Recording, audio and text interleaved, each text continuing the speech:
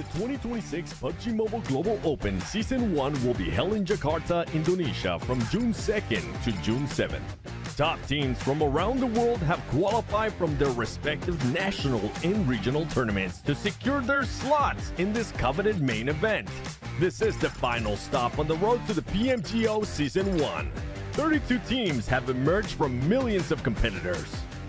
The first 2026 PUBG Mobile World Champion will emerge right here. This is the grand global stage where every player has the chance to shine in the eyes of players across the world. These 32 teams from 8 regions will play in 2 days of group stages. Group A playing on June 2nd and Group B playing on June 3rd.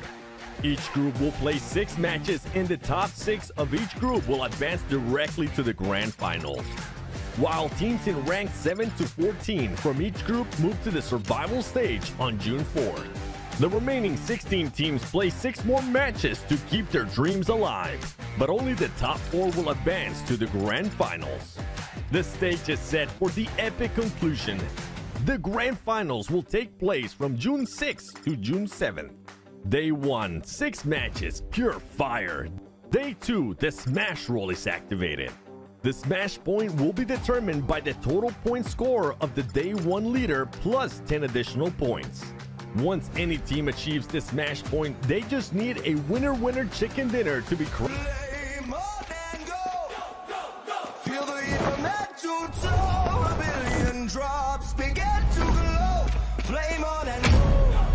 The soul is in our control. From the draw to the last one standing show. A no-name kid in a high-risk drop, a street food vendor with a victory dream. A midnight warrior looting in the dark. The fuel is passion pushing through the blue. We scan the path at the edge of the gas. A million stories in a single squad. No royal blood, just a drive to our last. The skill, the nerve to on the final gas. Fire in my mind, running through the sky.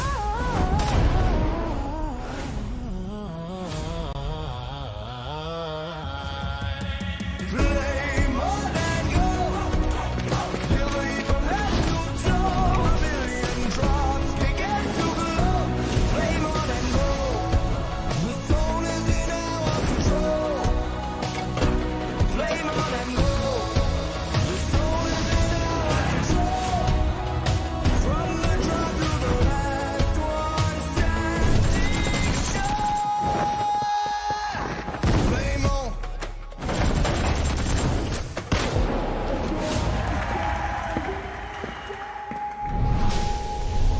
Flame on.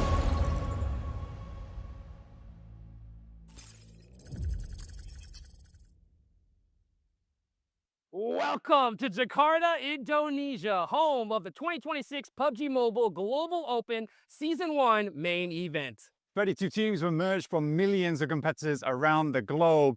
But the real test, it begins now. That's right. Today, Group A takes the stage where they're going to have 6 matches to prove where they belong. The top teams will advance straight to the grand finals. The bottom 2, their journey ends today. The squads in between, they're going to be left to face the gauntlet of the survival stage. Every point matters, every chicken dinner counts because the margin between glory and elimination, it's razor thin. That's right. Before we break down the format, the teams, and everything you need to know, let me show you where all this is happening. Right behind us, the iconic GVK complex, the absolute sports heart of Jakarta. This is where champions are born. And today, inside Tennis Indoor Sanayan, a brand new global legacy is about to be written. But now, let's get the action started. It's Group A, It's day 1. and today, the journey to greatness begins. Right now.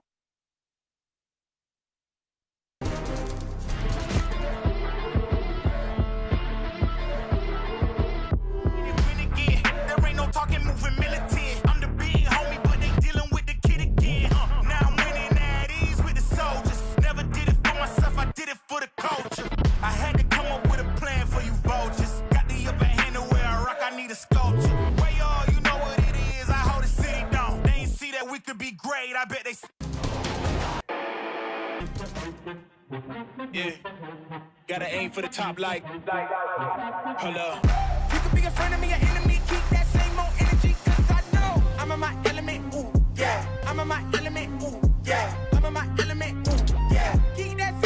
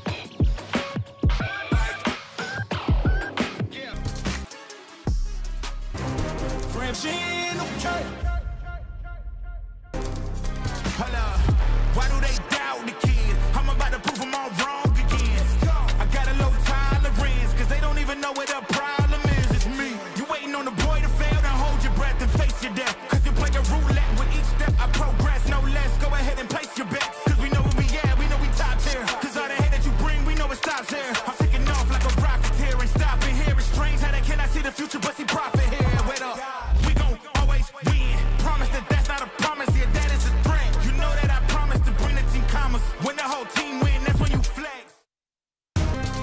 And finally, your 2025 PMGC champions from Brazil, Alpha 7 Esports. Ain't on the game, we got not more, this is minimum. I ain't got a bread when I'm in my bed, no, no, no. No time to compete with so-and-so. No time to compete with so-and-so. I ain't got a bread when I'm in my bed, no, no, no. Been through a lot, don't know the half, no, no, no. When I'm on drive, never lose control. Hand on the game, never lose control. It ain't my fault that I'm in control. When I'm on drive, never lose control. Live in Jakarta, Indonesia for the 2026 PUBG Mobile Global Open Season 1. I'm your host, Hot Jukes, and these two gents right next to me need no introduction, but I'm gonna do it anyway. It is Maxman and the 7WG boys. How are you feeling today? Oh, excited! It's PMGO time once again. Really hyped to be back in Jakarta. It's been, what, 4 years now since PMGC a few years ago. We're back and can't wait to see who's going to be taking home that trophy. And we're going to be getting a new champion because the champions from last year are not here. So we'll be crowning a new PMGO champion, Dukes. Ooh, baby, I can't wait to see that. We got so much action for you guys, so much to talk about. But of course, before we get into that, we got to give some love to the Infinix GT50 Pro with real liquid cooling. I was checking it out. It's actually so sick. If you guys want a game at that 120 FPS, that's the phone to get. It is no joke, guys. And I'll tell you what, today is no joke, right? Because this is it for Group A. 1 day here, Max. I mean, PMGO is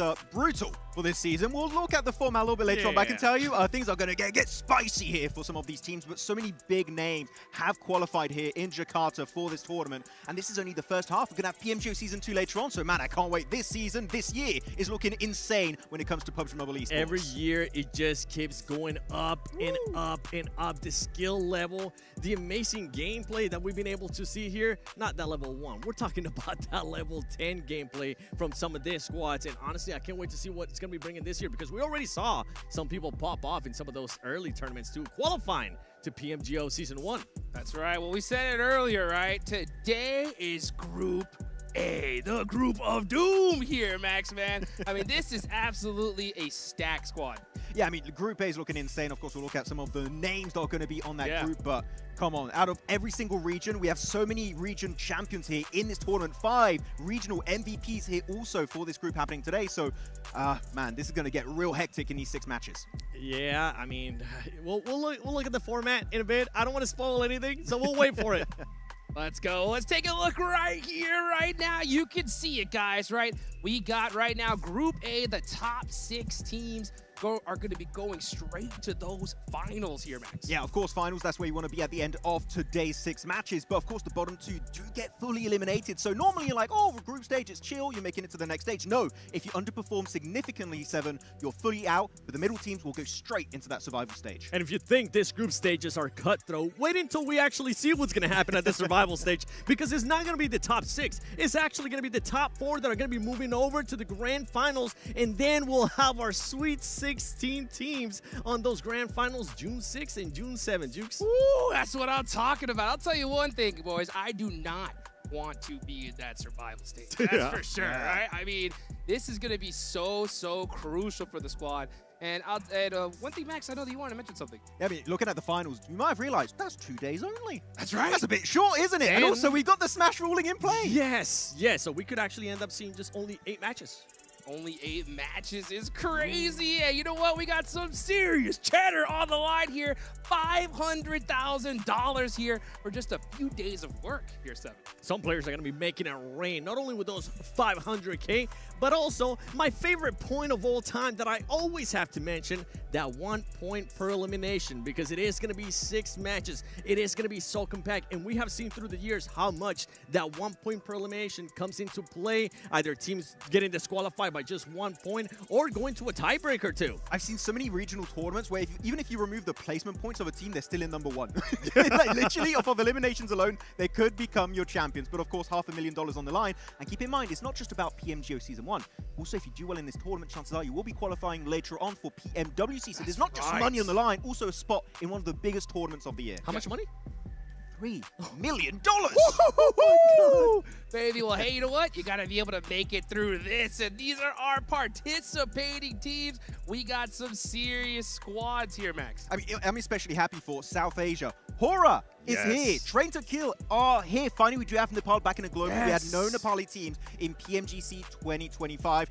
They took a while, but remember back in PMWC 7 last year, Hora did really well for themselves. Maybe they can bring that heat back at PMGO. No cursing this time, no choking this time. It's time for them to show us what they got. And not only that, I'm happy to see some of the other teams there from Southeast Asia. And the one that I'm looking at is none other than Team Flash, because this is going to be their second global event. And I'm hoping that that confidence is going to shine. And they're going to wait for the airdrop to come down to save them No. again. All right, it was a lucky one. It's not going to happen again. I mean, during the qualifying stage, Team Flash did great, right? It was just, you know what? It takes a little time to get warmed up, get things going here. And you can just see also we got some squads from the other side of the globe, Max. I mean, looking at Turkey in particular, you got 5 teams, which of course some big names, but Ulf second place, right? Going back in PMGC of last year. They were so close, yet so far, losing out barely to Alpha 7. And now with also Calci on the team, I'm telling you, Ulf, they're going to be hungry for that trophy, for that championship title here on the global stage. So Ulf going to be a big contender for the entirety of PMGO Season 1. Talking about another Turkish team, S2G, no longer having to do a hashtag invite S2G on social media. They were actually able to qualify based on their skill, and I'm hoping that that skill is going to showcase here in PMGO Season 1. But they're in the same group as Alpha 7, and we know there's a little bit of drama over on Instagram, but keep in mind also, HamCG on that team has won here in Jakarta in the past with S2G in that PMGC, so who knows, maybe he's going to have that area advantage here in Indonesia. Dude, I'll tell you what, there's been tons of drama online here. I love it. This has been so intense coming up to this year's first major event, and you can see the different time zones, and also, again, 7, look at that, the group stage, just 2 days. Group A today, Group B tomorrow. Cutthroat, honestly. That's what it comes down to. Just absolute cutthroat. You're only going to be able to play 6 matches. I can't wait to see how some of these teams are going to get started, because this situation, if for everybody currently watching at home, we'll be able to get a chance to see it earlier, the matches that we're going to be playing. But every map counts. You cannot sleep on any match. If you do have a bad match, you got to be able to bounce back. You cannot go onto a downtrend with only 6 matches to play. Yeah, and you can see here, this is that Group A, guys, right? You can just see the different names. So much work that has to be done right here. One team, though, we got to talk about. And Max, I'm going to ask you about this, right? Because we are in Indonesia, right? Yes. Team Panda, right? Had a breakout year this year. I mean, won right away from the get-go in PMPL Indonesia, able to win in the last game on Rondo. And we know Rondo is going to be very important in the format of PMGO Season 1. But everyone on the team is looking insanely good, able to qualify in the last game just over McJoe. And even then, going into PMGO SEA, they didn't have to perform well because they were already in. And yet they still made in top 5. So this is a team that's a lot of momentum and looking strong here. Hey, well, speaking of strong teams, right? 7, I know you want this one here. Alpha 7 is here, and they got a big goal they are hunting. 2026 might be the year that we might establish the greatest team so far in PUBG Mobile Esports. We're talking about a PMWC champion. We're talking about a 2025 PMGC champion. And if they're able to get that Grand Slam, Max, honestly, the best team of all time. I mean, PMGO, if they make it happen here, I think the GOAT status could be in the cards for the likes of Alpha 7. I feel like you in particular will be happy to call them that, I think. Yes, yeah, 100%. I'll get to Brazil. Yeah, but of course, looking at the other teams, you have S2G here. We already talked about it, right? This organization has won in the past here during PMGC in Indonesia, Jakarta. Different roster, right? Except for HamCG.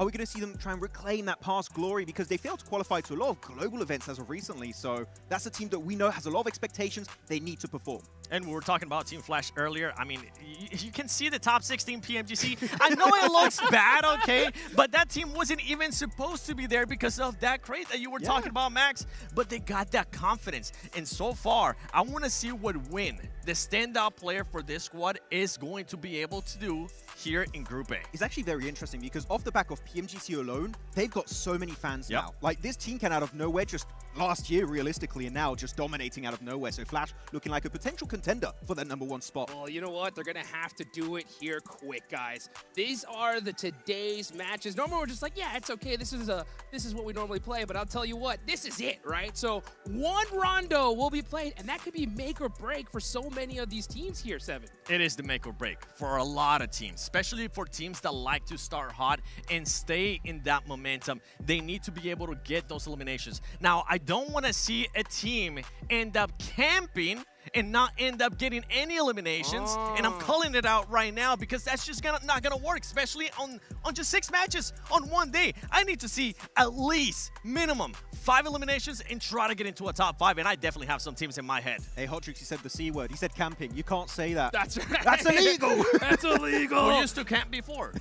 Oh, that team. Exactly. Well, you know what? Rondo is so incredibly important here, guys, because I mean, one good solid Rondo match could just lock you in for that next stage. And one team in particular I know that you were really impressed with when it comes to Rondo is Aura, right? I mean, Aurora have been looking really good onto that one. I mean, so many teams have been able to really hard focus their strategy on that one. But Aurora, they hot drop Yulin, and they have this really cool strategy. Top goes for the quick recall, and then they kind of alternate the entirety of that hot drop to try and just get as many players as possible in that city to get, of course, high eliminations. But they're not the only one. There are just so many teams that on Rondo are looking so damn good. I mean, some of those teams, 4 Thrives. We gotta talk about 4 Thrives a little bit because this squad is usually a squad that ends up performing really well on the first rondo of a tournament. They have won it in the past, and I'm hoping that that's gonna continue. And I'm intrigued because you and I were talking to the Max, and they were still trying to figure out who was the player that was gonna go to recall. They say T24. Somebody's ended up saying IQ.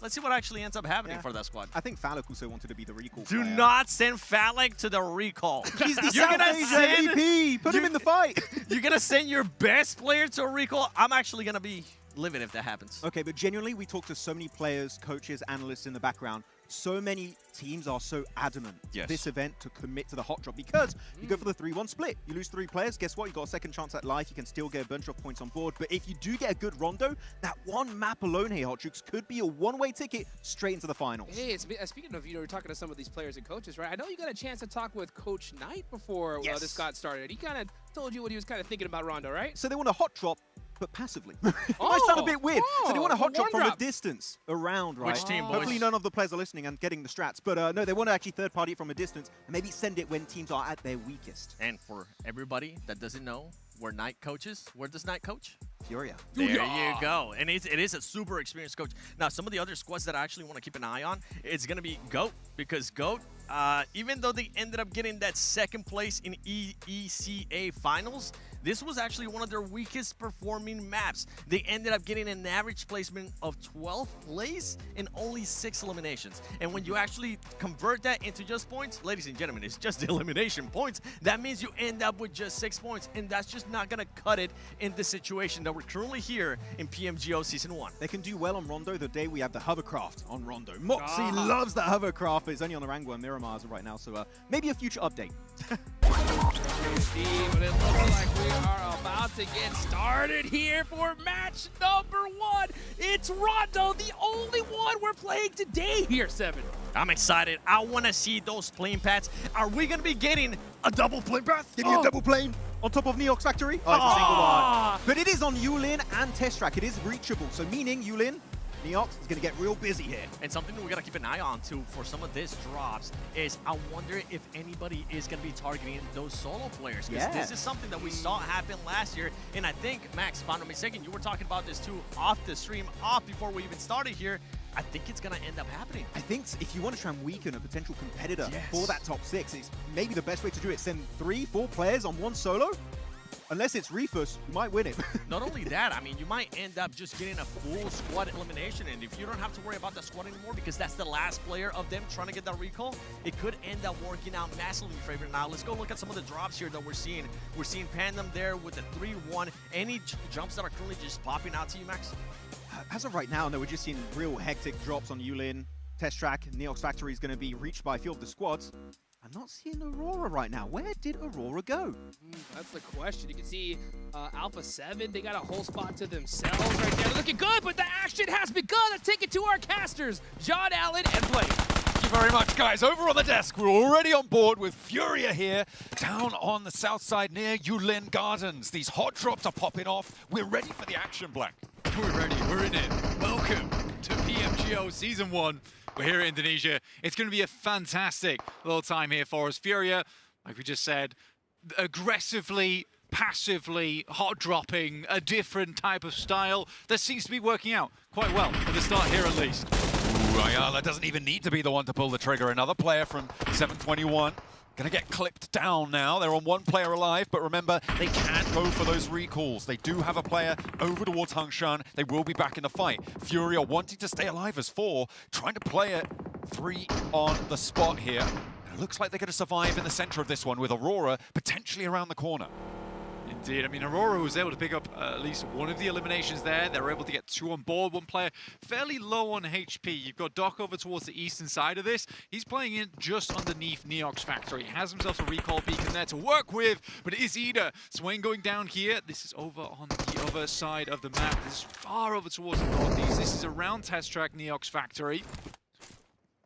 Alula locking horns with Ida in Test Track. It looks fairly deserted, actually, over towards Test Track to what we may have expected here. Yulin is popping off, but even then, a lot of teams sending out to the 4 wins blank. It seems like maybe people have decided to take a little bit more of a reserved approach here. 4 Thrives, ooh, do take a knock on the forefront against Hora as the regroups look to come on through, but I'm not expecting anyone to go down just yet, Blank. There are so many opportunities to go for these recall beacons. Falak taking the knock there and the flush, but we're happy to see him in the fight. A bit of a weird one here for Thrives, because this is a team that quite likes to drop over towards Neox Factory. They gave up on that. They've moved down towards that southwest side, towards Yulin. I think part of that is choosing that playing path. Not really ideal to go over towards Neox Factory, but it is funny. You only get 2 teams there, and I think it's exactly like you say, John. Teams are really taking today at face value in terms of it being incredibly difficult to mitigate that variance. So the way to do it here is you play a slow rondo. You try and get as many consistent points as possible. You ignore those teams getting all these points in the early game and hope you can make it towards that late game. But someone is potentially going to earn a whole lot of points. Furia wanting to add 1 more to the tally with Zhol going down. Aurora going to have to go for another recall there. Top, we saw him earlier beam down a player on the southwest side, and it looks like they're not really going to go for those rotates. They do have quite a decent position closer to the circle. Might look to try and recall up there. Boars in the meantime, Blank a little bit further over towards Stadium, west of Neox Factory, are going to be back and forth with S2G. Now, Boars seem to be on the back foot. The nades pouring on in through the windows. They are answered, but nothing really finding its mark right now. Finally, some damage come through from a nade, but Vagnazada's on the back. Snoix playing it quiet on the ground floor, might be able to catch a player unawares, and nearly Vagnazada goes down, but no, he just about stays alive on a sliver. Snoix still holding his nerve, waiting for a corner to turn. Not going to hop in just yet. Spots one as he darts through the window. I don't think that they saw him in response either, Blank. And he's waiting. He hears these footsteps. Huge. One on the broadside. Looks for another. Second to breach through. It's from the back. He needs to worry, though. And now he'll be back into the plane almost immediately on the recall. Yeah, it does go down now, unfortunately, but almost had the slip on them. I think Snoix has been putting a huge amount of work behind the scenes alongside Vagnazada as well as Robs. You know, this team has really been trying to get things into contention. Terminus looks like a good player on the team, but I do think this guy needs to bring the levels up a little bit to closer towards Robs as well as the other boys on boards. But overall, a pretty good team. Pandem now up against the Flash. A similar situation they faced before here. Win on the front side towards Zeus, sending some nades in over towards Leo. Pandem with 3 players in location. Here to Test Track, just on the outskirts of it. Team Flash. Putting nades forwards. Furia getting lit up in the Elim feed in the meantime as well. Jubran holding the cross, doesn't quite spot the player. The smoke bloomed in time. The shotgun now around the corner, jousting back and forth, and Jubran able to win out that trade. And able to get away pretty healthy as well there. Nice and tight amongst it. Team Flash going to lose 1. Zeus is down, but they can definitely still get him back up. They just need to make their way to a recall tower.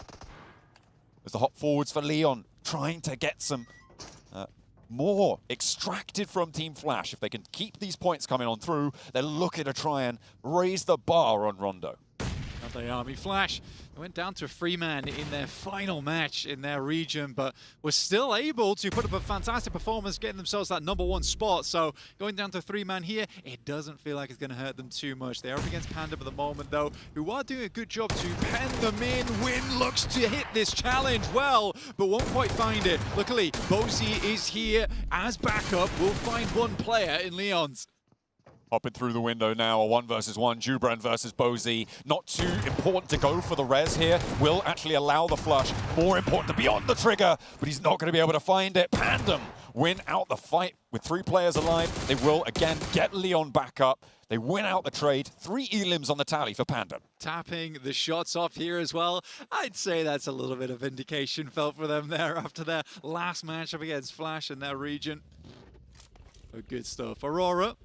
This is a team that a lot of players are very worried about, and a lot of fans at home are cheering for. They're a slow starter usually, but the 5 elims they have so far, not a very good indicator for that. It looks like they're coming off the blocks looking very, very speedy. Yeah, and over towards Yulin Gardens. They only have Horror to deal with now, but they might want to get a move on fairly soon with the circle moving up towards the north side. Clearing this one out is going to be great. They add a 6th point to that tally blank, and they are looking pretty fearsome. Reefus leading the charge with 3 elims already, doing a lot of work for the roster, and they'll be happy with that. Horror looking to get those recalls out. They've got an outpost over on the east side, but the recall towers are going to start to get occupied towards the center of the circular area, so you might have to go a little bit further afield to get your players back now. I love the way that Aurora has developed over the years, where you've got the likes of Doc, Top, Zyol on that team, all players with huge name value, and it was always Reefus. It felt like he was catching them up all the time. This guy is now full-blown MVP caliber. From his 4-man nade in the final match to hit the smash, to now looking extremely good on the main stage with 3 elims and finding himself 1 more there. It just looks phenomenal. 7 elims for Aurora Gaming. Oh, I think they're going to be just going straight for it today. With a west shift on the circle, they do have access to the southwest portion of this zone that a lot of teams may not be able to get to quite fast. But Aurora have been fighting this whole time. They haven't been grabbing those vehicles. They are a lot less mobile now, and that is what they should be worried about. Teams are going to start to get in front of them. Now, we haven't had much chance to actually talk about the circle, to talk about the rotations. That's understandable. It is Rondo. It's action-packed. But what we're looking at right now for Aurora, it's not a terrible rotation in for them on the western side. They can make their way up, swing through, they're right on the edge. Most teams are playing on the northeast here, which is a little bit strange considering that initial playing path. I think Aurora Gaming, though, they've kind of taken out a lot of their competition on this southwest side. Obviously, they'd like to see another south shift on this one if they want to get something good done, but I like this heavy rotate coming in from Boars. They are quick, they are fast to the mark, straight towards the center of the circle. On this western side, a little bit of terrain to play around with.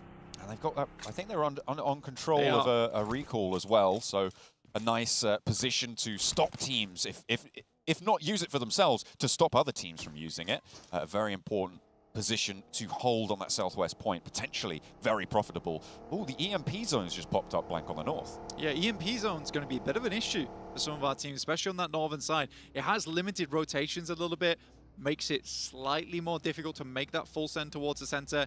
Dissipated now, so teams can start to get themselves a little bit of a move on. Alpha 7 is marshalling that north side right now, though. They've got E-Arena underneath them. E-Arena, definitely not a team to be scoffed at either. Looking fantastic at the moment. But in this game, 0 points. Nothing found just yet. But they are a full 4-man. They are towards the center of the circle. Hope they can start to pop off a little bit soon.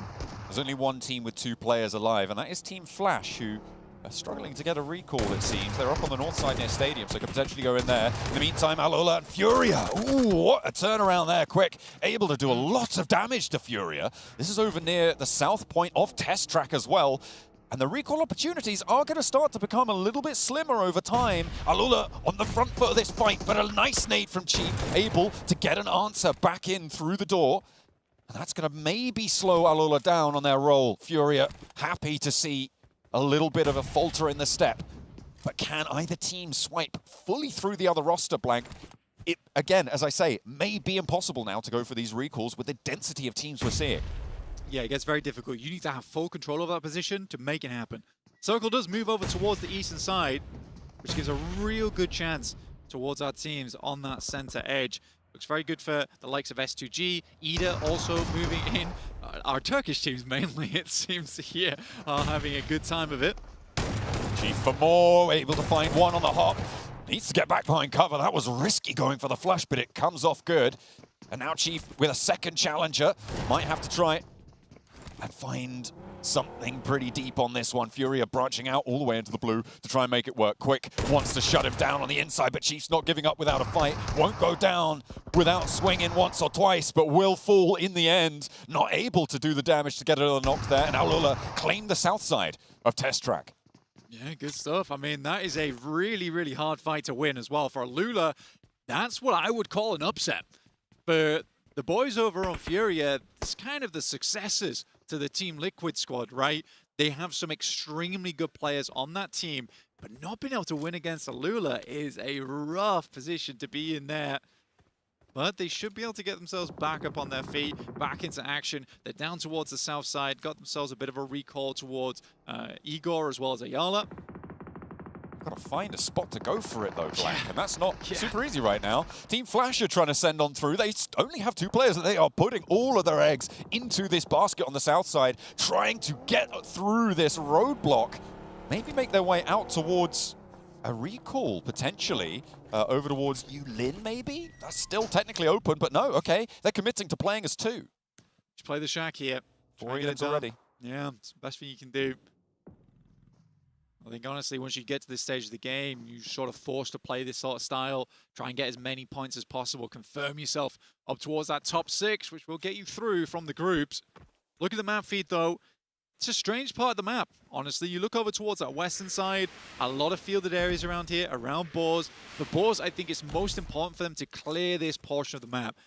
They will likely be looking over to 4 Thrives. Falak has just arrived on the scene towards their northwest. If they can clear him, their movement over towards the east becomes a little bit easier. Alola now have to fight through Aurora with their outposts. A lovely shot from, actually, this comes through from Reefus. Okay, I thought it was top. It turns out it's Reefus. You were singing his praises earlier. He wants a little bit more of that sauce as he's going to layer it down on top of Alola. One more player on the inside there, trying to make their way through. Nightmare. 4 players are alive for Alula, and there's potential for them to still get a recall, but it's going to be really, really tough, as it will shut down an opportunity. The backline's being solidified as well by Doc for Aurora, playing that more adjusted, supportive role. It's a great position to play for Doc as well. He's playing elevation right now. He's gathering as much information as possible.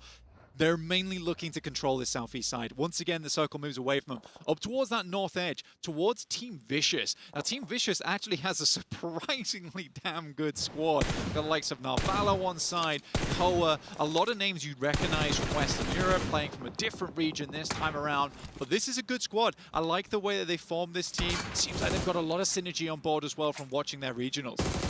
See if they can bring that to bear on the world stage. Alula still going for this fight. Yasa is down, but R38 wanting to find those angles a little bit faster.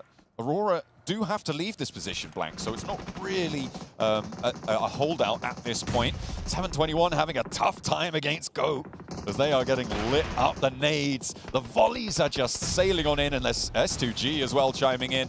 Okay, yeah, Vicious are there to party too. It is a tough spot, and I don't really see 721 getting out of this. Yeah, it's sort of like mini Hung Shan, honestly, over towards this side of the map. It's an area that can hold quite a lot of teams inside of it, but it's pretty sparse, pretty open, not too fun to play around with. So for teams getting over here, it's a bit of a mad send. 4 Thrives, though, they do manage to get a send on towards the north side of things. They're currently playing with 2 players, though, which is a tough thing. I think that for 4 Thrives, a bit of survival options right now. Having Falak up and alive, though, is useful. those CQC grenades are going to come mighty handy for the squad right now. Oh, you're definitely going to need them. Aurora on the send out. They're happy with their tally of 7. They're going to move away from the test track South Point and move over to a really important part of the map. They've just gone straight central and unchallenged. Yeah, unchallenged indeed. A lot of scouting coming through from top, apparently. He saw the lines, he saw the vision, moved straight through. There was absolutely no clap back from any other squad. Retaliation nowhere to be seen. Aurora Gaming moves in. They've dropped a ton of emergency cover flares here. They're trying to light up the lobby in a big way. They've taken quite a bit of damage so far, down towards half HP at the moment, but they're looking to recover on this. Doc consistently having to move around the edges of the Doritos. And these are the angles that you were talking about, being so surprised that weren't clapping. That's Panda and that's Alula on the north and on the east. Just doing nothing to slow them down. Really interesting approach to that one. Boars are going to crash into the compound in the meantime as S2G look to defend. A nice opener, 1-for-1 on the trade. Boars are happy to storm through the gates here, but they may lose Terminus in the process. A nade in, looked like it might have done a little bit more, and there's more shots ringing out over towards S2G as Horror get involved out towards that east side. And in he goes, Robs with the shotgun. Name a more fearsome duo. Hey man, we were talking him before the event started. We were talking about the shotgun, saying he's the shotgun king, and he said, I'm going to deliver this tournament. And he certainly has already from the inside of the building. He's a terrifying player to come up against if he's got an S12K, if he's got a pump shotgun, and if he's got the DBS, you are in trouble. S2G, S2 going, S2 gone. They are the first team to drop here in a vital map.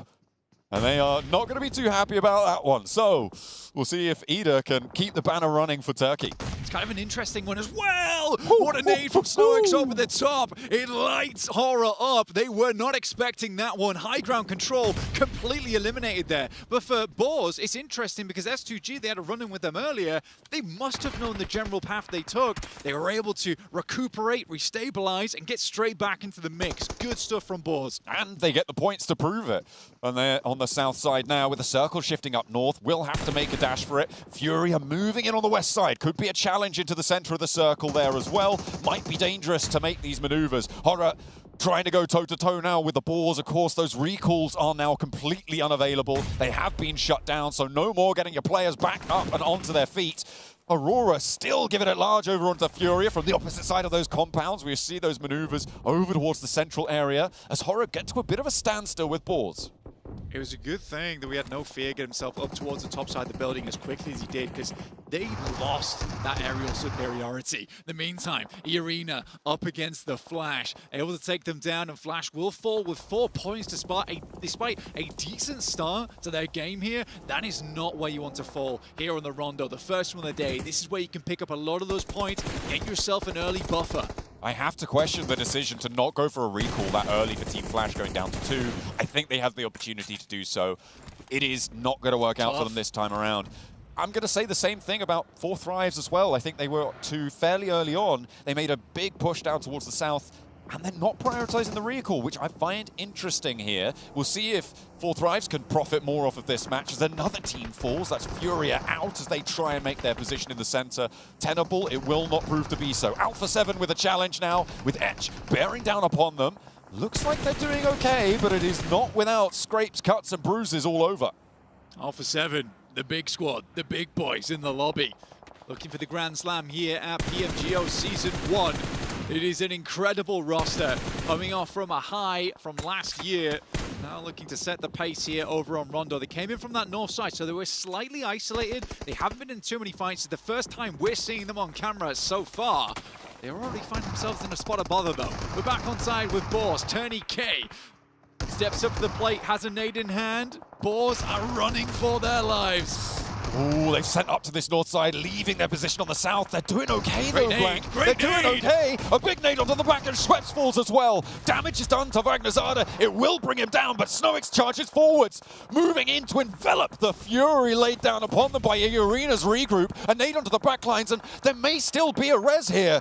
It's gonna be enough for Snowix to bring it down, and there goes another Fury Arena. A beautiful hold for Boars, but the blue zone will not give them a break. Yeah, I mean, Boars got to keep moving here. They just about get themselves in one vehicle. They're going to try and move out, try and create an anchor point for the rest of the squad. Great shots over towards Mormon. That was the big problem. He's down to very low HP, trying to get the first aid kit off, realizes he has no time, and Boars somehow, some way, get themselves into the circle. Vagnazada, the sacrificial lamb there on the southwest side, but he will be the cost that they pay for a very solid position. Points now starting to rack up for Boars. They're on to 4. As Aurora, who did go down to 2 in that central location, a little bit leg swept on that one. Unfortunate, but Pandem able to step up to the north side. I mean, I said Pandem right there. It's going to be the big opportunity here to put massive points on the board. They're on the top of the tables when it comes to Elim's. Horror struggling to weather the storm. As forwards the Goats charge, it will be Horror falling down. There was an answer though, a knock over towards Goat team, but I don't think anyone's going to capitalize. Yeah, a bit too much there for Horror to handle. But now the Vicious, like you say, look to get some nades over the top. It's a good time to try and stymie the approach here coming through from Goat. They're one of the direct competitors on that south side. But the Vicious, they can wait things out. The difficulty is that 4th Thrives on their front side, as is Aurora Gaming. These are 2 wildcard teams with 2 players each. Doc, though, gets a nade in the window. T24 is down. Now Falak might be receiving the same. Ooh, the answer doesn't come through from 4th Thrives. Instead, from Pandem, who are making their north side pressure felt. A nice outpost coming through as they make sure that 4th Rise have a little bit more to say into this game. And Doc going down is pretty nasty for Aurora, leaving them just on Reefus. Yeah, trying to get over towards the bold here is the best thing he can do. Try and step up, get a position for the Reefus to move up here. If Reefus can get to Doc, a res is possible. The sightlines within the bowl here are not great for a lot of teams, and you can kind of hide yourself away, but it's getting there that is the issue. Good shot there from Reefus over to one of the players on the Vicious. He might just make it through on the barest amount of life. Gets towards his buddy Doc and is looking to pick him up here. Revo finding shots over towards Dark, and it's an instant flush from his side. 600 damage on the game for Evo. He's going to be able to find a little bit more on the north side. Plenty of fights stepping his way. Ida want to find a bite back over towards them. With Ida on the west side, Blank, they are in a solid spot to hold. They want to hold that ridgeline to their south because the Boars are going to try and push over fairly soon as well. And they're going to have to be worried about that too. Look at the Doritos littering the parking. Oh dear, no parking available for any cars, but Goats not going to be worried about that. They're surging forwards, but a sideswipe comes through. A massive light up comes in. Everybody's chiming in, and the Goats get cut in half on their push. Yeah, decimated there. Reefus even got involved.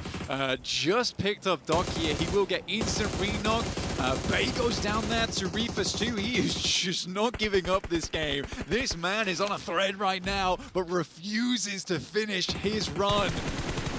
Dimsy though, Pandem, like you said, they had a good run in from this eastern side. Doc as well as Reefus looking to finish off the final players here from Go, or at least get some more points off the back of them. But it is Toblerone Valley over on that side of the map. The amount of Doritos is oppressive on those sightlines. Luckily, they're going to be out of the zone soon. One more knock over towards Goats, and that's Pandem up to 11 now. They are really starting to gather momentum. Up he steps and down he goes. No way Goats were getting away from that one. Doc is still down in the middle of the bowl as Reefus tries to pick it back up. The Boars are trying to move on through now, trying to fight off against Vicious, doing a lot of damage, but not quite finding that final tick. There it is. The nail is going to land square into the edge of the coffin, but the Vicious are now flagging. Look at how low they all are. I mean, good run from Boars, though. You got to respect it. I mean, they were fighting the entire time, but the circle comes down towards this. The Vicious were just able to hold on just that little bit longer. Ida's going to come in from that western side. Revo looking mighty strong over towards the northwest at the moment. 600 damage, and that is just counting up right now. You just want to keep those tallies rolling. MVP, maybe, in his mind already. We'll see. Pandem on 13 on the north side. Oh, man, this is a real big breakout for them. And in a command seat of this circle.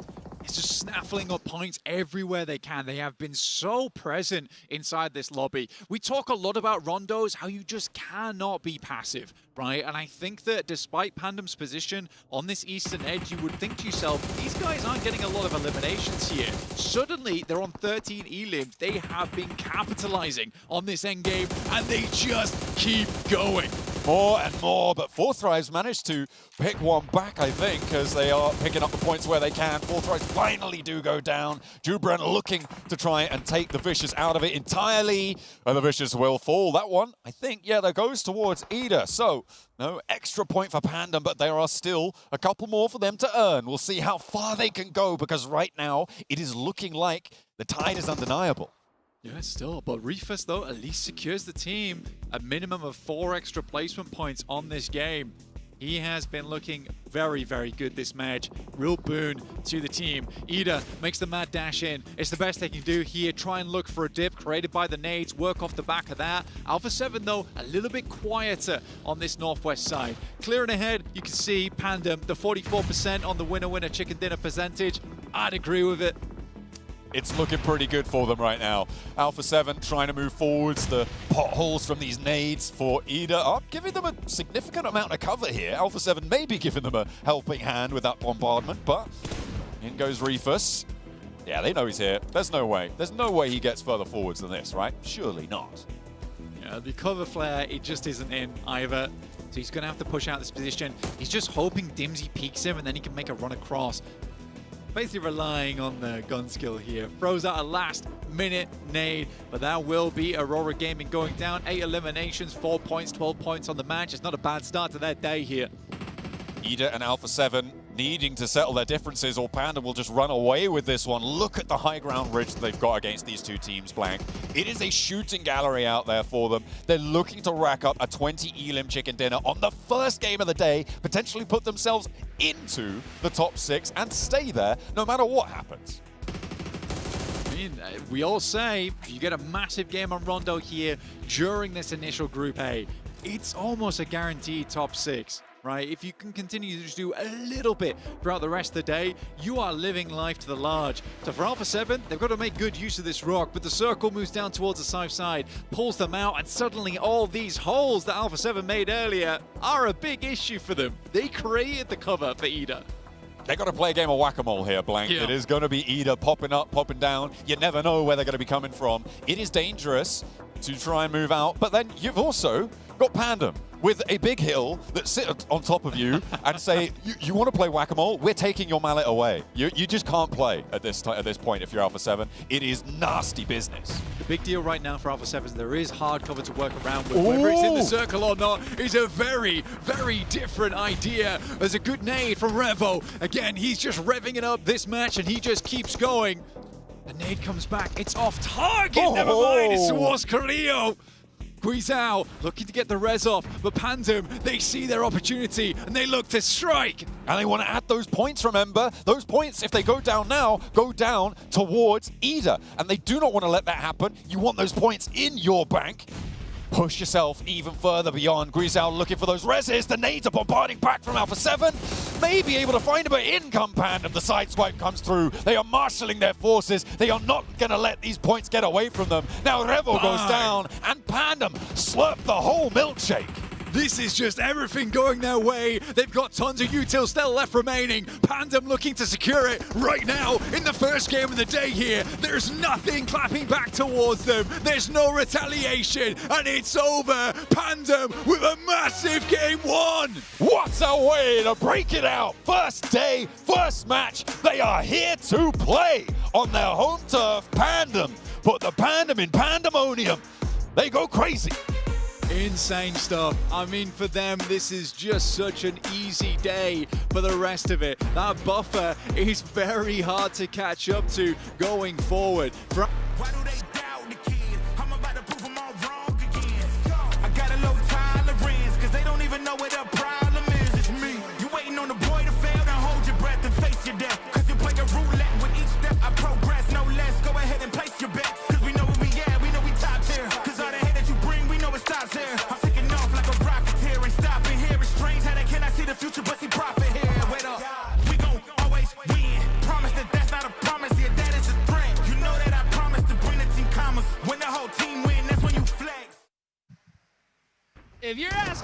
question. If hometown advantage is a thing in PUBG Mobile, this game just proved it. A massive win for the hometown heroes of Pandem and for Indonesia as a whole. This is the group of Death Boys, and they just popped off. I mean, Rondo is their empire, and their reign of terror continues. They've done it back in PMGO Indonesia on the very last game to qualify here. And you know what? That one game might just be their ticket for the finals, because it's a high elimination game too with that chicken dinner. Woo! And the execution macro-wise, a thing of absolute beauty here. And I gotta give you credit. You were able to call it when we were watching this match. You said if they were able to clear Alula, they would just be having so much freedom there towards the east of the map, and that's what happened wonderfully. And you said it too. I mean, for this squad, great start for Indonesia as well here in the hometown. I'm really happy with the performance, but exactly, if they get rid of Alula, they knew they were going to win it, because so many teams are just over to the western side of the road, and especially in that southern compound, just all busy in fighting each other. They were just chilling at the very end, able to actually get a few more eliminations too. They played aggressive. I was scared, Hotjuice, they might play a bit more passive, not willing to go for those extra limbs, but man, oh man, Leon in particular, he sent it. You literally were like, okay, Leon, calm down a little bit right here. This should be in the bag, but no, they wanted every single elimination they could possibly get. And Max, you were just talking about how powerful this squad is on Rondo. The biggest stage this year, they proved that they came to play. Oh, they get all the Rondo milkshakes every single time. I drink your milkshake. Oh, yeah, but at the end of this play here, a little bit of an overpeak right here, Seven. Yes. We were talking about it. I think it was for Guizao in particular that went a little bit too far and did get punished. Yeah, Gisao overextending there. I thought he was going to be able to maybe pop back a little bit more, pick up that other player that was knocked, but ultimately he ended up being Revo. But for Alpha 7, what a performance to even be able to survive Bamboo, because at one point they were just being cornered and they didn't look like they were going to be able to make it out. Something to keep in mind, though, from Alpha 7 is they played so passive at the start until they finally decided to end up making a push on, I think it was Circle 5 on ETSH, but they ended up losing one player. Normally you go in Bamboo, you don't come out alive from Bamboo. So indeed, as you said, really good podium finish from the entirety of Alpha 7. But here we go with the overall player stats. Ooh. And my boy Jubrenki putting up the numbers, followed up also with Frenzy and Leon's getting 6 eliminations apiece. But Leon, when it comes to SEA, he's a standout player with that utility, and those grenades and Molotovs, whew, those were good to wrap up that match. Man, they were just straight money. I love the fact that, you know, when you get to such a big stage here, you know, the nerves can kick in. You know, you might have that slight hesitation in some big decision moments, but on Rondo, Pandem, they didn't hesitate at all, and they shut things down here. Boys, 19 eliminations? Woo! Are you kidding me? To start off the day, too, especially with how much we've been hyping up. I honestly, I was kind of joking around a little bit when I said, show me that 20 elim match with 10 points that you'll get from that chicken dinner.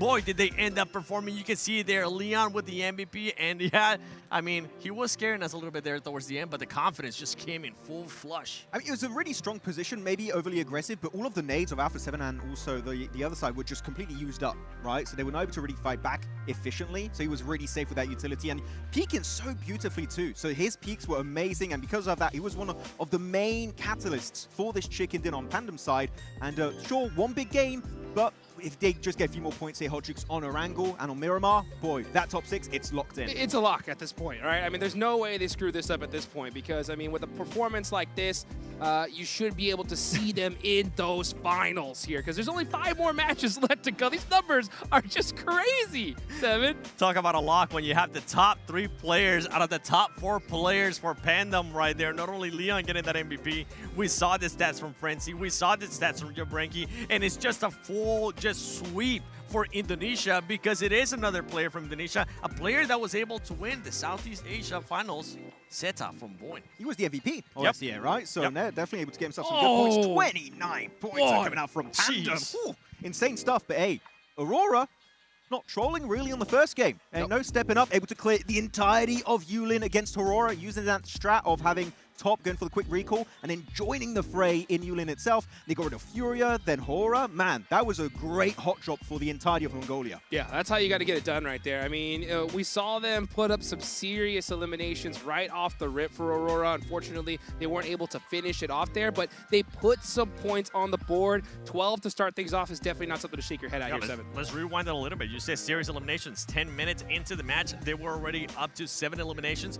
We do have to talk about them a little bit in regards regards to a push that they were able to do that we didn't quite like, because they ended up just crashing onto a fence that was just open on the parking lot, and they ended up being forced to use just all their cover flares. Yeah, it was a good response. You get in the parking lot, it's very open, especially when you have teams like Pandem that literally have the game-winning position right up north of you. So they used all the cover flares, which was a good idea, but unfortunately, cover flares can only take you so far, and it was down to just Reefus. Again, the guy just keeps keeping Aurora in the conversation, but at the end, the Rondo win does head the way of Pandem. I mean, that's what you got to do at that certain point, right? I mean, Alpha 7, they were there on that edge. I think they did a good job for the position they had, right? They put up some good points on the board, but Pandem just proved here that if they have that dominant position, they are not going to lose at 7. Yeah, and Alpha 7 show what happens when you end up getting blessed by the circle, because my goodness, that was a blessing if I've ever seen one. And yeah, Pandem, I mean, the way that they were able to play, you already mentioned it, Max, too, and I'm just going to double down on it. I love the way that they were able to just execute that. They were aware of where everybody was, and they were able to take full control of the map.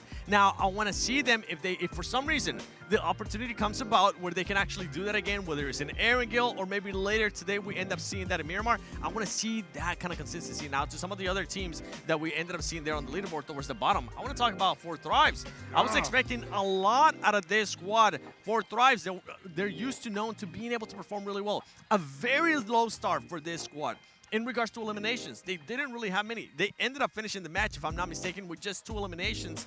So I don't know what's happening there, but the main question and the main thing that's always hindered this squad is that mental. And with only 6 matches, now 5 matches, you can't really get into your head about it. Yeah, you know what? Speaking of, rough performances, S2G, first team out in this one. And you know their rivals, Alpha 7, did good. What do you think's going through their head here, 7?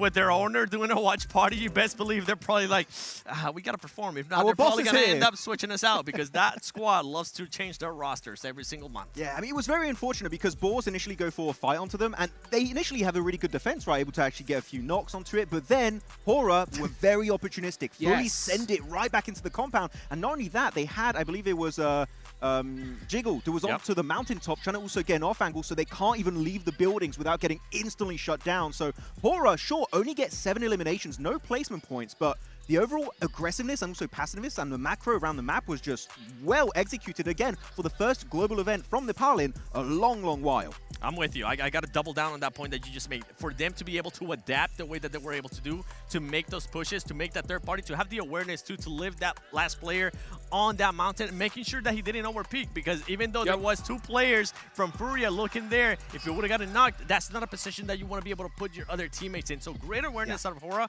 They might not end up getting the win, but it's a good showing nonetheless. It was also not just an off angle to be aggressive on Boar and also S2G. If they wanted to leave, which eventually they did because of the circle, they go to the anchor point player, which was Jiggle on the mountaintop. So it was an aggressive position, but also that kind of saved the day in case they do have to play it a bit more slowly. Love to see that kind of macro play there. You got to know when to flip on that aggressive switch and when to say, hey, you know what, this ain't worth it. Let's back off and live a little bit longer here, because this is it. We got 5 more matches left to go. Bottom 2 teams are out of here. We're going into Erangel, though, right? Now, when it comes to Erangel, we got to talk about something here that's been meta-changing completely, and that's the loot truck, Max, man, right? Just how huge is this going into Erangel? Oh, I love myself some loot truck goodness. You got 4 of those happening all over the place in Erangel. Teams dropping in Saverni, Yasnai Poliana, inside of Pachinki, going to have a big advantage. And actually, as I talk about Yasnai Poliana, I believe we're going to have Horror versus Team Flash happening over there. And there's a bit of drama online that they might actually commit to the fight. And if you do win the fight, you get 4 eliminations and access to a loot truck here, 7. That's a big early game win. Hear me out. Even though Team Flash, I think they ended up getting some eliminations this match, they didn't end up having a good rondo. And if there's anything we know about hot drops, and especially with, I have to keep saying this, especially with only 6 matches, now 5 matches left, you don't want to waste that time. You really don't want to get into an ego battle here over just a point. You have to have those backup places where you're going to end up landing. Yeah, it's going to get a little bit hectic there. Hopefully they don't commit, because Yasnai Poliana, in particular, is a city where you can have 2 teams. You don't have to commit for it. If a fight does happen, it's purely out of ego. Though, just to wrap up my point on the loot truck, which is where the conversation initially began, you're going to see late games with so many P90s and maybe a few MG3s. It's absolutely mental. The loot truck, if you do go in one of the main locations where it spawns early, it gives you such a significant advantage that you can take any fight at that point and possibly come out on top. Yeah, I'm looking to see if that's going to spark any engagement in Yasnaya here because, I mean, that loot truck is pretty broken. I mean, in the games I've played, you go and you get that thing, you're going to be fully level 3'd out, so much ammunition. The whole looting phase is pretty much just done right then and there. So we're going to see how that's going to work out here. But, you know, we're going into Erangel. This game is, I think, extra huge for the teams that didn't perform well in Rondo. I think they really need to bounce back here early because we're going to see some of these top squads continue to dominate here, Max. Yeah, and it's going to get really hectic. You've got 3 Erangels back to back to back. It is your bread and butter. So any team that took a massive L on Rondo, this is their time to redeem themselves because normally group stage, you don't make it to finals, don't worry, you still got the next stage. You know, if you're bottom 2, you're fully out. You're eliminated on day 1 of PMGO Season 1 2026, which, of course, 7, you don't want that to happen to your favorite squad. I want to see some teams starting to be a little bit more aggressive, especially just kind of set the pace here in this match. If they do end up getting in a position, kind of like what Pandem was able to do in this last match of Rondo, I want to see them being able to do that too. And I mean, if we're calling out teams there towards the bottom, Hodjux, you got to call out S2G. Yes. Hey, we didn't plan this, but it ended up happening. If you're seeing S2G, if you for some reason can hear us, we need to see a reaction out of you here as we're going into the first Erangel. There we go, baby. We're going into Erangel, the main map here in PUBG Mobile. Let's see how this is all going to turn out here. Remember, guys, there's only 5 more matches left to go. And with this playing path right now, I mean, you know Aurora's gonna end up going military, and I'm wondering where all the other teams are gonna be going because Fairy Pier might end up being contested. Just Naya, we're not really gonna have to worry about this one as much, but I'm looking at Milton Power as well. I mean, Yasnaya Polyana is out of reach for some of these teams, right? Flash, Hora, are they going to try and go for a secondary option? This is the perfect playing path to have a secondary drop location up your sleeve, just in case this kind of situation comes your way. Of course, you have a very southern playing path. That means Aurora. They drop Military Island. Yes. That is their main location on all the battlegrounds on Erangel. That is their bread and butter. If they get a circle off the back of that too, man, oh man, that could be a big Aurora win. It depends where they end up getting the circle as well, because you can see GOAT is going to end up going towards Novo too, and we know GOAT can be aggressive with what we just saw them do, especially in Rondo. You don't want to end up getting too long or taking too long there looting in military base. We have seen this in the past from Aurora when they were APG, so they got to be aware of that. I mean, don't think about, also you've got to think about it. For GOAT, Moxie will get the hovercraft here from Novo. Well, let's get it going, guys. Going into Erangel. Let's go ahead and take it on over to our casters, John Allen and Blake. Thank you so much, Hot Jukes. We are ready for our first Erangel, but I wasn't ready for that blank. The circle just gives us the fright of a lifetime.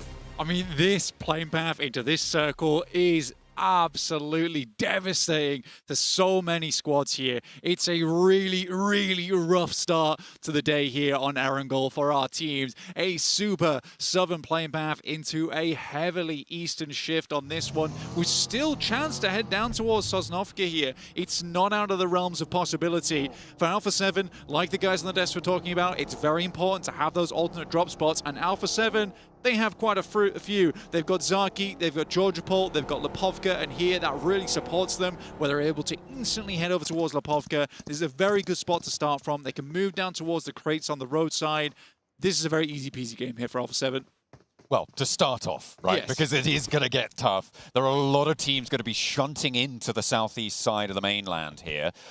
Pivotal points include places just north of Milta, around that lumberyard hill. Controlling the rotations along that stretch of land will be so important to make sure that you're keeping all of your players alive in that location. That's teams like S2G, like Al-Ula, like Alpha 7 on the north side of all of that up and towards prison, as well as potentially looking at control over a bridge when you get closer down towards Milta that could be important in the future. I mean, for GOAT, Aurora, you're absolutely right. Having control over towards that eastern bridge, super important here. It's a really, really big factor for how this game's going to progress, because you know a lot of teams are going to go for that southern rotate. It's a rotate that makes sense a lot of times. If you can squeeze in on this western side early, it works out quite well. And Alula's already tried to go for something like this. They've headed on towards the Dead Woods, just towards that northwest side of Mini Milta. Not a lot of loot down here, though. I mean, they can play up towards Lumberyard. That's a potential. But they're not going to be getting a huge amount of crazy loot on board early in this game, but they have position, so that's the trade-off. They may be able to find 1 or 2 goodies in the process, but it is going to be tough for them. Over in South George, one of our furthest dropping teams, and out late on the plane, remember, it went from east over to west. E-Arena probably were one of the tougher rotations coming into this one. But they might wait for that second circle, wait for it to give a little bit more clear intention moving into this one. And see if they can find that one going. Leon obviously topping those damage numbers there, breaking that 1,000 barrier for Pandem, and they will sit pretty atop the pack right now. A lot of points on offer this match, not quite as many as over on Rondo. Rondo's always a fire starter though, really, and the fire is just getting started as we're going to get ourselves into a bit of a bonfire towards the end of the day, looking towards our top 6 who will remain around that bonfire. Maybe cooking some marshmallows, quite happy that they'll be moving straight through towards that grand finals, whilst the other teams will be heading through to survival stage, which is brutal. Like we say, a 4-team finish there at the top there is really quite rough for our squads. But we get a first elimination of the match, and it is over towards GOAT. We don't have any recall beacons this time around, so GOAT will be playing on as 3. Yeah, they try and move into S2G turf. That's not going to go well for them. Although S2G have moved over towards a little bit more of a bridge command position here, Blank, which is interesting. They've decided to sequester themselves on the the south side of Milta to maybe get that overlook over towards the bridge approach to sideswipe onto that angle. GOAT trying to control it as well. 7-2-1. They didn't start their first match too well. They got 0 points on the game. The only team, in fact, to go down on a big goose egg there. And that maybe something they're looking to change, but not quite able to connect on the spray. Alula, in the meantime, with Alpha 7. 2 of our more central teams actually clashing as Alpha 7 goes south. Alula try and move all the way out to the east, and Guizhao is the casualty for it. Alula pushing all the way over the Lumberyard Hill. It's greedy, right? I think that's the only way to describe this for Alpha 7. It is very greedy. They try to play through over towards Lepovka, which makes a lot of sense. You're trying to get these 2 players really looted up to assist you in that endgame. So they've got the frags, so they've got the smokes. I think taking 2 buildings is too much from Alpha 7. They should have known there's going to be tons of teams heading down towards the southeast side. Everyone wants to try and commit a position around the dead woods, give yourself a nice rotation later on. But for Alpha 7, I think that knock and flush was totally unnecessary. They certainly could have taken an opportunity to get a little bit more on board. The rest of Alpha 7 are moving south, and maybe they've got revenge on their mind, or maybe they're just trying to play on the east side of the circle, because a lot of the teams are going to be approaching from that west, and that's really what prompted Alula to actually go over that hill in the first place, right? The knowledge that everybody's going to be pushing in there. Yep. It's going to be really tough to hold out all of them. Let's give the better position, potentially, to another team who comes in a little bit later for our own survival. Well, the thing is, in a weaker lobby, that play would have been totally acceptable for Alpha 7. But I think as we come into this year of 2026, we have so many tournaments this year with cracking teams, unbelievably good teams, over 4, 5 separate events. It is amazing to see, and Alpha 7, they're going to wise up here, realizing that they can't really be taking these similar tactics they would versus feeder team lobbies. They don't exist here. You heard it here first. Blank called South American lobbies a feeder teams. You know, it's his words, not mine. Hey, there's some well, there's some in every region. There are some in every region. Whichever team I'm on, mostly, it seems. Don't know why that is. Draw your own conclusions. Alpha 7 looking to try keep it together, but Revo is now the second casualty of their approach towards the south. Team Flash move in unabated, potentially with Aura breathing down their necks, but it's not going to stop them from taking these shots out. They're going to take these buildings from them. Alpha 7 have no choice in this game. They just haven't met the speed of the lobby yet. Ooh. And again, the players on side for Alpha 7 are very good, but it hasn't been the gun skill that's been letting them down. It's the macro here, 100%. Rosie struggling here, needs to reload, doesn't have a lot of ammo, has to step in with the DBS. Will quiet it down a little bit, but Obscure's giving it a good go there. 2 players from the Team Flash are going to go. In. And yeah, Horror, they were up at the top of the hill. They were expecting this one to be a clean sweep, so they weren't stuck in earlier, but now a big opening is presented. A res happening on the backline for Team Flash. A big nade to hold it. The forward position. Zeus is a stalwart defender, but it's just all too much. Horror able to crash down the door. The reses have now come on through, and 2 players from Team Flash looking to try and roll back on in. The off angle, Sleepy, not really going to have an impact now as Top Z is into the fight. Sleepy regroups, knows that they need to keep it together as they lose one of their own. Forwards he goes, the nade, the knock, it's good. But sadly, Horror will Actually, they were able to get themselves back up to all 4-man. That's actually an incredible play from them. I'm actually very surprised. 3-man, sorry, apologies. Up to 3 players here, which is very, very good. I mean, losing 1 player isn't great, but the amount of third parties here, they've dwindled. All right, most of them have come through at this point. Aura was the last of them. Flash had to hit the flash step there, but didn't quite happen. Weren't able to immediately get themselves back into position versus Obscure. Obscure actually has a huge impact on that fight because he was able to get knocks when it should have been an easy cleanup. Let's take a look at this circle, Blank. It's gone over to the mainland, so we're cutting out that military island finish. It's a little bit kinder than the first circle shift. A lot of teams have already put themselves in position here, though, which means that not a lot of shuffling is going to happen at this stage. We're sort of already in that stage 2, in towards that stage 3 idea, moving forwards into this one. So surprisingly, not quite as dramatic a shift. The Boars looking to play on a very central position, looking pretty good with it, and all of the teams from that military island have crossed. Ball's around Milton, right? But they're on the north side. They're not quite fully fixed in it just yet. Goat's in a little bit of a better position, but we still don't know where the circle's ending up. There's still a lot of water in here. There's still the bridge involved. It's difficult to know. If this heads down towards Milter Power, Mini Milter, becomes a little bit more difficult for these teams to rotate through. Alula, I think they're going to go for a gamble here. I don't think they're going to leave. You just want to secure this position. You've heard the amount of fighting around you. You know this should be a safe space to play. They've got a lot of latitude over there. And again, it's that pressure from the west that they read into. They sent over that hill early. They are doubling down on that, like you said, taking that gamble. We'll see if it's going to pay off, though. There are plenty of other teams who want the top of this hill, who want this area around Milter. Ball's in command of it. The Vicious, they had a very central position in that previous rondo as well, playing on the edge of what would be the death sentence for everyone who wasn't Pandemonium. On that location, they had a good position. Aurora, we've got the pressure level up as well for you, a new little indication of how much pressure they're going to be feeling potentially in whatever location a team ends up being. It's looking around the 30% there, I think it was, 30 to 40% for Aurora, and they are fairly late on this rotate. They went west bridge to come into the west side of this circle. We're not quite deep sea pressure just yet for their mild amount of pressure, right? We're just pressing down the forearm right now. It's not a big problem for them. Should be able to get themselves in here. Going in through from that western side. Again, that shift back over towards the mainland really helped out a lot of teams. I think so many squads are worried this was going to end up over towards Milter Power. They tried to secure a location over there early, but we did cut out like a lot of teams earlier on. Alpha 7 just down to 1 player now. 1 team completely out in the flash earlier on, which is very sad for that team as they weren't able to put up a massive amount of points. Next circle does head direct Milter, though. This is around Farm, this is around Milter. You still have those compounds on that western side that are playable and workable. It's just difficult, right? There's going to be a big old funnel around Prison on that north side as teams attempt to get themselves down. There's a fair amount of elevation on that southeast side. It's an interesting bit of terrain here and difficult to navigate. I think this is good news for S2G. They were all the way on the south side of Milter. Everybody was crammed into the north. The fact that they're now very central is great for them. It means they don't have to move. It will take the risk out of it for them. Ida trying to move now around the edge of these hills.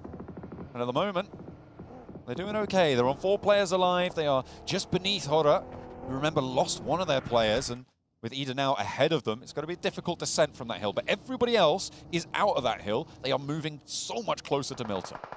It's difficult though, right? With the northeast side just blanketed in fields, how are you going to make this cross? How are you going to make these movements? You're dealing with Lumberyard right now. You don't have a load of information on that side of the map, so you're trying to navigate around there, skirt your way in.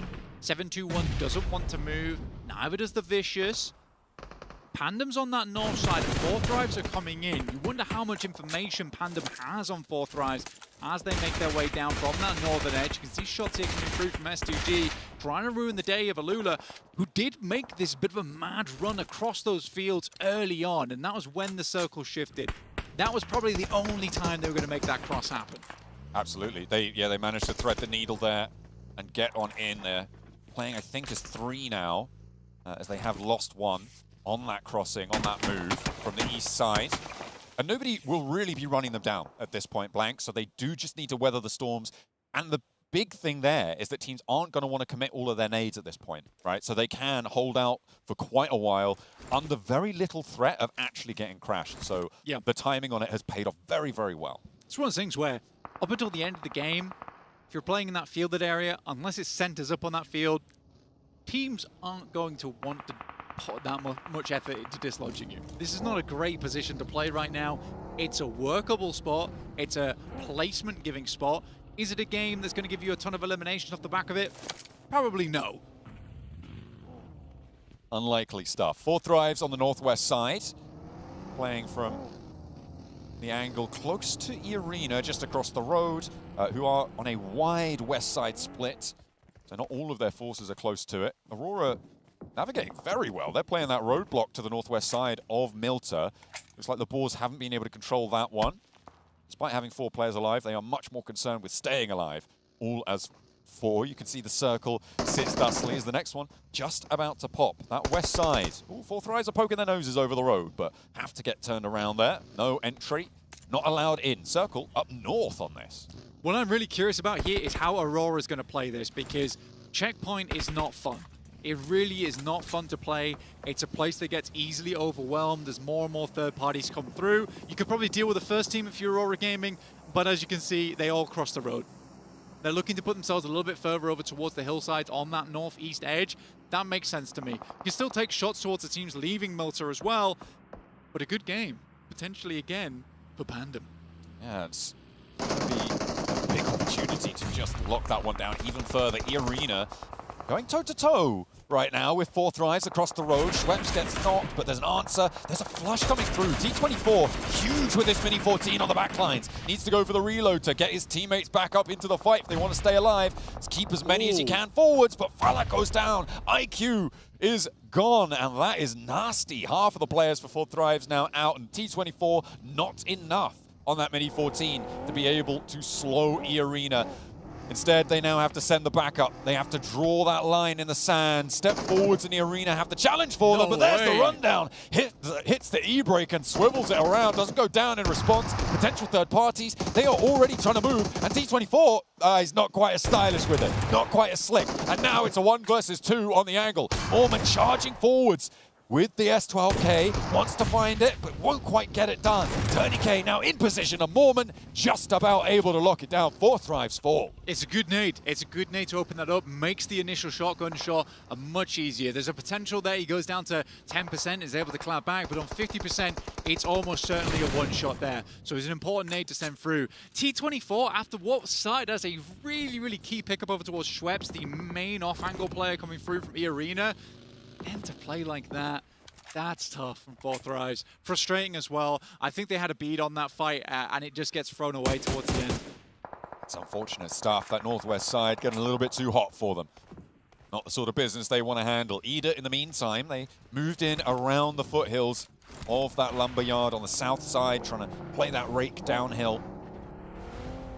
Looks like they're doing so fairly successfully. No elims just yet, but they're able to hold out towards Etch on that north side. Pandem, as you said before, with a big opportunity on that north edge. And I'm interested what the Boars are going to be able to capitalize on here. They are on 0 elims currently, but they are really secure at the moment. Yes, nice spot. From where they came from, they played far up towards Rozhok, actually, because the usual spot towards Apaz, as well as School, a bit taken, right, by Horror. And I don't think they wanted anything to do with that. They know that Horror's a pretty damn good team. It's not worth trying to fight for that hot drop here when you've only got 6 matches to play today to try and qualify. But you're right, Boars, it's not a bad spot. They are very congested over there, though. They don't have a lot of sidelines. They're not playing a 2-2 split. Go trying to make the move and are decimated by the likes of Furia. Chief grabbing all of those with Soul K getting 1. Big pickup there. Of course, we saw Goat losing one earlier to S2G on that south side, who have since been fairly quiet on the backs of Milta. They have managed to rack up 4 elims, though, so starting to take control of the settlement on the south. Furia will have made their presence known. That's a great circle for the Boars. I mean, in terms of survival, as you were highlighting before, maybe the sightline's not quite as strong. It's also going to take a little bit of the wind out of the sails of Pandem, but they can edge guard over towards Horror, over towards Etch, over towards Ida as well on the east side. Look, man, I'll tell you right now, this is a horrendous circle for the teams on the south. How are you getting out of here? They're going to be shots at one another the entire time. Furia's going to have to contend with S2G, though, because both these teams can't really let each other leave too easily. Furia desperately doesn't want to have to play over towards checkpoint. They know they're going to be running into teams there, so they have to push through S2G or push through the fields. And I think there's going to be sightlines available to 721 as well as Alula. Alula and 721 similarly, they're just waiting things out. I think Alula's been played for full here a little bit by 721. We were able to get ahead of them. They just weren't fast enough, but I also feel for Alula. Getting out those fields, not impossible. So it's a hard thing to do there. So I do feel for them. They've taken 2 gambles in this game, right? Committing to that southeast side towards Mini Milta, and then moving over to that shack before. This second one not going to play out super well, but maybe they could find an outpost. Oh, big burn underneath his own feet there as Doc toasts his toes a little bit too close. Well, Tony K is going to come in over towards Mormons, and Mormons basically prepping himself for a massive fight there, only to find the Doc goes down on the upstairs, and Tony K is happy to pick up the points for the S12K. Easy peasy for him. Not sure what that was all about. Now Aura has to send their way in with Ree first, but it's Swain looking over towards the guys here on Edge who tried to step up towards position, but Ida is happy to hold on. Now these guys got themselves on some nice little bits of loot here and there. Might have been dropped out the back of a vehicle potentially, maybe. Oh, could be. Either way, Ida gonna be happy to hold with the PP Byzant in the hands. He's spraying it down. Swain doing a lot of business with it. Etch struggling to get out of this spot on the top of the hill. I mean, it's been the position that Ida's been holding out for a while now, Black, so it's good to see them get some points out of it. With 2 elims now on the cards, they may have just let one through the net. We'll see if they're going to be able to close that one down. Alula, I was going to say this before, right? They sent an outpost far east, and they actually have wrapped around over towards the roads to the east of those fields, and have managed to slide on in whilst Ida were taking the fight. I take it all back a little. You guys are somehow threading the needle every single time. This is the sewing squad of the lobby. They can't quite sew themselves back together here versus Ida, though. That is where they will finish. I'll give them that, though. They are able to find some miraculous runs in towards the circle. Don't know how that happens. 721, they can see them here. They're inside a shack, practically all of them playing around this position. This is a death trap. It's looking pretty inescapable for them right now, I think it's safe to say, on the north side of those Milta fields in their shack, with the downhill advantage for Ida as well. The only reason that Alula were able to get into that position was because Ida were taking the fight uphill, right? Trying to fight against against Etch. There is no way that they make that move if there are those sightlines available. And as soon as Ida did turn their attention down that way, they were immediately wiped out. So there we go. New circle though, hard north. Igor looks to sniff over towards the northwest side here. Snow has got his hands on a Lynx AMR. That just dropped as well. He's just picked that up and instantly gets himself a quick knock off the back of it. That's a bargain. Coming on through, what a trade-off. Able to immediately pop those shots. Nades in over towards Horror. Pandemonium on the north, sorry, just Pandem on the north side. They were pretty loud in that first match. Oh no, they've caught you off guard. They really have there. As 4 players alive, they did manage to get the res. Horror very, very low. Looking to get those heals going. Oh, great shot. 2 first aids getting popped, and there's a backline insurgency coming through from Vagnazada on the boars, who are able to take a long shot angle. There's one of those sightlines that they can have. That's a beautiful team shot coming through, because it was both Robs and Vagnazada getting those shots over towards them, but you know it's team shots with how quickly Vagnazada was able to pick up the elimination afterwards. And that's a big pick-off. That seems like a team that's on fire right now, and for Boars to find one of them, cripple that team a little bit, drop them down to 3, really increases their chance of success. Ida now moving in from that eastern side. We've got Furia on our screens, looking to clear our S2G. They had a little peek over towards that northwest side. Igor, he didn't like the look of it. So this time, they're just going to try to push through S2G, hopefully get further over towards that north side. There's Aurora in the way. 3 players alive on the hillside, but they're sending towards it anyway. They don't really have much choice, though, Blank. Into the zone they go. They managed to hop out unscathed. And S2G now playing as 2. They've left 1 player for Furia to face off against it and lost. Can't quite find the face. Well, he's lost the rest of Furia, that's to be sure. Igor left as a bit of a sacrificial lamb here versus the guys on S2G, but he's doing his best to put them in the graves before he gets in it. Gets 1, we'll find the first. Now looks for the jump shot. It's disgusting. Igor's not having to pick himself back together. He is going to be dismantling the likes of S2G. The Milta mashup going well for Furia. They look for the scout, leave him behind, but he is thriving in the chaos there. 7-2-1, gonna be able to pin a few through Ida as well in the meantime, and that might give the route out from the north side a little bit more latitude. That's gonna help teams on that south edge, specifically Furia and 7-2-1. Although the backline there not looking super healthy. Arena finding one player there coming through from Aurora Gaming. Hasn't gone down yet, so they might be able to get top back up again. That was a shot from Arena on that northern side. Oh my days, Boars get yet another loot crate just over towards their west. These guys are getting kitted for the late game. Oh yeah, they are going to have it all delivered to them really on this one. This is Boar's game to lose, I think, in this position, at this stage. With Furia on the south having to deal with Aurora, I don't think anyone's getting out of this unscathed, but I may be wrong if Furia can bare their fangs over towards the team on the west side, but the uphill battle against Arena may be the ones to topple the western edge. Yeah, playing Watchtower right now, they have a huge amount of sightlines. And the thing was, is Doc was protecting that position for this exact reason. It has sightlines down towards the south side. Doc had to hold on a little bit longer for that assist, but it's Aura coming in, removing Pandem from their rock, and it's so swift you can hardly believe it. A west side shift on this one. They've sent all the way out to the east. They need to get back fast now, Blank. As Ida charging in from that eastern side as well. The Boars need to hold their nerve against Furia because with the diminished power of Aurora, all of a sudden, Furia have more opportunity to move up the hill. But there is a knock that's going to slow Aurora down. The Boars at the moment, mainly they need to start taking some more shots towards these teams, but they just can't quite get the sightlines on them just yet. You can see it's all uphill towards them. Arena not likely going to be leaving their position either. They're currently playing the Watchtower. Reefer's got himself back up again, only to instantly be felled by the boys from Horror on that top side. Now they know we got to go east on this one, lads. Got to send it, got to get out of there. Try and play on the edge now. Aurora playing as two.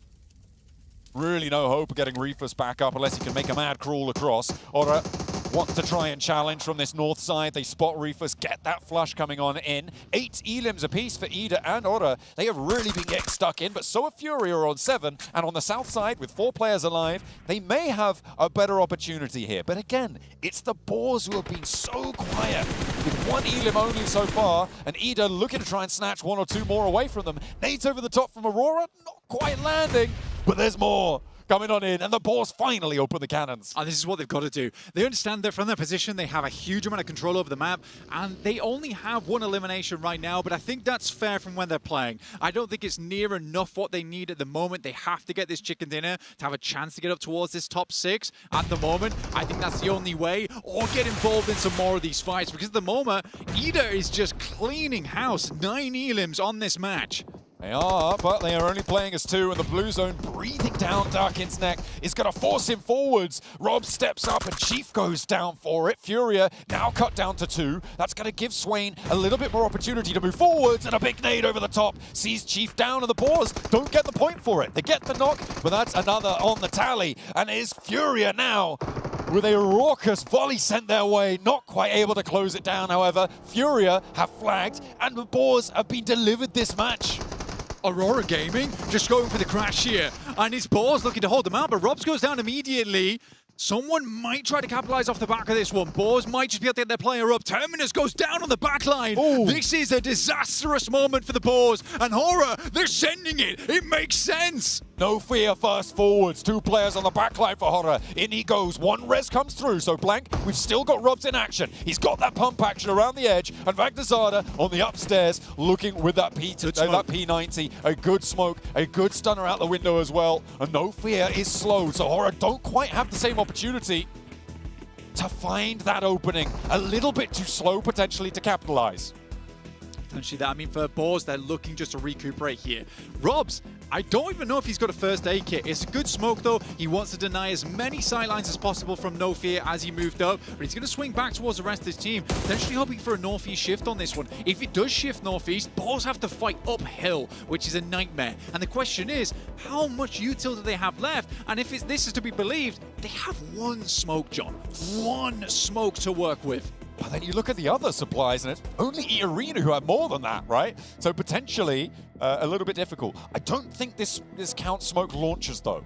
So there may be a little bit more utility in the pocket than that may lead you to believe. So we do need to be wary that that could be the case. We'll see if they're able to unveil some of those. The garage has been strong for Boars. Those sightlines, sure, cut low, but the survivability is strong. Robs, though, trades 1-for-1 with Furia. That's not the sort of angles you want to be going for. Magnazada with the nade cooking, looks to try and stop Igor moving forwards, but he's not going to be able to do it. Okay. Good. He gets the flush, though. Onto Robs, a big step up for Furia, and now, with the Boars on 3, it's a little bit more open for Horror. Yeah, this is playable, but the dot, it's off the high ground and it's off the building. The Boars, the big benefit for them is they can stay indoors for quite some time. The P90 from Magnazada, he picked this one up earlier on the crate that dropped over towards the western side. Terminus will drop down Moments. A great pick-off for them. Will flush him as well, dropping E-Arena down to just 1.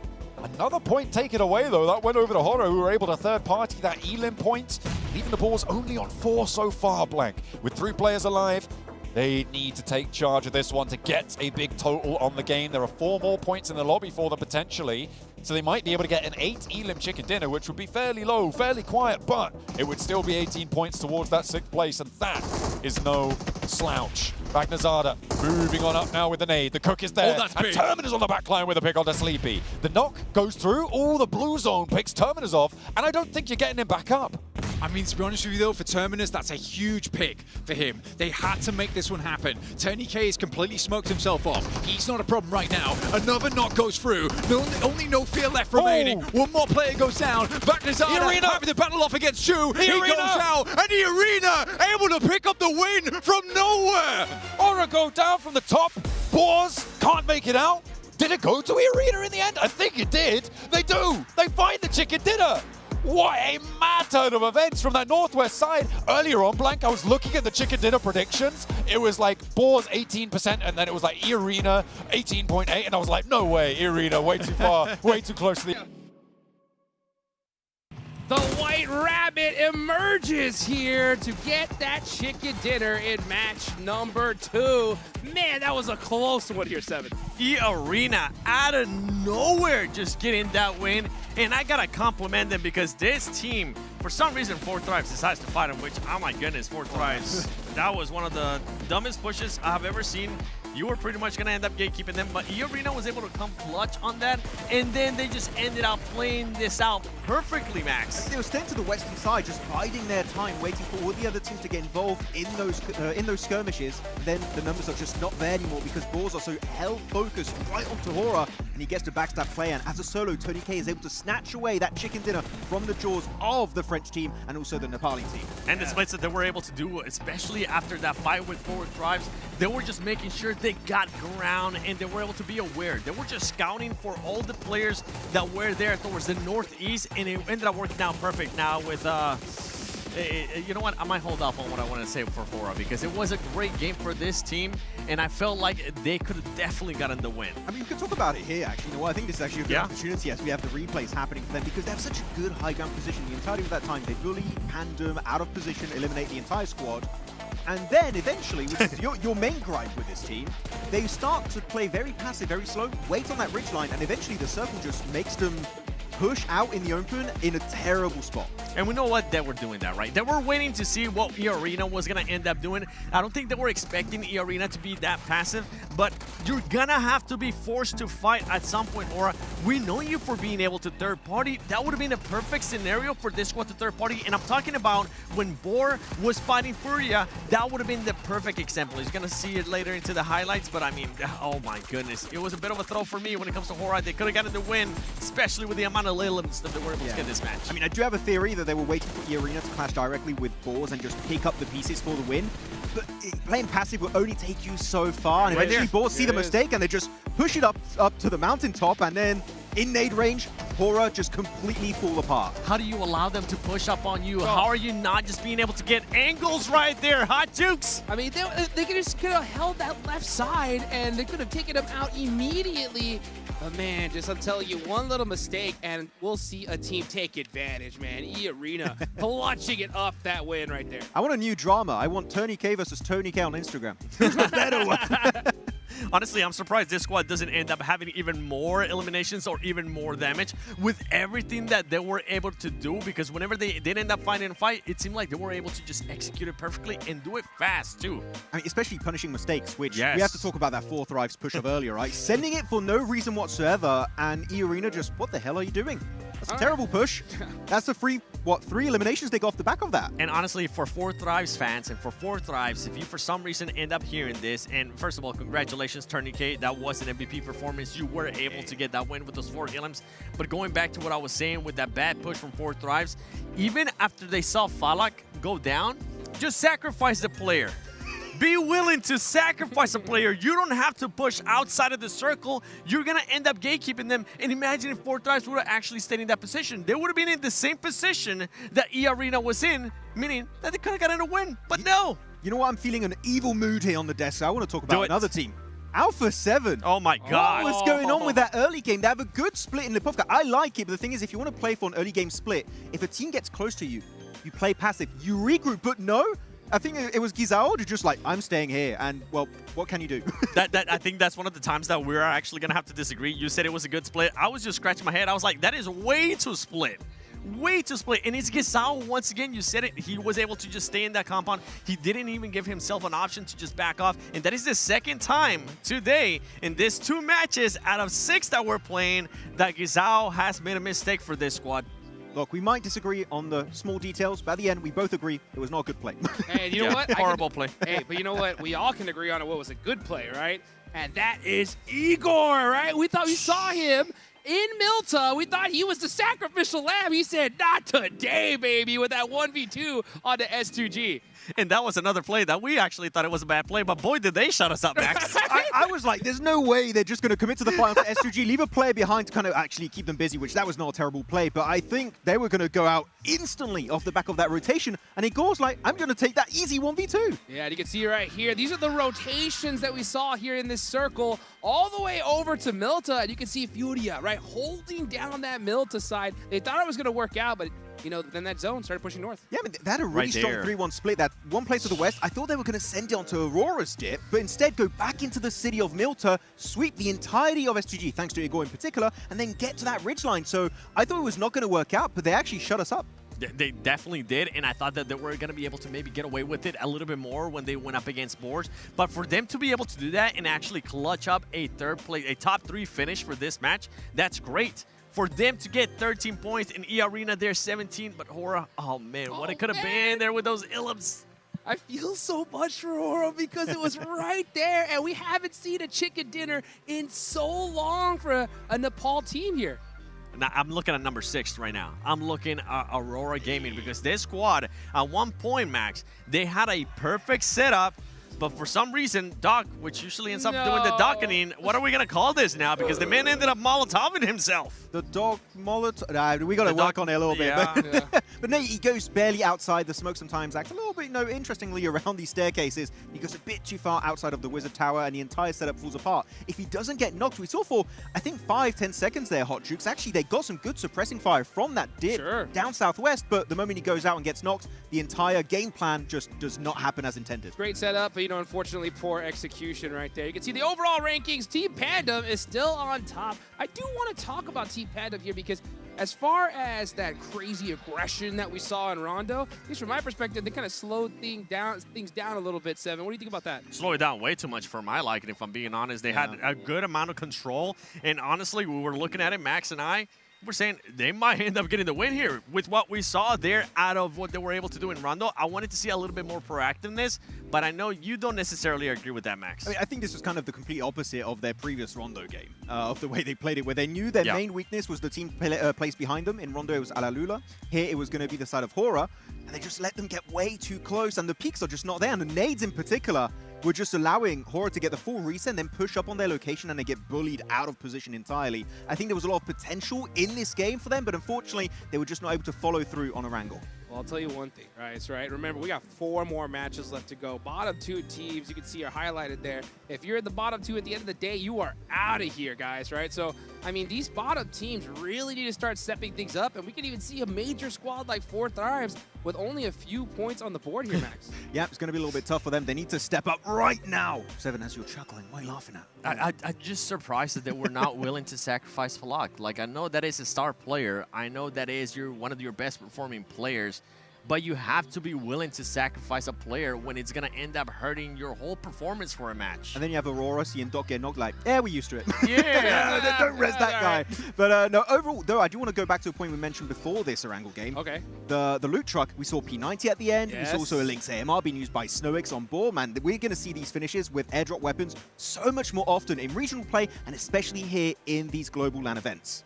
Well, you know what? I'll tell you one thing. You know, we're going into the next Erangel match. This first one had a really southern playing path, right? So I wonder, once we get a kind of a more northern plane, how that's just going to play out here, Seven. I want to see how some of these teams are going to be rotating, actually, because we saw the rotation earlier from E-Arena, how they were able to go from George Grades all the way to Milta and find a way somehow in after 4 Thrives. I'm just going to stop because I'm going to piss myself off. But then I want to see those quick rotations. I want to see teams being aggressive. I want to see them being able to, if not, find a spot in the middle of the circle like Goat was able to do. You're going to end up getting blessed, and you're going to end up be able to secure some points. 4 matches left. I mean, just like Boars too, right? Sure, they're given a golden circle with Squad House on the mountaintop. Yes. And they do just use the Lynx AMR and especially all of the weapons in their arsenal to kind of get every single shot on the teams around them and get actually a decent amount of eliminations this game. Sure, they don't get the chicken dinner, but they did use that central position to its full potential to exude control on that lobby. Yeah, we're reaching the midpoint here, guys, right? Once you get this match done, half the day is already over. We need to see those bottom teams really, really clutch it up. Here in this next match, what do you want to see more from one team in particular?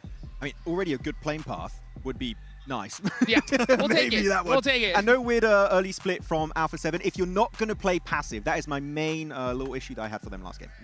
Big issue. It was a big issue. I didn't mind the early split from Alpha 7, if I'm being completely honest. We're used to seeing them go to Lipovka, all the players there. I didn't mind those other 2 players going to prison.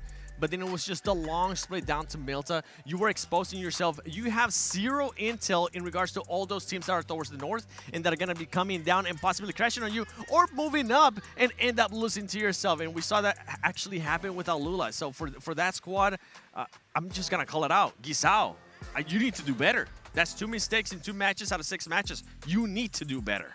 Yeah, and I think that's totally fair, right, to be able to shout that out right now. Because, I mean, if this was, you know, a week-long tournament, you know, we could be like, give them a little bit of a break. But this is it, right? I mean, you've got to clutch it up here and now. You don't want to end up in that survival stage. One question I got to ask here, Max, right? Pandem, you know, we did see them slow things down a little bit. I wonder, do you think they are doing that on purpose because they had so many points in Rondo? Actually, we were having a little bit of a discussion there with Seven about this game. Yep. I think Pandem are playing it smart where they got so many points on Rondo and they don't need many more technically to secure this spot in top 6, right? We're what, around 45 points. I think playing it slow to try and get a few placements and elims here and there would be their ticket in the finals, personally. If you could see me right now, my eye, he's twitching. My eye's just twitching. It's like, what? No.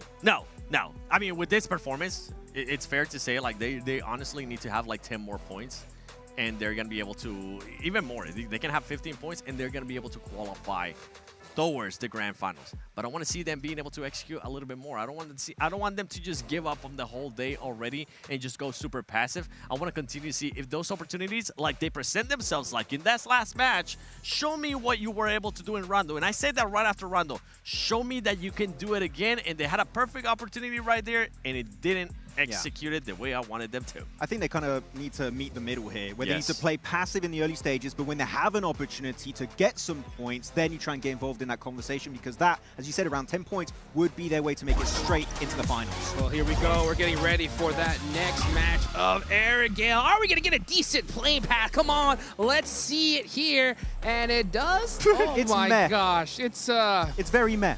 It's a Western. Western Coast down to is going to go next to Novo, I believe, actually. So, actually, not good. not good, but not as bad. We're not going to see Flash versus Horror and Yasnaya. I waited.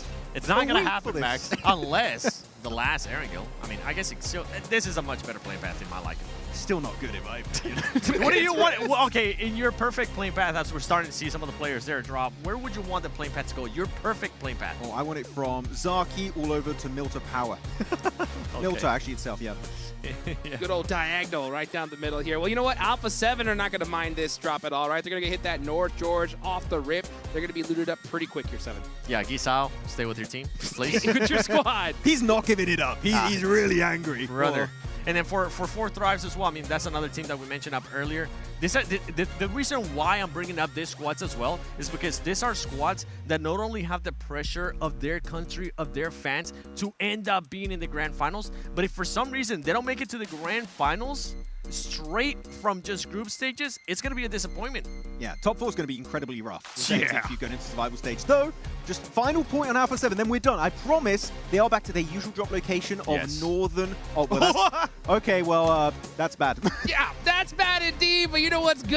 Our casters. Let's take it on over to John Allen and Blake. What is that? I don't want to play a normal Erangel blank. I'm going to set the circles all... Oh, sorry, guys. Oh, okay, hi. Oh, sorry, was I live there? I don't know. Okay, well, either way, we got a military circle on the second game of Erangel match number 3. Our teams are going to get no chance to play a sensible game here. Yeah, a normal match would be great. It's not happening. But for Aura Gaming, this is a real chance to Aura farm down towards the south side of the map. They do have Sosnovka, they've got military base all to themselves here, but not for long, you can't imagine, as teams will start to make their way down. With the amount of circle that pushes out over towards the water, this is an almost guaranteed Sosnovka ending for us here. 4 Thrives do play themselves on a 2-2 split across from Ferry Pier down towards the south side, but it's looking like they're going for a group up fairly early into this match. What a time for Alpha 7 to go North George as well. Yeah. It's unfortunate, but they are going to have to move at the back of the queue. The Boars playing... Okay, they're actually regrouping up towards the north. Might be sending out towards Yasnaya, or playing the east of Roshok, playing around that sort of school area. Potentially up to apartments, but trash loot, get some vehicles. You need to get across fast, though, so I'm not too sure about this north rotate from Boars. Not too many other opportunities for loot, though, in the area. You just got to hit L block here. I mean, it's the only option you really have on this one to go for. I think when you look at where Boars is playing, you look at where other teams are playing as well, the center of the map is really congested. It is really congested. A lot of teams here are struggling when it comes to these weird playing paths because you've got the likes of Aura, you've got a Lula over here, Flash as well, also rotating through this position. It's overall fairly tough for these squads to figure out a locale to play. It's a rough time here. I mean, yeah, the playing path just compounding the issue of this military circle. And no one having a good time. We've already got 5 teams on the military island. 6 teams now, actually, on the military island as 7-2-1 step foot in from the western side, making a aquatic rotation from Primorsk. We've got 7-2-1. We've got 4 Thrives. We've got Etch. We've got Aurora, as well as S2G and Goat. Already making their way on through. So S2G in nice and early, playing that observatory end of military base. We'll see if they can get a little bit more done this match. There are 9 points.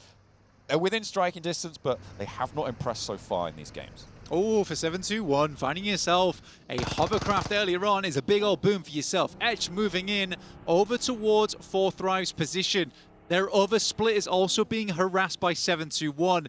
This is an unideal spot right now for 4 Thrives, but can they deal with this? We know that 4 Thrives is a very strong team, and Etch seems to want to have none of it. There's a bit of a fight popping off between S2G and Goat, although Moxie immediately curtailed. S2G have got that high ground position. They're not going to let that one go. That's a good start for them. They're going to keep Goat over in Novo, and they are going to be able to chill there. For the time being, no one really making early moves from our northern set of teams, Blank. Actually, quite a few teams staying out a little bit later than maybe you would have expected. And in fact, the Boars go up towards Severny. They go even further north. Yes, they do. For Boars, I think they're just trying to find a spot that's playable. I think when you realize that you're going to be one of the last towards the play zone, I think what you do here is you get as many smokes on board as possible, as many frags as possible. It's the only real thing to be done in this situation. And I think for boards, it's just going to be a late entry. It's going to be a very late entry. It's likely not going to be an amazing game. But I do think this is the option when it comes down to it. Quick replay here from S2G. Kamikaze has been on quite a few different Turkish teams. Never quite as the main man on the squad, sometimes as a sub, but now making his real play in here on the side of S2G proper. Unfortunately, they're not the top-placed Turkish team right now. That glory goes to Ida with their 2 fairly solid late runs into the first 2 matches, Blank. They have managed to rack up a hefty points tally so far, 23 right now, winning that tiebreaker against Ora with their placement points so far.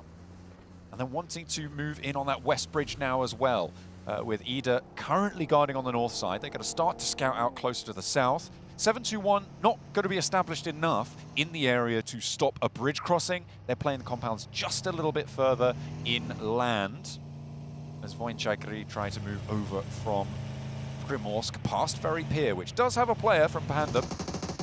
Not likely that they're going to want to get embroiled just yet with the rest of Pandem on the north of Quarry. And for Voinchagri, it should be very obvious that Pandem's in this location.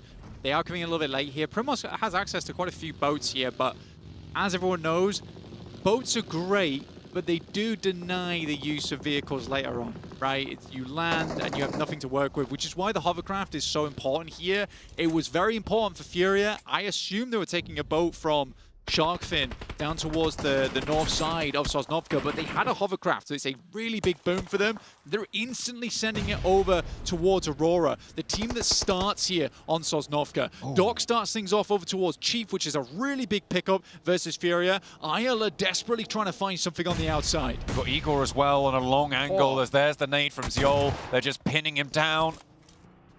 And yeah, that's Ayala out. Igor, I think, does get spotted in the meantime as well. He's getting deeper into this one. It's only silence on this angle, and Falak has a challenge opportunity here as Fourth Rise try to third party on the east side. T24 rocking up into the fight as well, and Aurora going to try and close down the final player. But Fourth Rise are here to potentially get caught up in this one. Falak could be in danger here and actually senses it. Steps back, IQ going to try and lay down some covering fire, but T24 is on the chopping block. I mean, Reaper's finding T24 is incredible. Fourth Rise, they have a pincer here.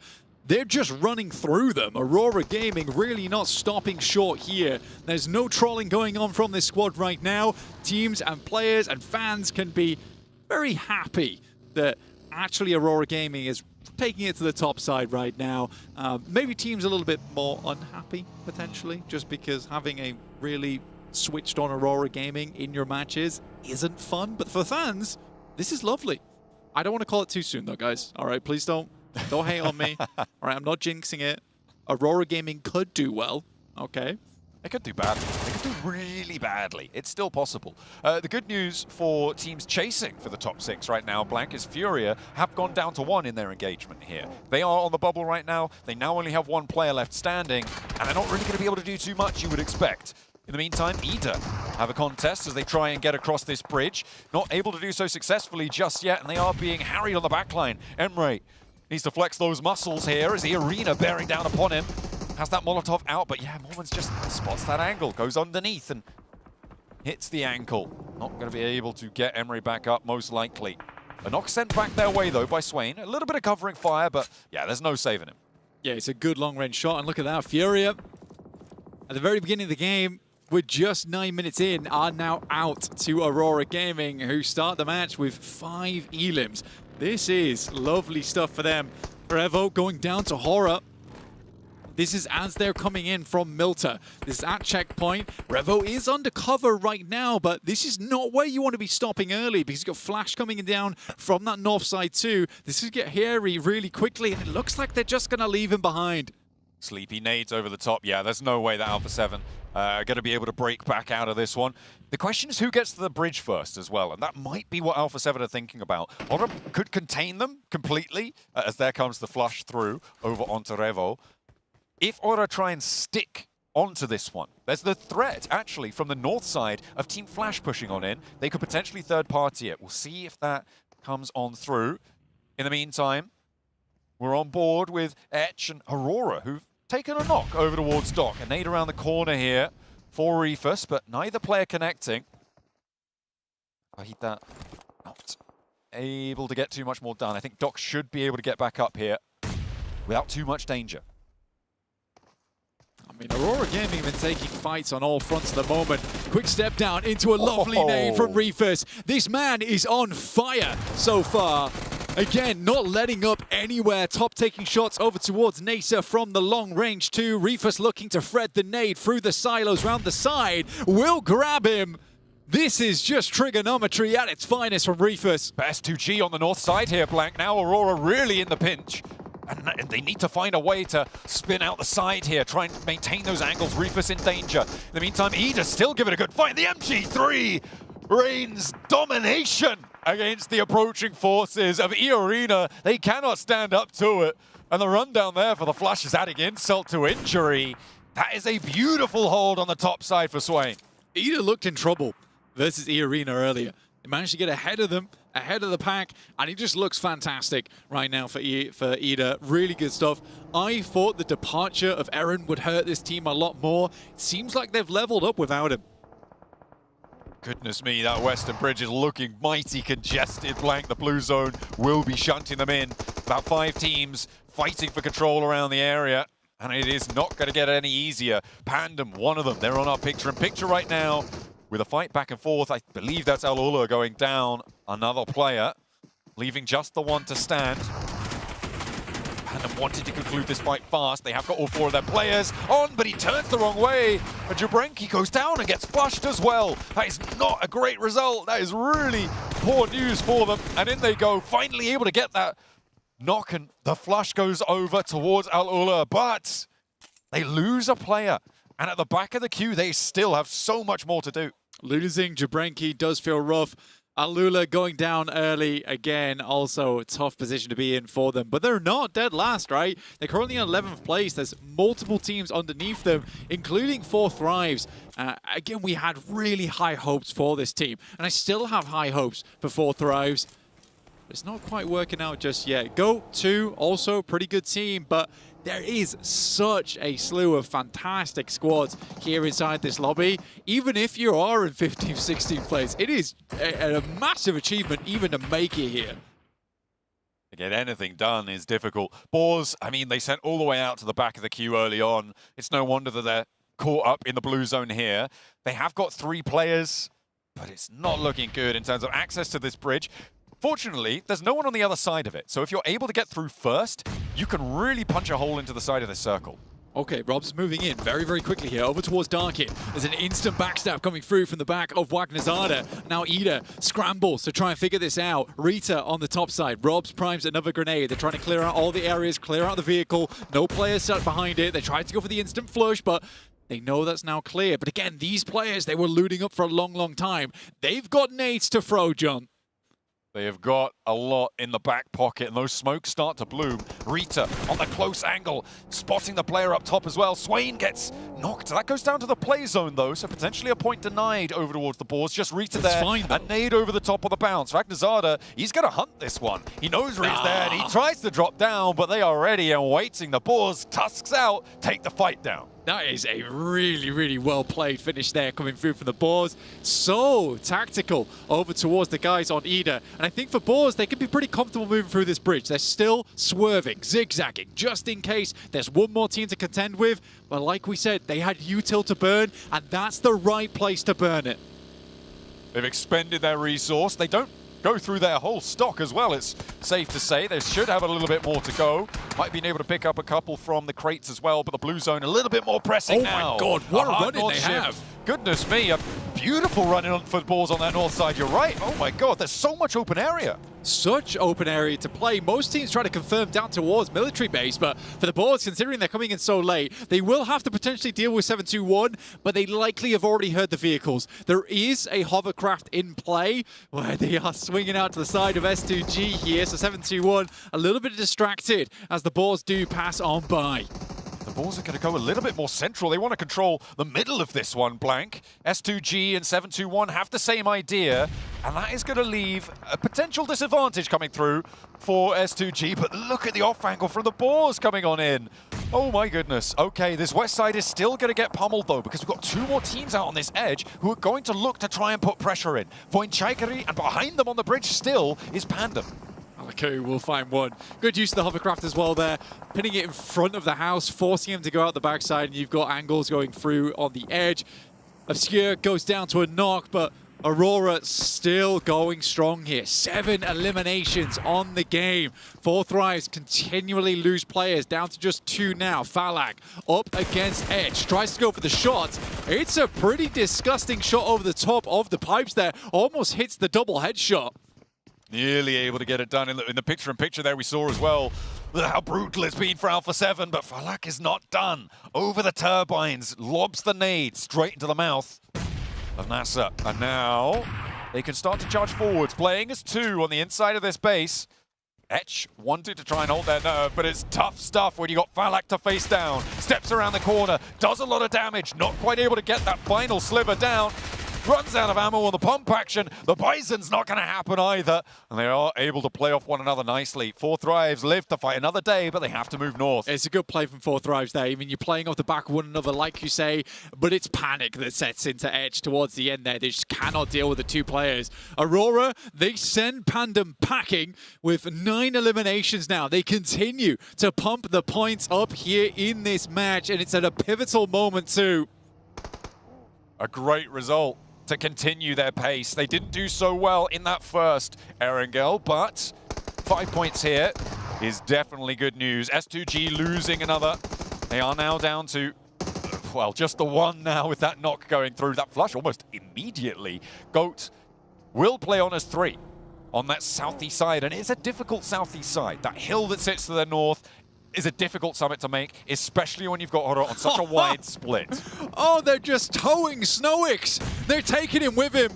Malak will jump out, but Snowix immediately sends away, but Boars are in a terrible spot. Wagnazada has to clutch up now. Gets a double spray through the smoke. It's unbelievable.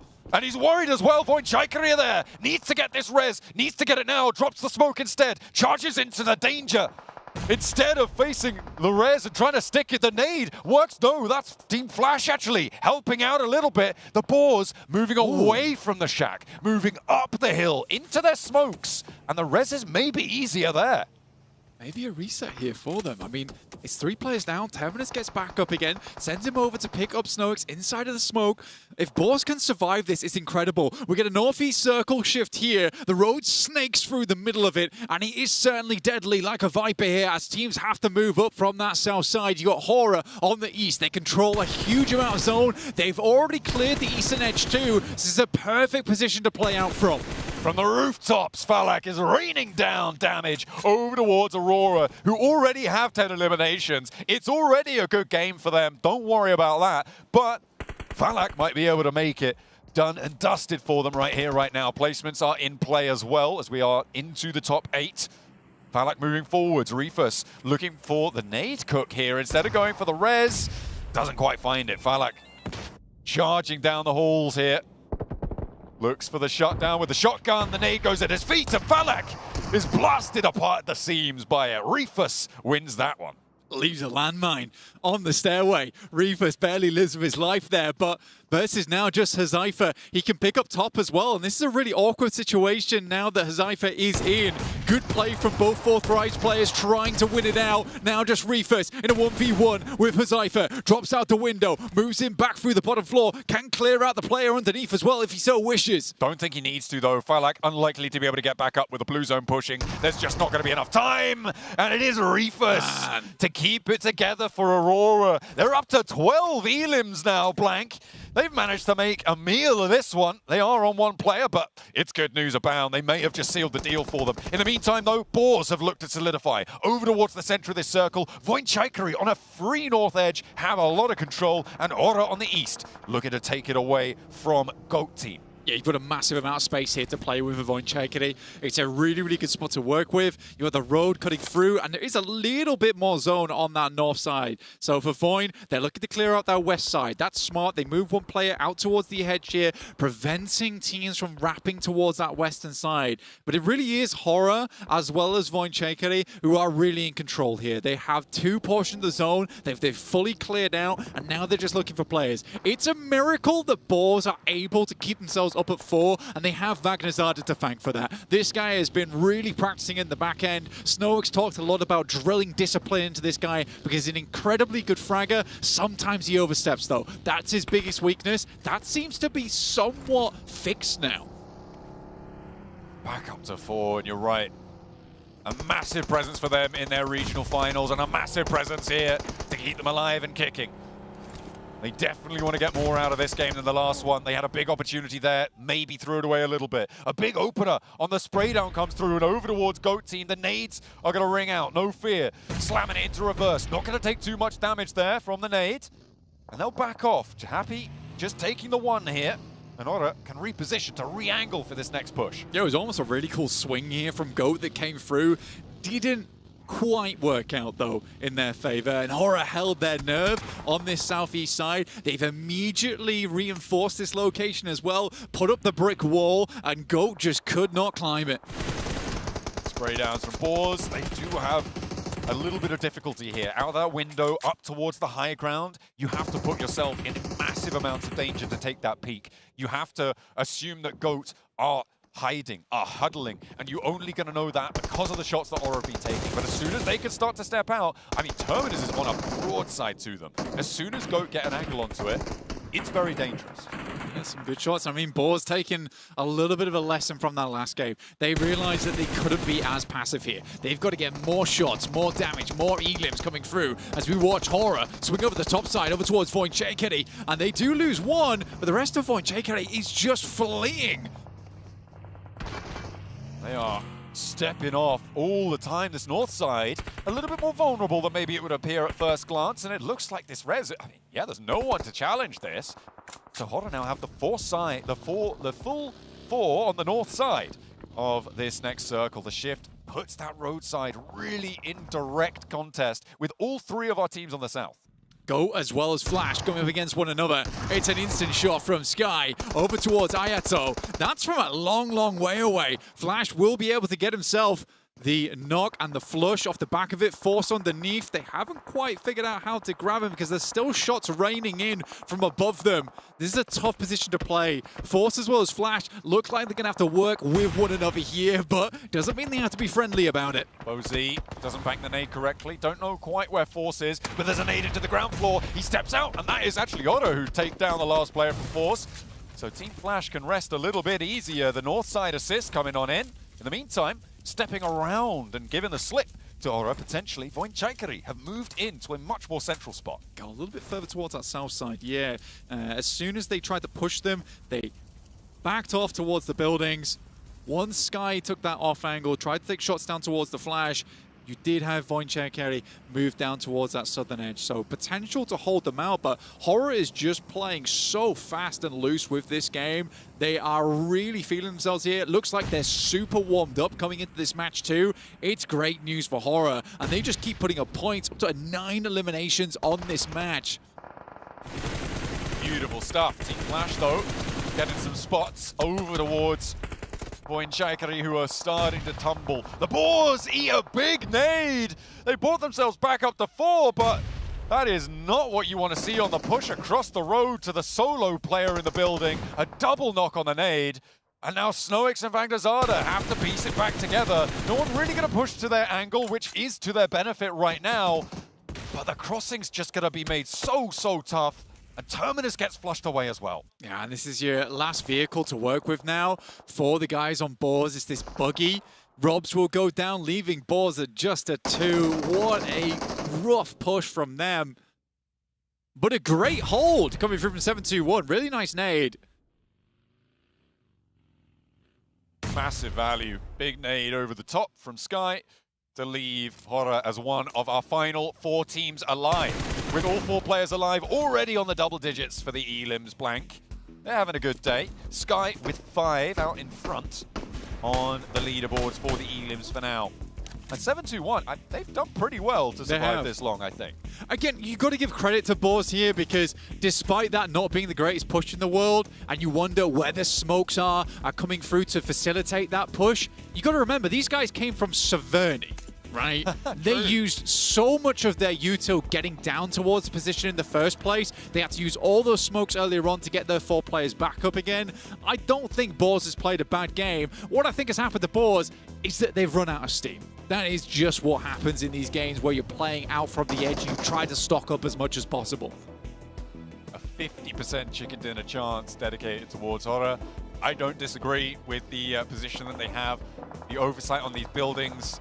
Yeah, there's very little way that you could be able to step forwards on this. Maybe if Boars had 4, it would be possible, but that isn't going to happen. Not anymore. Team Flash, the first to pull the trigger on the rotate. Maybe they're going to try and flush one of these teams out of the building instead. I mean, it's the right play, but it's just so tough to make. Bang! Good shots. Snowick's able to pick up one of those points over towards Team Flash, so a little bit more earned for the Boars on the tally. You got to try and pick up what you can here, and it gets them up to a 3rd place as well, which is great news for them. Boars get themselves 5 eliminations on this game, and Horror, despite getting pipped at the post on the last match, this time the party is looking for that big chicken dinner. Now in South Asia, there was a big chance for them in their last game to get themselves up towards a chicken dinner. Sadly, didn't quite work out for them, and they might have got themselves a 1st place over 4 Thrives that didn't go down as early as they did. But again, when you were watching back South Asia, when I was watching back South Asia, Horror looks like an insanely good squad. They have so much utility in this spot as well, Blank. Look at that, 17 nades, 11 smokes, a couple of Molotovs in the mix as well. 17. It's Are we for real? It's kind of nuts. 17 nades this late in the game for Horror. They have just been pilfering those boxes every single time. There is no way that they lose this, right? There is absolutely no world in which Horror throws this one away. No way! There's a spot! There is a spot available. Sadly, the circle doesn't move that far over towards the top side. Vagnazardi gets taken down by Rahan. Don't know how he quite found those shots through the window, but he certainly did. I think that's the only position he knows that he can be in, so he slightly moves out towards the side to make it happen. And now we're down into a 2v4. Horror getting themselves a 2nd place last match, but now it's time for the 1st. Let's call in the coordinates. It's an airstrike inbound from Horror. The nades will be pulled out now.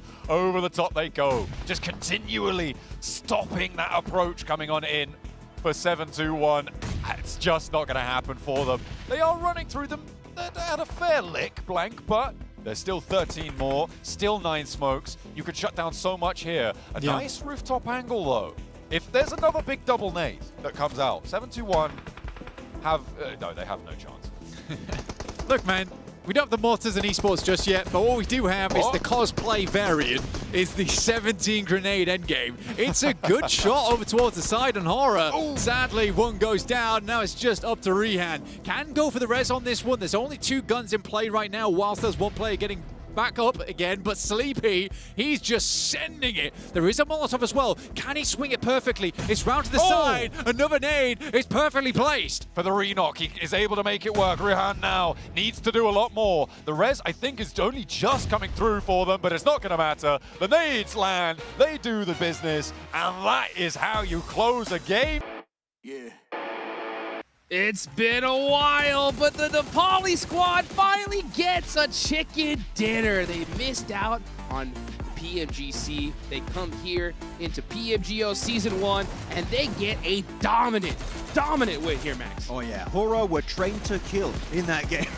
With the game have a massive win this time around. And actually really good execution of their rotations on the Eastern Bridge, getting rid of main competition such as Alpha 7 and Flash in one easy rotation, and then just kind of holding teams at bay. No one able to get even remotely close to that team, because if you did, guess what? They had 17 grenades to instantly shut you down. And the way that they were able to just eliminate those squads that you just mentioned, Alpha 7 and Team Flash, they were just able to spread out, have a full split for that roster on the east side, and it ended up working out perfect. And yeah, you mentioned it too, Jukes. For a squad that didn't go to PMGC, I think they're trying to send a statement on what a lot of people are calling the group of death. Man, I mean, this is a tough group, and honestly, I think Hora's been one of the most consistent teams we've seen right here. Of course, we did see this play here from Four Thrives, and Balak. Those grenades were a thing of absolute beauty. He was cooking them beautifully behind every single one of those door frames to kind of clear the angles. Sure, they do go down eventually to the man himself. It's Reefus, the Dreamwalker of Aurora, but still a decent try. And actually, Aurora, I would say a significant mistake here, Seven. They don't clear their backs as they try and play that ridgeline outside of military base. That cost them the entirety of that match. It did end up costing them. Luckily for them, Doc ended up getting at least 2 points for themselves when he was able to eliminate not only Flock, but Husaifa, which is crazy because a lot of people consider those players to be really high. Doc was like, we'll take care of this. Don't worry about it. We got this in the bag. No, it was definitely a really good attempt, but looking at the end of this game, it was just a fight for second place between Flash, Boar, and 721. And actually, Rehan, this guy got the double nade knock instantly onto Boars. That is literally their saving grace to secure the second place. Without Rehan, chances are they go out in top 4. By the way, you might have been a little bit scared here on this finish, but the way that Hora just had that utility, they were able to control this perfectly. Not only with the Molotovs, but also with the nades, making sure that they didn't lose any players, making sure that they didn't overextend or did anything that wasn't going to work out for them. I love that play from Sleepy there, right? He pushed up, and I remember hearing you, Max, like, hey, whoa, calm down there. And that's exactly what he did, right? He just said, you know what? We got all the utility in the world. There's chicken dinners in the bag. Let's just get a little bit closer, put the pressure on, and it worked out perfectly. It was especially good because he stayed on the wall that his teammates had direct vision on. Yes. So as long as you don't push inside the building, you don't put yourself at risk, you're not forcing a 1v1 fight that you could potentially lose. No, he just gets him rage, get a really strong angle, chucks that nade and Molotov to secure the win. That was some good, respectful gameplay, yet aggressive, which is what we need to see from Hora. That's absolutely right. Now, for this one here, boys, we're at the halfway point. Already? We're exactly where we want to be. We only have one aerial match left, and those 2 Miramars. And boy, there's some squads out there that need to wake up because one squad, ETSH, you have 1 point after 3 matches. Whew. That is rough. You know what? We're talking about it was like a battle for second place, right? There's also a battle of trying to get out from second to last, and 7-2-1. You got to give it to them here, right? I mean, it didn't look pretty, but they grinded their way through and got themselves out of the lower part of the leaderboards. I don't care how pretty your points are points here on a global LAN event. But we'll see if they can try and get himself a little bit more moving forward because it was a good play, especially Rehan's grenade against Boar. It kept them in that conversation, but we need to see just a little bit more to make sure they can't fall back in that bottom 2. Yeah, don't want to get the bottom 2 right here. You want to be able to put up some big performances here, Seven. Yeah, I mean, good performances out of Hora, and then some questionable, honestly, once again, I got to do it, some questionable plays by Four Thrives. Especially early on. Yes, I love that they were able to rotate early into military when they realized, okay, it's going to be a military finish. But then instead of holding their ground, and then at one point I thought they were going to end up getting caught off guard by, I think it was ETSH early on with Falak. Yeah. I think they're just getting way too much in their own heads, overthinking their early rotations. If you have a compound in the circle, you don't have to leave. You saw that in the first angle. We saw it happening here once again, and they lose a player literally on circle 2. I don't know what's happening. I think they're just overthinking it. They need to go back to basics if we want to see some good points. You don't know what's happening. You don't know what's happening. I sure as heck don't know what's happening. So you know what? I think I'm going to step out, boys. I'm going to go see if I can maybe interview them and find out what's happening with Four Tribes and maybe get a chance to talk with Hora as well. Sorry, I got to leave. Yeah, let's get it, baby. Let's see Seven ask the questions that we all want to hear, man. Go get them. Go get them. Let's get it going right here. But you know what? This was a crazy last game. One team that I really want to talk about, right? It's got to be Boars. I think Boars, they came all the way from Severny there up top. Yes. We're able to make it in the military and still put up a good performance regardless. And that's what this is all about, right? Even if you don't get the circle, you got to put points on the board. And Boars were able to do that. Yeah, I mean, for me, I'm not even going to highlight too much their rotation, which, as you said, from Severny, that's a very wide rotation. Good on them to get over in that podium finish. I'm actually really happy about their fight over to the Western Bridge, onto Ida in particular. Yeah. Ida in a very weakened state, and Boars instantly spot that weakness, that kink in their armor, and decide to send it down on the lower portion of the bridge, get all those stragglers of Ida, and off the back of that, you facilitate your own transition over the bridge, and because of the circle shifting a bit more to the east on Military Island, no one's going to stop you. No one's going to be gatekeeping the entrance of Boar. So Boar, a team that coming out from Western Europe, they're seen as, I guess, a weaker region in a way, but Boar, they've got so much global experience with every single one of those players that here, they bring in their A+ tier gameplay to the table. Yeah, that was some great timing because, I mean, they could have stayed on that bridge, tried to gatekeep a little bit longer because there's no guarantee on what's on the other side of that bridge, right? But they said, you know what? We got to make make this decision no matter what. They executed it, and fortunately for them, they were able to get into that zone. And it was a tough one, right? That's one of the hardest transitions to be able to make, but they were able to do it successfully, which is really good. I'm really happy with them, and especially they love getting that loot truck at the very start in Savernia, right? Just able to get himself all that early loot for themselves. Tier That 3 helped out and for vest. sure. And then they fight Ida. Ida did have an MG3 technically, but technically it didn't work out also for them in that game. But looking at other teams and how teams rotated throughout the entirety of that match, I was very happy with Team Flash. I think they got maybe slightly lucky because they had a slow Eastern rotation. They got dead center. Man, that was a beautiful mid-game rotation from Flash. Well, we're about to reach the second half of the day, guys. Don't worry, we're going to be right back after this break.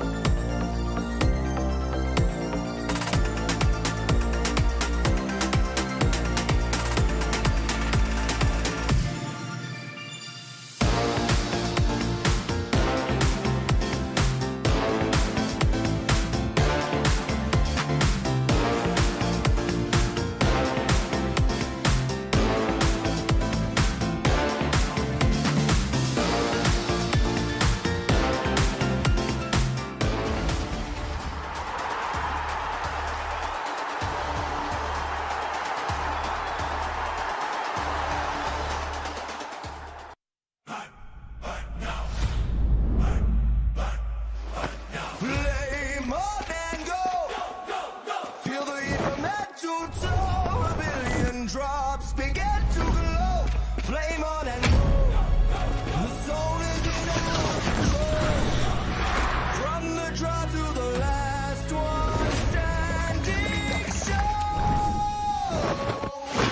A no-name kid in a high-risk drop, a street food vendor with a victory dream. A midnight warrior looting in the dark. The fuel is passion pushing through the blue. We scan the path at the edge of the gas. A million stories in a single squad. No royal blood, just a drive to our last. The skill, the nerve to on the final gas. Fire in my mind. Running through the sky.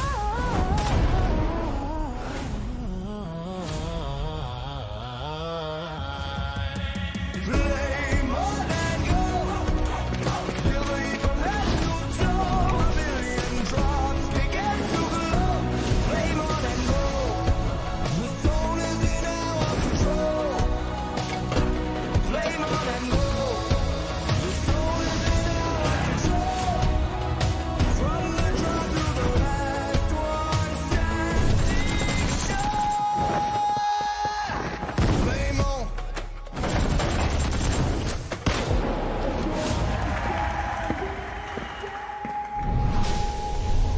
Play more.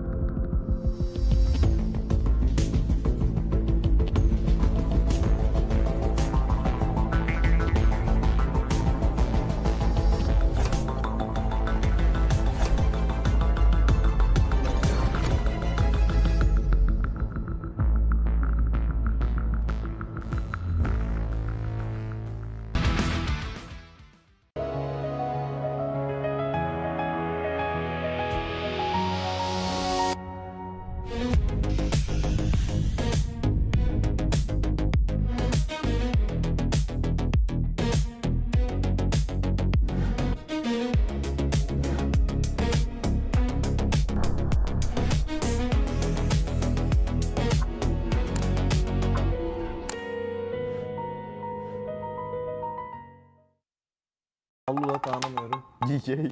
Ben ETS'yi de tanımıyorum. GK. GK. Ele ya. Oi rapaziada, eu sou o Rivo, sou jogador da Facete Sports. E aí galera, sou o Carrilho, jogador da Facete. Merhaba arkadaşlar, ben Keç. Ben de Scarface. Halo, aku Regi. Halo, aku Rezak. Hello, I'm Falak from Team 4 Tribes. Hi guys, I'm IQ from Team 4 Tribes and today we are doing PMGO Season 1 main event prediction.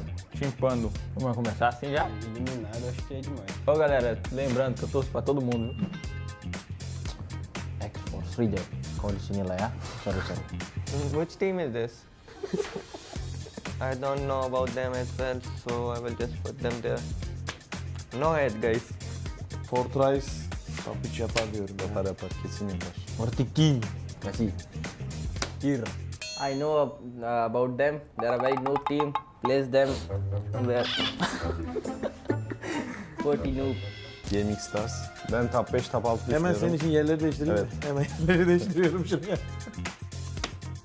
O LF, top 3. Rapaz, tem muito time, viu? Tem muito time ainda, viu? PMGO S1. Next team is all. I think they are really a good team, so I will just put them there. Bana Uf geldi. Hemen. ortaya şuraya eğlensem mi acaba? Şunları ele sen koy onu. Bigetron. Vitality. Vitality gibi bu. Bigetron. Aqui? É. Certeza? Não, coloca mais em cima. Fight'tan da kaçmıyor. Bence top 5, top 6 ya şuralara bir. I got Aurora Gaming 100% champion material. Tamo junto. Troops. Mana nih? Sini. Terus aja. Allu'da tanımıyorum. GK. Ben ETS'yi de tanımıyorum. GK. Ele ya. 5 more eliminated. Maybe one can be Etish. I think we will choose the teams we don't know much about them. So I think Etish. Wolves भी है वैसे. 7 वो Lila udah ada. Baik lagi 1, 2, 3, 4, 5, 6, 7, 8. Ya, done. Sebenarnya bisa aja ini bisa nih taruh di sini, tapi sama ini juga bisa nih. Ah, tapi enggak. Takımın kesinlikle gidebileceğini düşünüyorum. Tanımıyorum. O yüzden eliyorum. Yani Allah'ı hiç tanımıyorum, o yüzden eliyorum. 1, 2, 3, 4, 5. 6. takım nerede abi? Onlar Buradaymış. Direkt buraya koyalım. Onlar kendinden elendi zaten. Fortree'yi de 3'e koymamızın sebebi yani güçlü bir takım. Sonuçta onlar da şampiyon olarak geliyorlar. हाँ we are just noob team. Yeah. अबे हमें आई थी चाहिए था सबको eliminated में था. मेरे को ऐसा अच्छी टीम्स को elimination में डालते हैं. Quem vai ficar top 1 é a 7, top 2 a Aurora, top 3 o LF, justo. Acho que a FL briga pelo top 3, Lux pode brigar pelo top 3, Fúria também pode brigar com a T. É brincadeira aqui os parceiros da R8, da VC, da Enigma. Tamo junto, viu? Eu tô só brincando com vocês. Mas vocês devem pra cima também, pode vir. Oke, jadi inilah prediksi versi kita. We just rank these teams based on our knowledge, so don't get mad. İzlediğiniz için teşekkür ederiz. E eu desejo muita sorte pra todo mundo que vai jogar essa PMGO. Bye bye.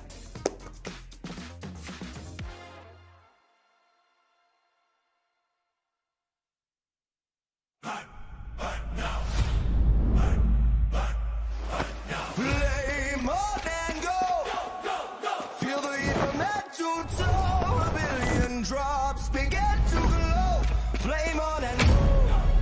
The soul is in our control.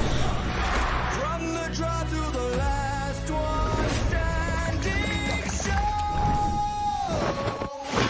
A no-name kid in a high-risk drop, a street food vendor with a victory dream. A midnight warrior looting in the dark. The fuel is passion pushing through the blue. We scan the path at the edge of the gas. A million stories in a single squad. No real blood, just a drive to our last. The skill, the nerve to on the final gas. Fire in my mind. Running through the sky.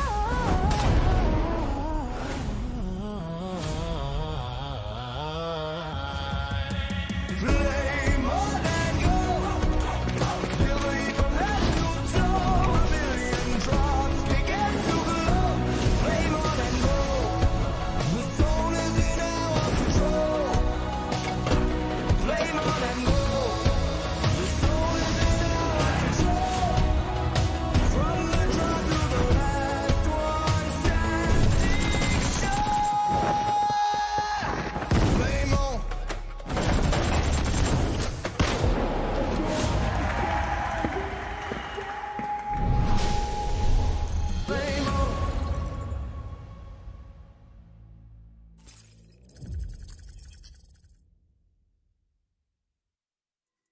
welcome back, everybody. Here we're live in Jakarta, Indonesia, here for the 2026 PUBG Mobile Global Open Season 1. And that is it for the first half here of Group A, the Group of Death. We've seen some pretty, I think, surprising teams, right? I mean, for the start of the day, they're definitely hitting it off hard here, Seven. They definitely have. I mean, Hora, that's the biggest surprising team, as well as Pandem. I got to give Pandem some credit because the way that they ended up playing that rondo, I know I was being harsh on them on that first Erangel because I wanted to see that again. I'm really driven with that kind of stuff, especially when you show such a performance out of that squad. But also Hora, the third party, and the way that they're able to close out games. And now, more than likely, they're going to be in first place. I'm actually going to go on a bit of a limb here and say I think Hora has the best macro of this entire tournament so far for the Group of Death. Oh, yeah, I think they've shown willingness to be aggressive, respecting teams around them. I think they've got overall their gameplay down to a T in this lobby that, again, is insanely stacked with just great international squads. So the fact that Hora, despite missing out on PMGC, are doing this good is very impressive, and I hope they keep it up. Well, I hope they keep it up at D because, guys, the Esports World Cup is just around the corner from PMGO to PMWC at the Esports World Cup. Every match matters. Teams aren't just fighting for trophies, they're battling for EWC Club Championship points, global prestige, and a place at the top tier of PUBG Mobile Esports, with PMWC set for August 6th to the 16th. And I know exactly where it's going to be, and I know Max is real happy about it. In my apartment. No, it's in Paris. Okay? We have an LAN at home. No, it's going to be in Paris. His apartment is huge. I never thought we would have a PUBG Mobile Esports global event in Paris, but I'm so excited to see Balls. You better qualify and represent France over there. That would be cool. But France, boy, in Paris. Ooh, I'm excited to be there. Me too. I'm just going home, basically. I don't need a visa. Back home. Let's go. Let's go. I'm so stoked for that coming around the corner. I'm so stoked for these next 3 matches that are coming as well. So, yeah, we talked about these top squads. They are definitely dominating. Which teams that you've seen underperform here you need to see some more out of right here, right now? I'm starting with you, Max.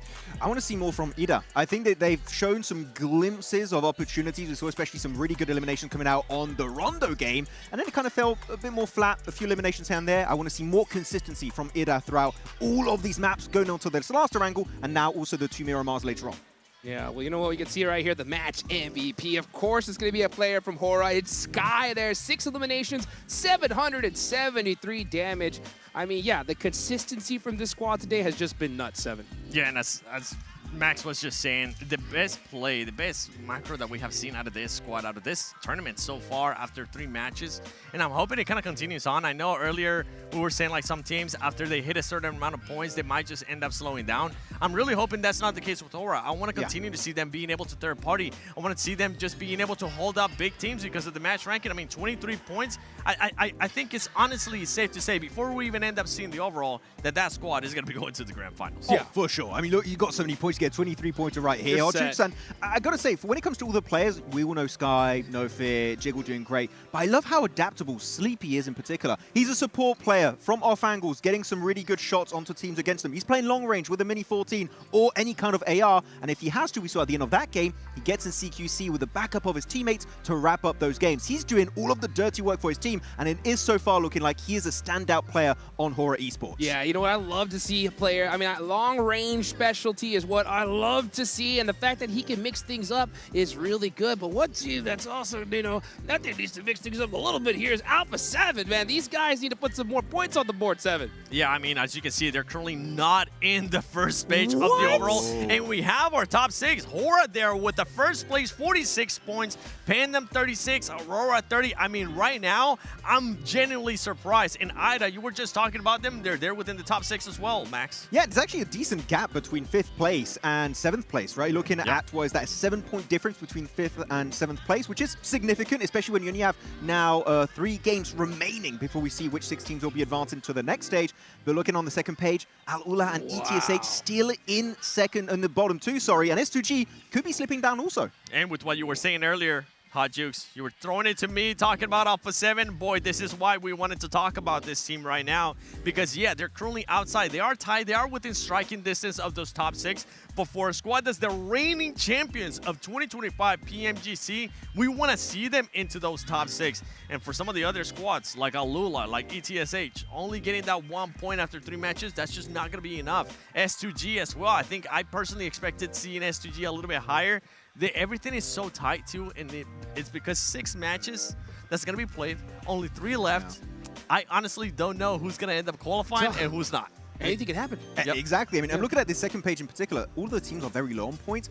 And we saw on the first page, there's a big sponge effect happening between the top 3, 4 squads right now. So that means that point threshold to enter the top 6 could be a bit lower than our initial prediction of like around 40, 46. That makes total sense. I mean, look at what happened to 721, right? 721 was second to last before going into this match. Yeah. And just like that, they're into the top 8, guys. If they get another good game, that could lock them in a spot toward the grand finals and knock out some major squads here. So it's crazy to see. And I guess because of this, especially this format, 7, I think it makes a whole lot of sense why you were a little critical when it comes to Pandem, because we need to see dominant consistency, right? Because if you just let off the gas just a little bit, you can get passed up.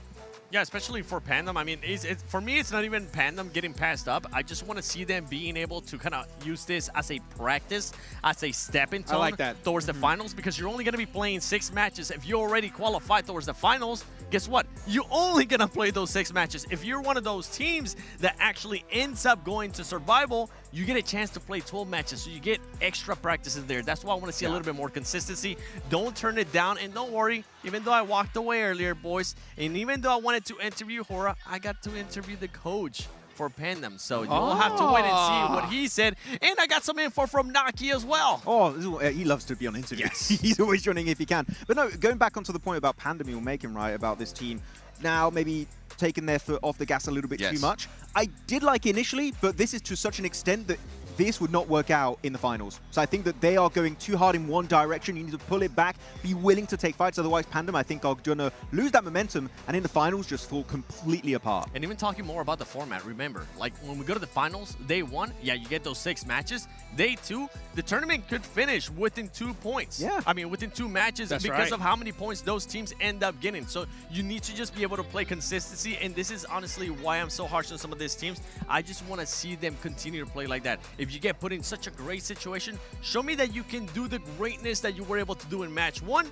and in match 2. And if it happens again in any of the other matches, take full advantage of it, because this is the place and this is the format to take advantage of those blessings that the game gives you. I completely agree. I mean, there's no bet. You're not going to get any better practice on the planet than right here, right now. There is $500,000 on the line here. Everyone's playing their heart out. You can't let off the gas at all. So one other team in particular that I definitely want to talk about, right? It's gonna be Void, Max, man. What do you think about this squad? I think they're playing way too passive. Against Hora last game, Hora go for a really good push-up, and I was expecting a full-on clash, a war on that mountaintop to claim that chicken dinner eventually. But no, Hora send it. Very spread too. We were looking at it, Hodrix is like sending it kind of 1 by 1. And Void instantly fold. They don't even try and take the fight. They lose 1 player. They're like, okay, you take that position. We'll go to the compound into hiding. We're not even going to try and take the fight. So Void, they have Zeta. That is the PMGO SEA MVP. They have that fragging power. They're just not utilizing it to its full extent. I need to see that Void of old step up massively here once again. You know what? I think that kind of reminds me of the match even before that. We saw Hora have that little plateau up top, right? And they kind of held back. And then all of a sudden, in the next match, now they're like, hey, you know what? Let's go and take advantage of this, right? Like, give them a little bit of a taste of their own medicine, right? So I like the fact that we saw Hora adapt a little bit. But yeah, I don't think we're really seeing teams dominate from that little plateau. Like I think they should, 7. One team that I want to see them dominate that's currently putting up a good performance, Aurora. I'm genuinely, this is a team, Max. I gotta call you out on this. Did you have them going to the grand finals? No. From group. By the way, to clarify, hold on. To clarify, he didn't have them going to the grand finals from the group day. You did have him going to grand finals from survival, right? Yes, because they're typically a slower starting team and they build a bit more momentum later on. Correct. And I thought survival was just when they're really going to bring their A game to the table and make in the top 4. But you know what? I'm happy to be proven wrong. If they can stay up in top 6 at the end of these next 3 games, I will take it to the bank. Absolutely. I mean, look at this. In this last match, they put up 12 eliminations all by themselves. We know the squad can go absolutely nuts, right? Yeah. But then you see, you know, Doc with the self-mollies, things like that. happens. You know, it happens. You know what I'm saying? So but at the end of the day, we know this is one of those teams, guys, that in one game, they can qualify easy peasy. And it's that team that can get 20+ points. It's a team that can get those extra advantages in this type of format, and they can actually shine. And we've seen Refus, honestly, being able to still put up good performances. Yeah, we're kind of joking about Doc pulling a Summit 1G and Molotoving himself, but we're also talking about Refus being able to kind of be the shining star when it comes to grenades. Every single time now that we see grenades from Aurora, it used to be from Doc. Now, I feel like the torch has been passed to Refus. Oh yeah, join the Church of Refus, our Lord and Savior for Aurora Gaming. No, really, he's been able to clutch it up so many times. Some of his nades also on the outskirts. Oh yeah, some of those nades inside of military base were just truly exceptional. So Refus, I remember when East joined, people were like, oh, Refus is going to get benched. I'm like, please do not. He did so well during PMWC, PMGC2, and now here on the global stage. And this could be actually the only team, if Refus becomes the MVP in the finals, this could be the only squad to have 4 global MVPs on the same roster. Unbelievable! So much is on the line here. We are now in the second half of Group A. This is all what it's all about here, folks. Match number 4.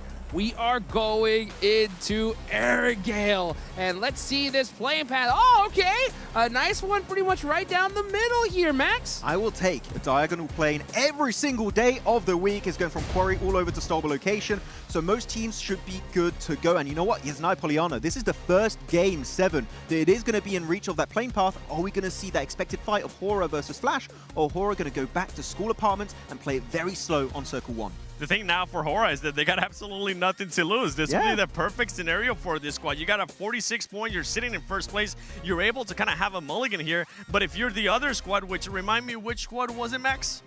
Wait, I'm looking at the feed. Oh. Yeah, we have Flash and Hora normally in Yaz, but where's? Oh, okay, there we go. Only Ida's playing this game. Well, the reason why I was telling you about Flash is because that's one squad that's currently not in the top 6. That's one squad that is currently, if I'm not mistaken, I think 9 points away from being able to actually be within top 6. You don't want to try to take the hot drop. You definitely don't. That's right. Well, here we go, guys, into the last Arrogale of Group A. Let's go ahead and take it on over to our casters, John Allen and Blank. We get a sensible plane path, Blank, and we get a sensible circle to go along with it. The only Erangel today with a sense of sensibility. Let's head on in to see just what we're going to be able to pick up here. Are we going to get that Yaz hot drop? That's the question at the end of the day. And I mean, the funny thing is, for me right now, is that we played a little special magic trick. You know, Ida was the only one dropping into the game. Suddenly all the teams are here. Aurora Gaming, they're going to get a move on. Trying to get themselves over towards military base nice and early, but they are taking shots. They are under fire.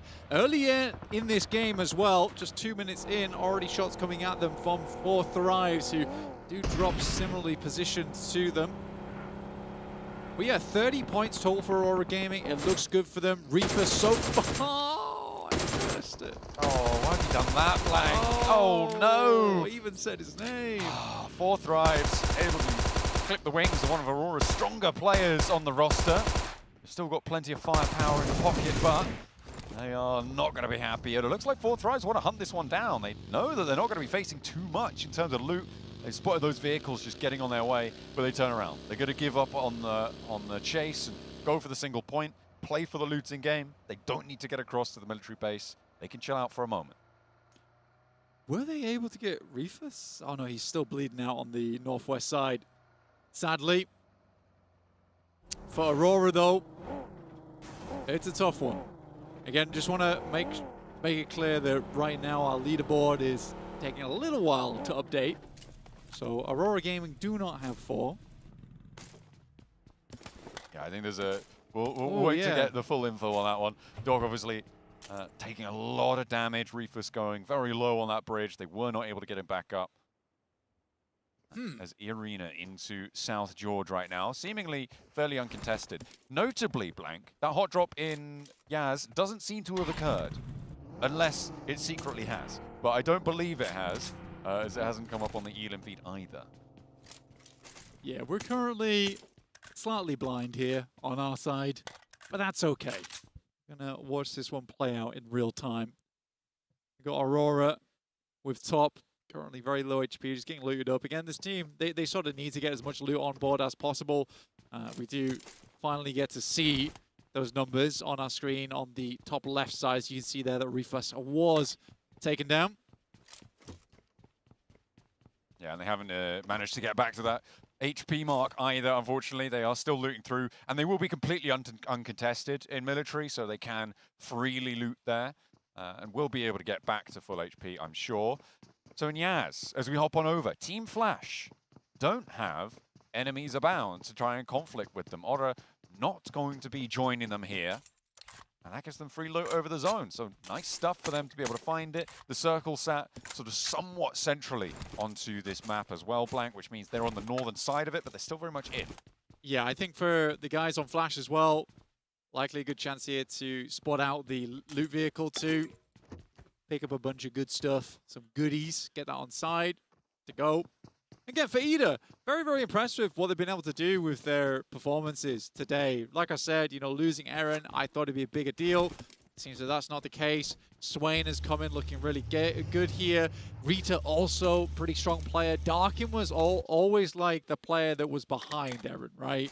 He was the facilitator of a lot of those big moves coming through from Eren himself. But yeah, Ida's looking impressive. They've managed to put up the points. They've managed to be fairly consistent over the first 3 matches. As we've crossed that halfway point in their very short run, they are doing well.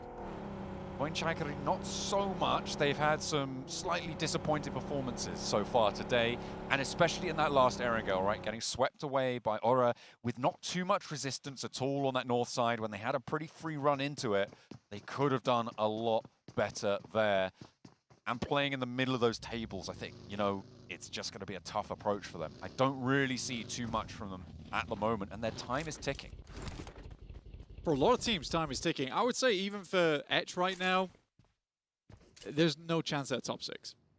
Whoa. I genuinely believe that. I think if you're 1 point, match 4, you'd need back-to-back-to-back chicken dinners, right? You'd need the turkey. I don't think that's happening.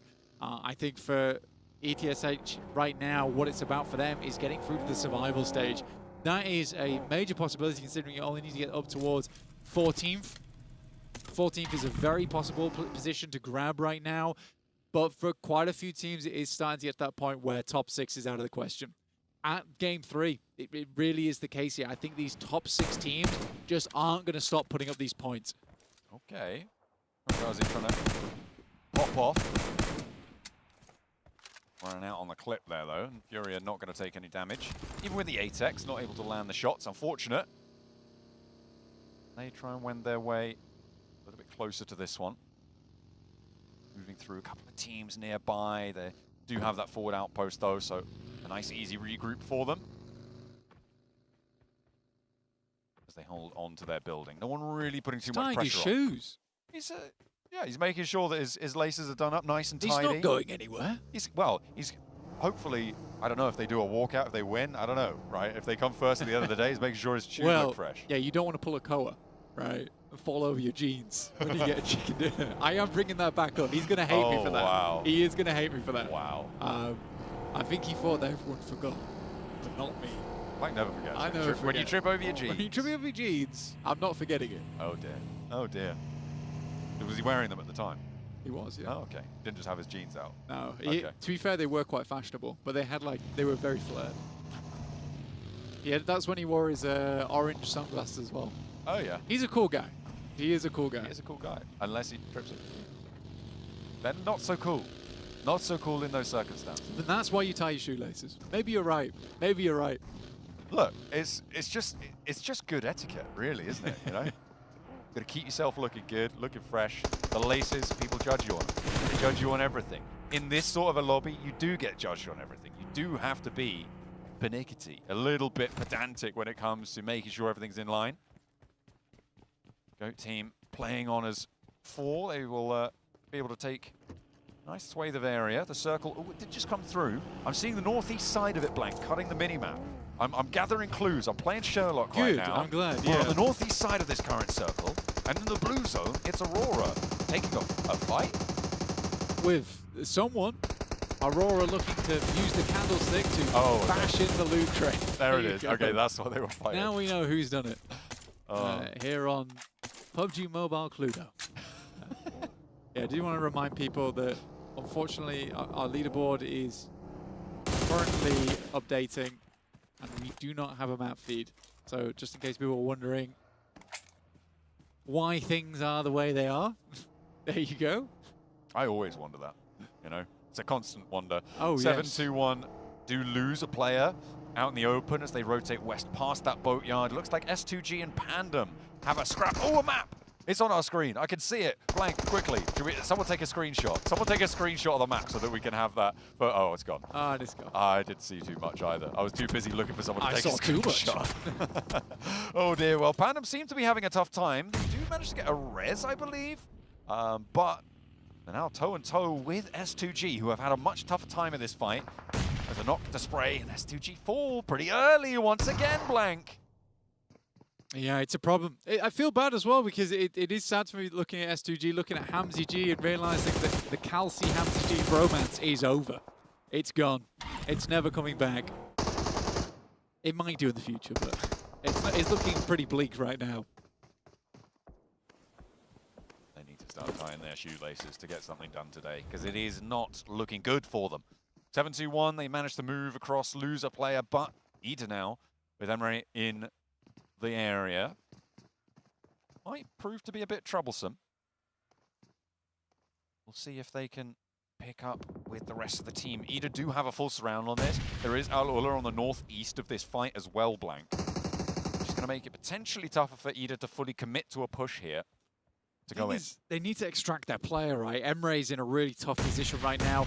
Multiple nades going in. He is lucky not to go down to that next second one. He's just on the edge there inside the garage, which keeps him alive in that moment, which was critical. But like I said, for Ida, they have to extract their player. How do they go about that? At this point in time, Ida's probably wondering whether we just play on as a 3 because getting Emre out, it's a tough task. It's going to get harder now. Aleko wants to step forwards. He's going to flush him upstairs, push him into the angle, but that gives Swain a little bit more prevalence in this angle, but has to duck down, and now they can charge up the staircase. It's all up to Emre on the hold. No assistance for the next 10 seconds, maybe. Pops to the little stair window, but not going to find it. The circle comes through as well. It's going to put pressure on the fight, and in comes the rest of Ida. The cavalry has arrived, and Emre has held his nerve. In the meantime, the rest of them are now up and into the fight, going a lot more even. Potential third party could come into this one, but the knocks are starting to come in. And in through the window, reaches there. Big nade to the back line. And now it's just one player left for 7-2-1 on this angle. Playing well, but only finds the one. Can Voin Chaikari find a third party? I don't think so. That's a pretty wild turn up for Ida. Again, you've got to have that confidence at this part of the day. And with where they are on the leaderboards currently, that's why they're able to make that push. They're feeling themselves right now. It looks good. Swain had the off angle, and they were able to push in. I think they realized as soon as probably Emre's communicating back, and he's like, all I have is a PPP zone, okay? I need assistance badly. And so Ida commits to it. Boars right now in L block, coming up against Flash right now. This is usually Boars' stop-off point, and now they have to fight for it. And it's critical for them. They want to stay in the top 6 here. Magnazada hiding in the alleyway there, avoiding the nade damage. Teammate not so lucky. Robs can't cook it in the kitchen. When able to flush him out, Magnazada wants to try and keep them safe, keeps the trigger pulled there, but runs low on ammo, has to step off the angle. Wind crosses, takes a lot of damage. It's not going to be too favorable, but they'll look for the healing instead. Boars still keeping it together despite losing one. It looks like Voin Chaikari went for a pretty big send over towards Fury's position on the south side. And they're suffering because of it. They're trying to take the shack on the top side right now. I think Fury's trying to play the dip that sits just underneath as well as the compound there. It's a good spot to play in, but we're going to check back in with this fight between Boars and the Flash. For the Boars, this is a way bigger deal here for the Flash right now, and it's not looking good for them. Ooh, Zeus actually gets caught with a little fire spread there. Has to pop the first aid, but a nade finds Snoix in the back line. Win able to find the opener. It's all up to Magnazada on the angle. Has got the AK full of ammo. ammo, but it's not going to get unleashed. And Team Flash push Boars to the boundary, and they fall. I'm pretty sure that was a 0-point game there, coming through from Boars, which is very, very rough. You got to make up those points later on, and Miramar is not always the most fun map to make up those points on. You can be a little bit more tactical about it, but I think Boars typically does excel when they're able to take those engagements. But the Flash, on the other hand, this is maybe just the beginning of a great game for them. Very much could be. I don't know how many players they got left in tow, actually, on the end of that fight, so if there was damage done, could be a little bit tougher. Nice nade, posted straight through the letterbox there, and Igor will go down. For Furia, they're wanting to get him back up, and probably going to be able to do so. They got their players to the south of that, can regroup onto it. In the meantime, Chagri do not have the pressure to push this one forwards, especially with the teams around them. Okay, Circle on our screens right now gives Potato Hill a huge chunk of the west side of it. 4 Thrives. Will they overthink this one? You never know. I think for 4 Thrives right now, they're still playing well. There's still these moments where you really believe they can do it, but there has been a lot of times where they're losing players early. As much as you can get towards the end of the game, it's no good if you're on S2 with Falak as well as Hazaifa up, 2 strong players, but it's just not enough for them. I think 4 Thrives typically does extremely good in those scenarios where they have 4 players alive. T24 is able to excel as that off angle for the team, and the rest of the team can move in like a spear. That's not the case right now. This is not happening for them. First thing to deal with Ida, though, as their first point of contact, it's going to be on the western side of Potato Hill. Like this. Have to defend. Swain trying to poke his nose in. We'll see if it's a welcome presence. I don't imagine it would be, but you've got 4 Thrives. Maybe able to hold it out. A regroup over onto the top of Potato Hill. And yeah, Ida gonna not go for it. Not gonna fully commit just yet. They do have to regroup still. Get a little bit more pressure on as they get their backstop to join up with their front position. Maybe after that, they will be able to find something more. Team Flash. Okay, we are on board with them. It does look like they are a player down. Bozy not in this for the time being, unless he is. Never sure, quite at the moment. So we don't believe anything. I think they're playing as 3. I think they're playing as 3. The game suddenly decided to lie to us. Yeah. But we're gonna just take what we get at the moment. 4 Thrives gonna push further over towards that eastern edge of Potato Hill, allow Ida a little bit of ground to work with. A lot of times that's best for you where you're playing a western eastern position on Potato Hill. Sometimes you have to share that spot. You split the Jack of Potato in half. It's the only way to do it sometimes. Just got to get in there, even if it burns the fingers. Necessary to get to the goodness on the inside, the position that they're going to be looking for. Topsy does take a knock, though, unfortunately for Team Flash, leaving them on 2 now active. Otta trying to leave from apartments, and they are kind of getting stuck in and amongst it as well, although they may be the ones who are keeping Team Flash locked on the inside. Etch, you said they needed big games to even consider getting towards top 6. It's not looking like this is going to be a big game. They've taken a knock. They do get an answer with a nade back on over. Yeah, it's a good nade coming through from Fajita. But for Edge, if they get another performance where they drop in 9th or lower, then yeah, really at that point it's about getting some big, massive games ahead of that to grab themselves 14th place or above. Top 6 is off the cards. The Flash, though, finding a shot over towards Jiggle. Not able to get away from that one. Potato also goes down there from Voynes. He pushed a little bit too far forward. Poked his nose in a little bit too far. The Flash also, again, another nade to confirm the flush over towards Horror. That gives an opportunity for Win to push further out, maybe ahead of them here. But this is a nightmarish push for him. Oh, the last player alive will fall, and it's Sky to pick up the point. Otta able to rack up to 3 now, as they have to play from the western side. The next circle about to show itself in about 5 seconds, Flank. And we will see where that one lands. Still, Potato Hill on that western side, potentially a presence, but we're moving over east. Yeah, it's involved. I think the crazy thing about this one is Potato Hill being over towards the western edge here. There's this big slope that angles itself on this west side where 4 Thrives might have to play around that. It is going to give them a lot of vision over towards the east, but a lot of teams are going to have their binoculars out. They will be looking directly at you. They will know your spot. So 4 Thrives, do they make a southern or a north rotation? Do they try and wrap into this one? Or on that northern side already, don't really have as much decision to make on this. Furia looking to try and maybe start to step forwards. Furia taking shots over towards Etch as well. So a big opener onto a high ground position. It looks like 2 of their players are down. Okay, Ayala with a chance to nade one out as well, but not quite going to connect. Playing on the other side of the smoke, has to be more worried about the shack. Tries to burn it out. Slips down the slope, loses his footing there a bit, but steps up immediately. Checking these angles, making Furia's presence known. They're playing on a split right now, and Silence is going to be a presence downhill with Ayala playing on the 2-player position. Yeah, trying to clear a lot of the obvious spots. I mean, no matter what happens here for Furia, at least they've pushed him off the shack, which is great news for him.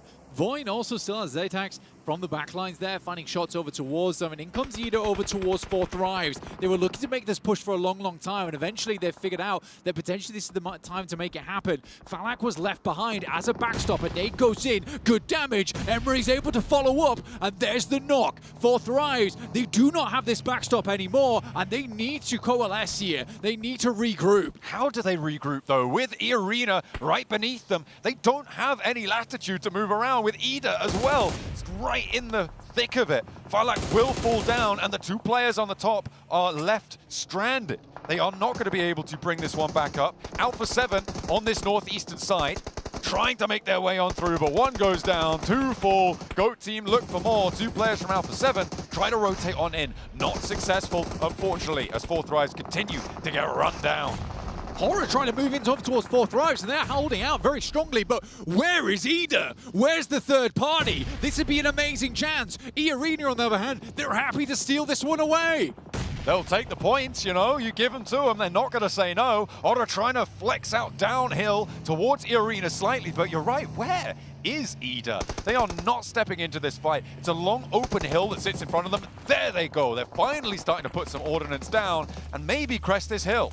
I think they were a little bit too worried about what was happening there. Emre also down as well, so maybe potentially hoping to restabilize. Horror's moving through. There's a crash on board. Sky goes down, and it's a full wipe coming through from Ida. But here comes E-Arena, and Ida is in the arena of their own. Darken for 1, darken for none more, though.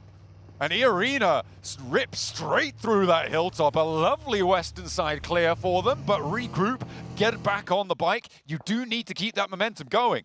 There is not a lot of time to be able to find position into the next circle, which is soon to pop. Etch, tough time on this eastern edge. Gonna get flushed out, will be going down. Hilariously, E-Arena only comes away from that with 1 point, so they're kind of more like the referees of the cage match that was happening on top of Potato Hill there. Bit of a weird one coming through from E-Arena. Thought they'd come away with that with a lot more points, but they were taken away by the likes of 4 Thrives, Ida, as well as Horror. Again, for Horror, they just try to get as many points as possible, it seems. E-Arena wants to continue forward, but that's going to be difficult with Tony K down at the moment. They do get him back up, trying to at least desperately running towards his location. Quite a few teams in the top 6 alive still, Blank, looking to try and solidify their positions here. Furia playing on the southeast side. You've got Aurora still playing into this match from that south edge as well. E-Arena looking to try and solidify. Pandem even on the top, on the north edge. Are still going on this with a couple of players. It looks like, oh, okay, we've got our tower graphic back as well, so you can see the player numbers that are coming on through for all of our teams. The elims they're able to find. Horror able to get 8 elims. They are doing so well right now. This is what I was talking about. It seemed like Horror is the one to benefit the most out of that engagement on the top side. But like we said, where was Ida during all of that? I understand that Emre went down, but they could have easily picked up some more points there. Horror is just playing with reckless abandon, and it's working. Extracting so much value. The team from Nepal doing bits right now, Blank. They are so far ahead now at this point. I mean, the gap is going to be insurmountable. You were saying that you're going to start to count Etch out of getting to the top 6. I think it would be impossible at this stage for Aura not to be in the top 6. With only 2 more matches left to play, it's just not possible. Yeah, well, a 70-point day is an incredible day at a global, right? An 80-point day is just insane, and they're on track to hit that kind of marker come Game 6. So for Horror and Nepali fans alike, this is an unbelievable performance, and they've got to be very happy with how their team is currently playing. Pandem, they started really big today, but the amount of points put on top of that really hasn't been all that much. Because remember, they started with a 29-pointer, John. Absolutely. So only getting, what is it, 9 more, and then the 2 they found here, 11 points, and whatever more they find into this match over the rest of the day. Not what you'd expect. But nice shot. Lovely from Ayala to find top. But it goes to show just how important Rondo is, right? It goes back to what the desk was saying at the start of the day. How important is Rondo? It can get you into the top 6, basically on its own merit, with no other follow-up strictly necessary. Even though Zjol wants to find a little bit more to sprinkle over that one. Zjol is just bringing the thunder and the lightning at the moment. 6 nades as well. It's a long toss on the nade. It looks fairly good. Bounces towards him, but just one too far. But that could have been something nasty. E-Arena, though, they're not going to let him off lightly. Continuing to send nades down towards Zjol's position. They understand the tree he's on. Ayala keeps his eyes in the sky, but these nades are a little bit too far. That bounce is good just round the backside, but Zjol keeps him flying. Oh, he do-si-does away from the first. The next, got to tag a little bit more. There's a third party coming in. E-Arena, okay. Able to find the backlines, and Ayala steps out for 1 as well. Knocks him for 6. And that's going to be Aurora down, only on 3 elims, not a monumental game. And E-Arena still only on 1 point on the western side, but playing as 3, and looking to try and push into the top 6 and maybe move balls aside. This is Furious Day in the sun right now, though. 25 points in that top 6. E-Arena kind of challenging them. They do go down. 27 points, looks good though. Balls stay ahead of them at 28, but that could change right now if E-Arena get themselves a boatload of more points as we get further into this one. Currently towards 5 teams remaining, so a top 5 at least secured here. 3 extra placement points for E-Arena. Goat team now with 3 players on the east side. Nobody on all 4 players. The nades over the top for Goat team, looking to try and keep that pressure up over towards Al-Ula, who have been keeping their noses clean so far into this match for quite a while. They have been playing as 2 for a long time in the center of this circle, but with a hard north shift on this next zone, they are now very much up on the chopping block. Pandem hoping to push themselves a little bit further here. Have the full secure on. I think it's looking very likely right now, but they just needed 1 extra decent match, and that was it. And they're already into the placement points. They have a few players still left remaining to work with here on that northern side. Unlikely to be the first to face either against these teams, so looking for a top 4, top 3. That's all Pandem's really needing here. Just keep it chugging along. Just keep it going. On that northern side, there's a lot of danger from the east flank, though. And they have to be worried about it. A little bit reserved now, with no full 4 teams, no one having that massive presence in these circles. Goodness me. Skin of his teeth on that one. Alula, though, will take a knock on the back line. TNK actually backed off the angle by Voinchaikari. But as I was saying, with no full 4 teams, no one's taking a massively dominant position. That's going to slow things down until stage 8 pops, I imagine. Unless TNK wants to turn around and clap back over towards Voinchaikari, of course. He's able to find that knock. Like I said, what you're looking for here is placement points. But with a big western shift on the circle towards E-Arena, now playing a little bit more of that high ground capability with some hard cover to work with, TNK's in a great position already. He has a fair bit of circle to work with as well. He just needs to take shots at these teams making their way into the circle now as they expose themselves. Pandem, Go, Alula. Nades over the top, the bullets flying back and forth. Alula will fall under the pressure, not able to withstand. But it is up to E-Arena now to hold this high ground against the encroaching players from every angle. Nobody else really has a foothold here, Blank. It is an uphill struggle against E-Arena. It is, but Moment's taking shots. I mean, they just cannot expose themselves for a second. Good shots here from Force over towards Chabrunki. And Last player to stand, gonna get flowed around the edge by GOAT team, but they have bigger fish to fry as well across the way because TourneyK Mormons opening the floodgates and just unleashing a tidal wave of bullets out their way. The volley's just too strong. The nade over the top, trying to seal the deal for GOAT team and get Pandem out of this one. That nade looks good. It's right on his toes, but he's not gonna dodge it around the edge. There's the blue zone. He denies the point, to be fair, but Voinchaikari capitalized. Now, 2 versus 3. Voinchaikari completely known on the position. One goes down, the second soon to follow. And E-Arena find a second chicken dinner today. And more importantly, make their way into the top 6 off the back of that. Both Boars as well as Furia were in contention there, but that will drop Boars down towards 6th. E-Arena jumps up. Really, really good stuff. And I mean, for 2 chicken dinners, you'd sort of hope you'd be in the top 6 at this point. Oh yeah, that's what you want to see. Get in towards those top 6, in towards the last 2 matches as well. 2 chicken dinners has such a massive impact, and that is what they're going to try and capitalize. And the first team to bust out 2 chicken dinners in this tournament, it's gonna be E-Arena, clutching it up in this one, and right on time, 7, because that will rocket launch them into that top 6. That's where you want to be. We have been giving credit to Hora. We have been giving credit to Pandem. And honestly, for this squad, with that performance, I'm pretty sure they're going to be pushing themselves up to that top 6. And I got to give them some credit because the third parties that they were able to do on Furia and Soul, while they were fighting, they went forward, they made sure to clear them, and they just keep taking full control of some areas of the map here, Max. E-Arena, the entire game with the binoculars looking like, what the hell's happening over there?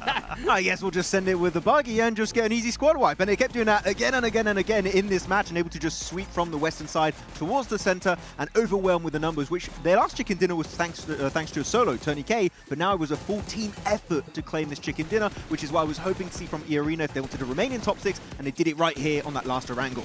Beautifully done, and that is the last air gale of Group A. That's so crazy to say, right? I mean, we're left with just 2 matches of Miramar. All our eyes are going to be locked on top 6 and the bottom 2 there, and we just saw like Aura as well, you know? I'm just making things happen once again. 0 placement points, yet 8 eliminations, and they were #1 thanks to that previous game, right, with a chicken dinner on Military Island. That's it for me. Ticket has been punched.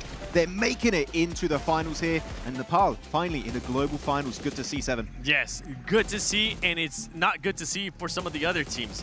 Because, or is it actually good to see now that I'm thinking about it? Because if Hora does end up keep performing like this, collecting a lot of points, it's just going to make that top 6 even more compacted threshold. Yeah. And in the past, we were talking about, okay, 40 points.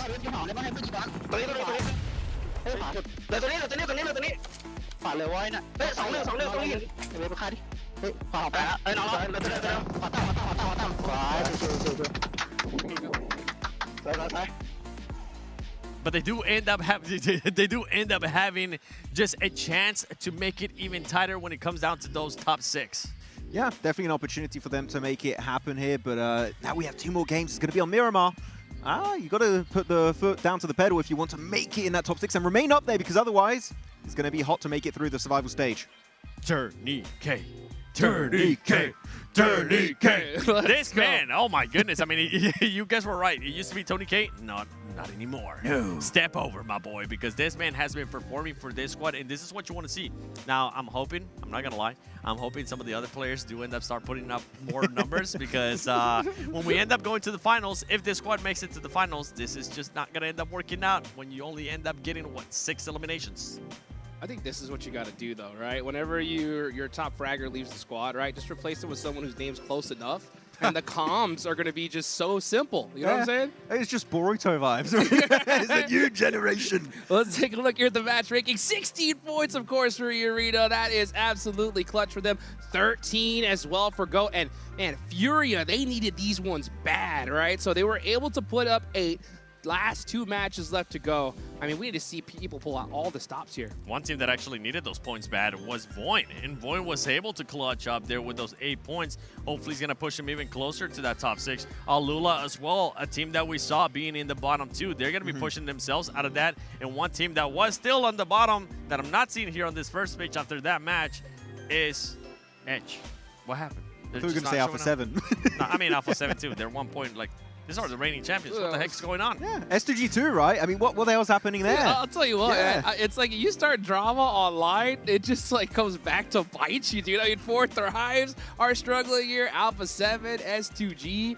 What is going on? I mean, at the end of the day, we know that these teams, one good game and it could rocket launch them up. But, I mean, S2G, they're in the bottom 2 here, 7. And it goes along with what I was saying in regards to a team being able to put up good points and just keep stealing points over and over again. It's just going to make this even more compact, boys, as we can see right there. Yes. Right now, 6th place is separated by just 1 point when you end up looking at that 7th place, Max. So we're looking at these leaderboards, right? Top 6 is where you want to be if you want to make it straight to the grand finals from Group A.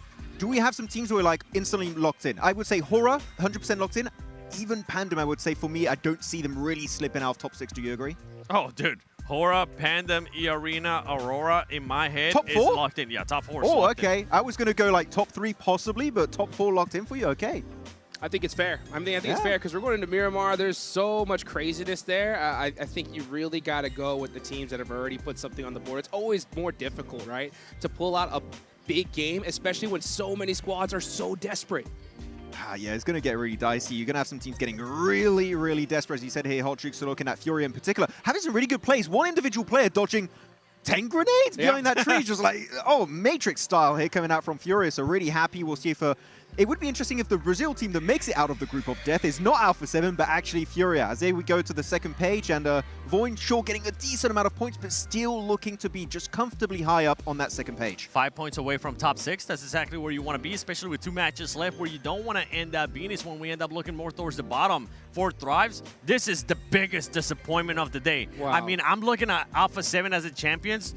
Honestly, I seen them kind of slow down, but for 4 Thrives, the expectations that we had, and I know we didn't get a chance to actually show the interview that I was able to do, and I talked with Naki, but I was pretty much talking with him and asking him, what's going on with the squad? It looks like you guys they're just not able to make up their mind. They're overthinking stuff, and that's exactly what they said. And he came down to, guess what John was able to say during the match as well, how important Rondo was. That was the starting match. That was the starting map. They usually use that as a booster in a way. Launching point. As a launching point, and it didn't end up going their way. And once again, it looks like 4 Thrives. It's just getting into their heads. They cannot overcome that hump. You can't let one single game demoralize you to this extent, because we've seen so many fumbles. Even this last game, they were holding on to the side of Potato Hill, and then they just get completely overwhelmed by 3 teams at once because they were playing just a little bit too passive, in my opinion. They have that potential, but I think that in this case, for Group A, I think it's game over.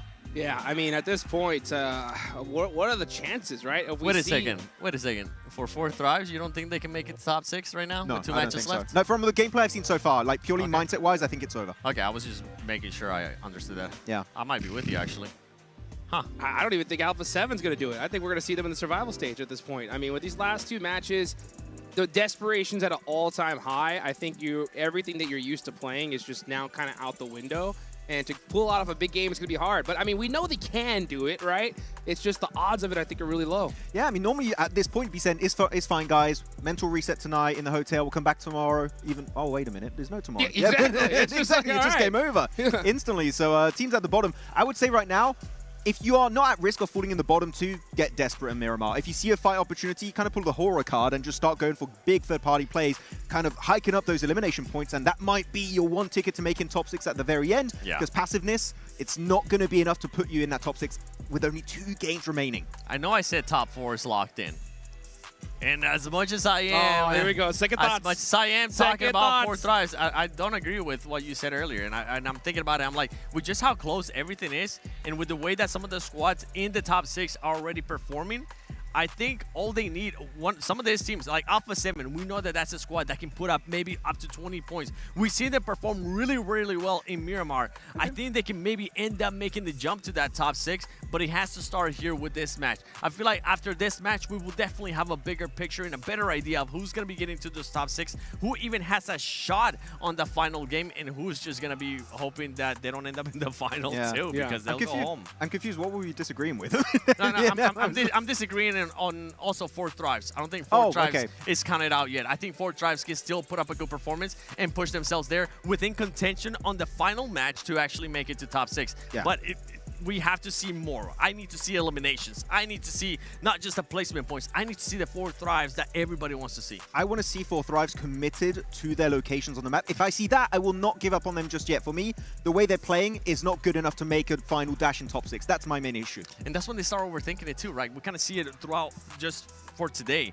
They get into a location and they maybe take a fight, and then they just either back away from it or just go do something completely different that makes no sense. Yeah, really confusing times for 4 Yeah, thrives. I think out of those two, I mean, I think if anybody has a chance, it's Alpha 7. These guys definitely have all the experience in these kind of like tough make or break situations. So, I mean, if any squad can do it, it is them. But the odds are so stacked against them right here, right? You got Furia, who have popped off multiple Smash Point wins in other big events, right? Yes. I mean, they are right there on that cusp. They're going to be playing extra aggressive. All those teams in that mid pack are kind of going to make things more difficult. So it's definitely going to be harder, but I would love to see it. I would love to see some crazy pop-off match from one of these 7th, 8th, place teams on down that just rocket launch them up and just shake things up. I want to see Voin step up. Sure, they got himself a decent finish here. They got a 2nd place, but only 2 eliminations in the 2nd place. That's really low for a team that gets to the podium.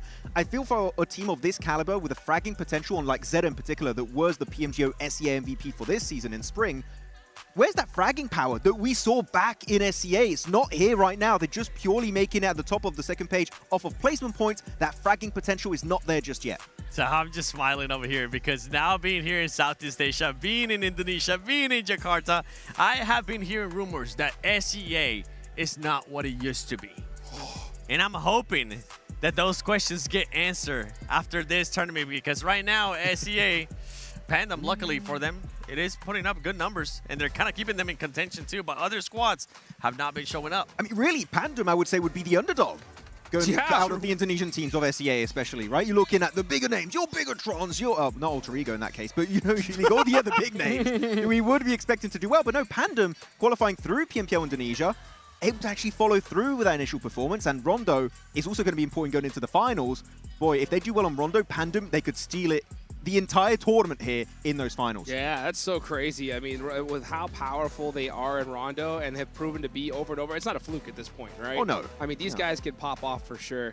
And, we want to see a little bit more consistency at some of the other maps, but, I mean, when you have performances like that, it definitely shows your domination. One thing that I go as I look further down the leaderboards, I think there's 3 squads in particular that have gained a serious fan.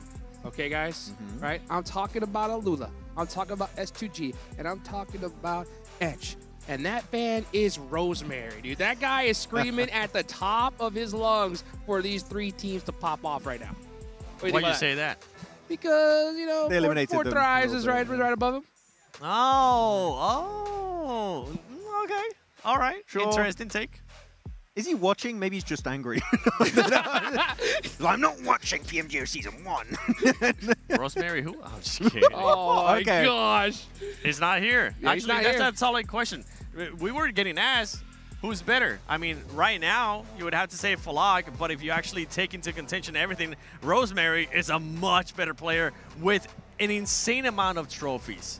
To speak for himself. Falag has finally found such catching some of the other trophies, but this performance right now is not what people want to see. Well, here we go. For the first time in this tournament, we are going to Miramar. We're headed to the desert, baby. The last 2 matches for Group A. Let's see which teams are going to be able to make that clutch win, that crazy amount of eliminations to rocket launch them straight into the grand finals. And we're talking earlier about playing paths that we were able to see that we didn't really like in Aaron Gill, especially towards the end. We actually liked the last one.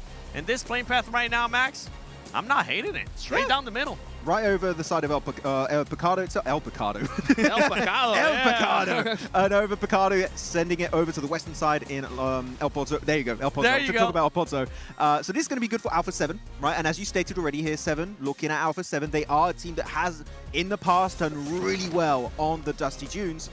And this could be the map that literally brings them back into the tournament, secures them in the top 6, but they need to get the points on board. And hopefully, no one's going to commit to the hot drop in that city. Realistically, how many points do we think they actually need? In my mind, I'm going to say 9 points. 9 points. Ooh. Give me 15 to be safe. Alrighty. I like the way you think. I was trying to be generous too. I wasn't trying to go too high, but yeah, 15. Give me like 50 points. I think that We're could not in work. Rondo, sir. Oh, yeah. Oh, I forgot. No recall. No recall indeed, but you know what? It's time to call in our casters with a beautiful circle on Los Leones. Let's take it on over to John Allen and Blake. We got a city slap bang in the middle. Los Leones, the main feature of this first circle on Miramar. And we'll see how our teams navigate the terrain around them. We're hoping that there's no hot drops. It looks like we might be going that way.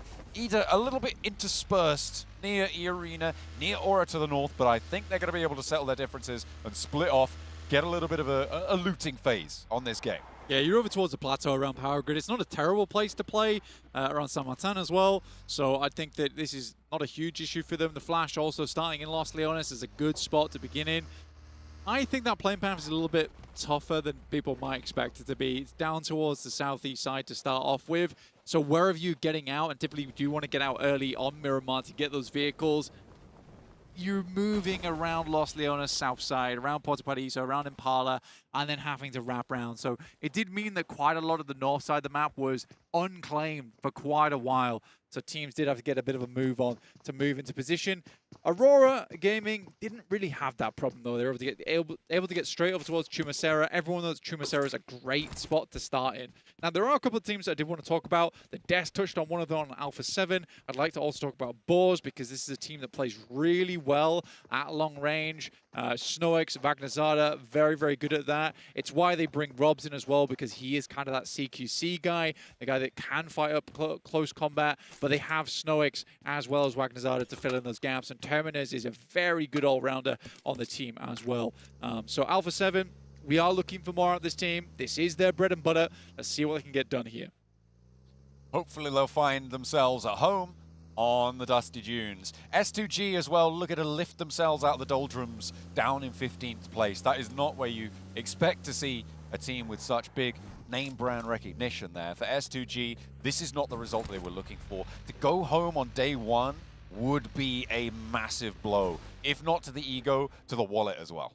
Yeah, I mean, for the org, S2G is such a well-known, it's a household name as well in Turkey. So I think for them to go out, like actually in 15th, 16th, go home. I do want to remind everyone that we play these groups out. Top 6 goes through, 7th through 14th, through to survival stage. But 15th and 16th, they're gone. They're completely gone. They'll be taking flights home after this. So for S2G, there's still time to fix this, but it's not looking hopeful at the moment. They definitely can jump up, and quite far, all things considered. We talked about the impact of a single chicken dinner, right? And the point differential between 10th and 6th place is 10 points, right? That's just a chicken dinner on placements alone, and definitely able to try and exceed that with Elim. So yeah, very much strikeable for everybody who's 14th and up, and even to an extent from 15th place. As much as it's difficult, it's achievable. However, that boundary is going to move. Right? Yeah. So you need to be going further than that. On a brighter note, I do think for Miramar, it is probably a better place for the guys on S2G anyway. Solke is a little bit of a strategical thinker. Miramar gives him a lot more time to figure out those next steps, where he wants to take the team. Lost historically one of the best long-range players we had seen come out from Turkey. Dominated back on Vikendi in the day from castle positions. He was the one you really wanted to look out for. So again, I think for S2G, Miramar, this is a good spot to start fixing things, making things right.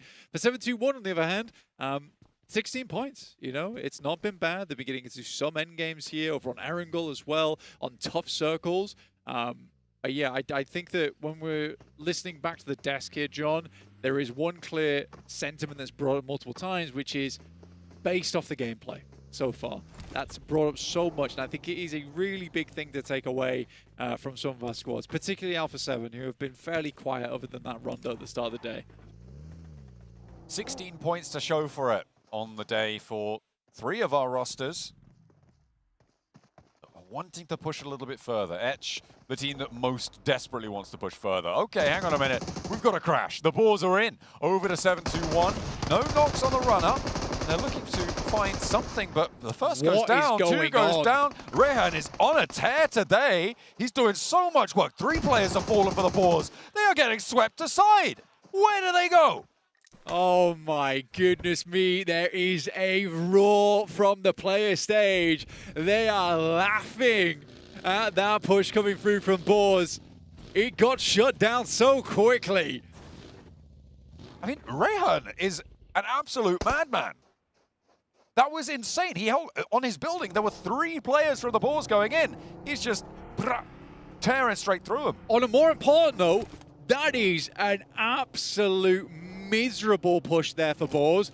Knowing they're in 6th place right now, they've got 1 game to rectify this. And this is after I made a big hullabaloo about this team being good on Miramar. Well, they won't be able to show it this time around. That is really tough stuff on the bubble. With Furia breathing down their neck. 1 point difference. GOAT team, Voin, Chaikere, all looking to try and just push past that boundary.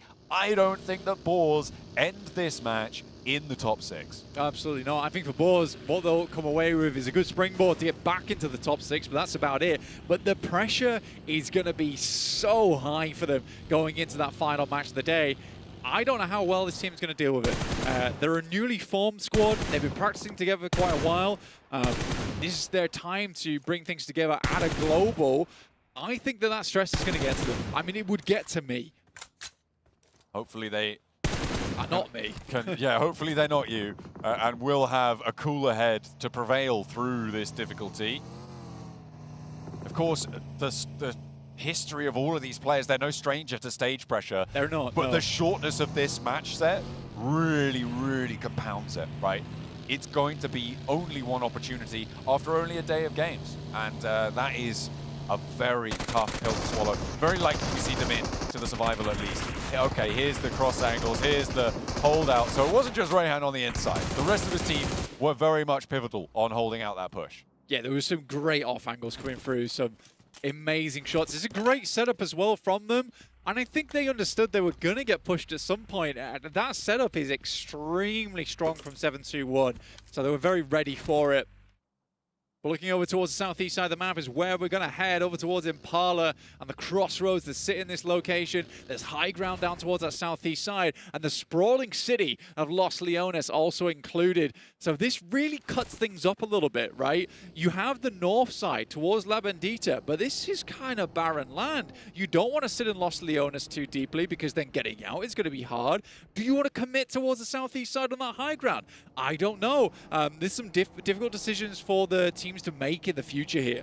I'm interested in the teams that are chasing right now. For GOAT team, this is great, right? They're in 8th place. They've already got an elim. They are really starting to hound down that 6th place. But for Furia, on the other side of Los Leones, they are actually right next to Voin Chaikere. So there could be a battle to decide who gets the chance to take on GOAT team on the south side. It is very much this group of 3 teams that is chasing that are all in the same location on the circle. The Boars want this to go really badly. They want that to stop. Can that stop, please? But yeah, I think that even for these teams, Aurora Gaming, they're on the pursuit right now. They're heading up back towards the side of Furia. They're heading through that south side of Los Leones. Ida here, trying to escape. They're right on the funnel. And this is the problem La Bendita causes. Teams have to move around the side, which more often than not, pushes teams closer together. So you have Alpha 7, you've got Pandem, you've got Ida. Ida now has to make this big swing towards the east, towards Impala. They're likely going to run into Alpha 7 at some point, and because Alpha 7 took a bit of a wider wrap earlier on, they have priority on the zone.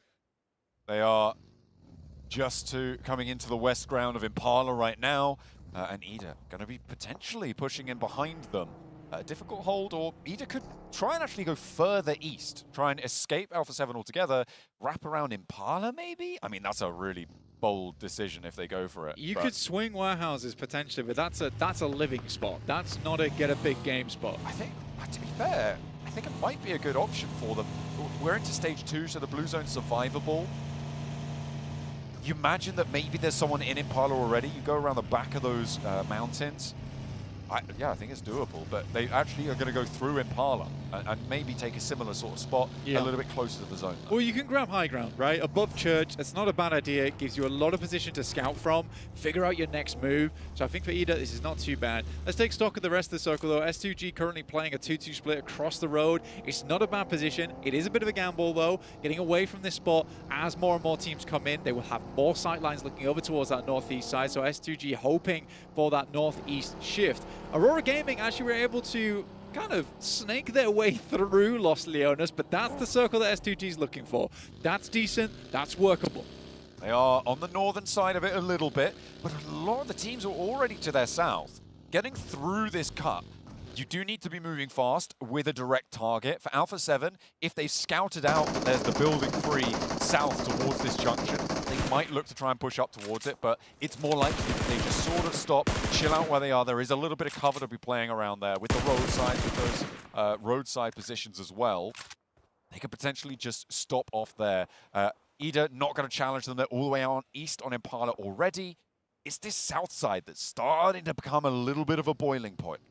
Yes, it's around a lot of the high ground as teams start to push out of it. Furia passing by Voin at the moment, quiet as they can, to be honest with you, trying to not alert them to their presence so they get ahead of them, they should take them out earlier. Go, though, opening up over towards Aurora. Aurora trying to push further and further through. This is the team that's coming into the circle with limited information, John. It's a high nade. It's a big toss coming through from Ayato. It goes a little bit, swings far. That next one looks fairly decent, but that one also swings down the hillside. An unfortunate bounce on it. Just a little bit over the lip. It's not going to connect. The spray downs look pretty good, though. Pretty solid. Force. Wow.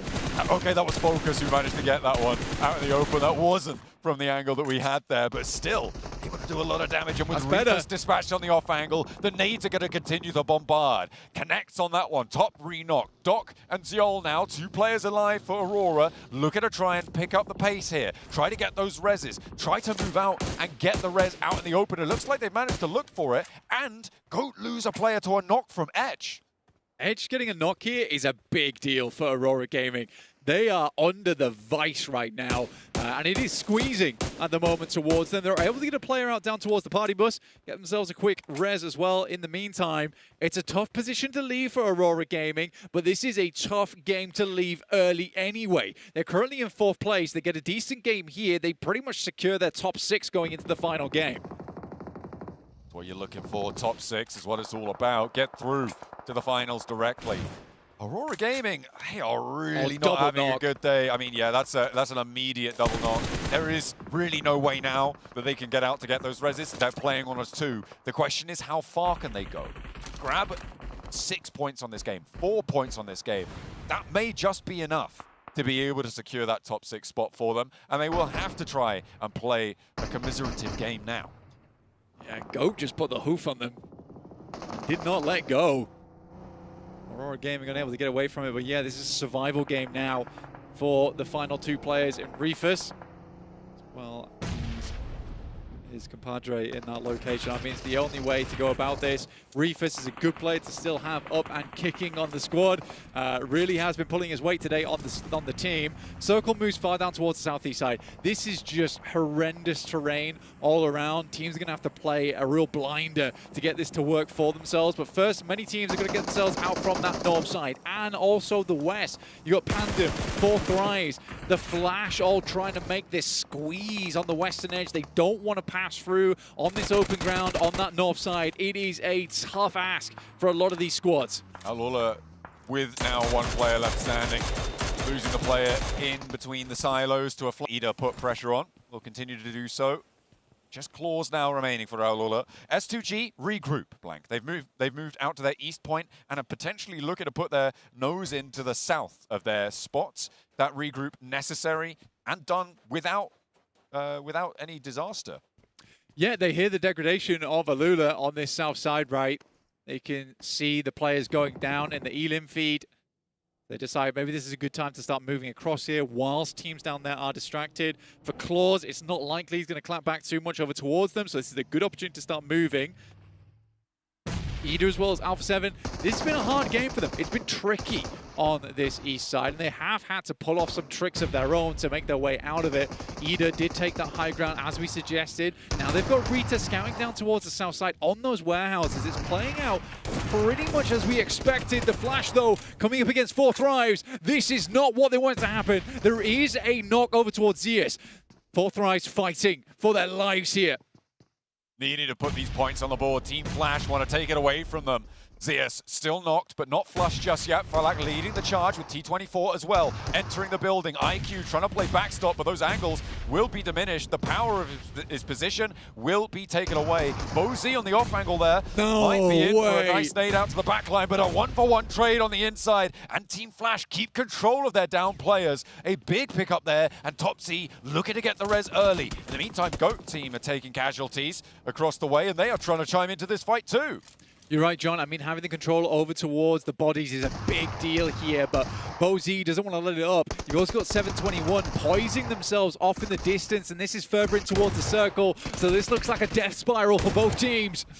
4 Thrives now with IQ and T24, but they're knocked down to just the 1. The angles are low, and the points are just getting slurped up from those angles. In comes 721. With Falak still on his feet, he won't find himself there for much longer. Now T24 has a chance to step up to the plate. Goes for 1. Can he find more? I don't think he's going to be able to do it. And 4 Thrives fall on the east point of Los Leones. 20 points found this game, but teams ahead of them starting to gain a little bit of steam, a little bit of action inside of this map, and they continue to go further, marching towards that 6th place position.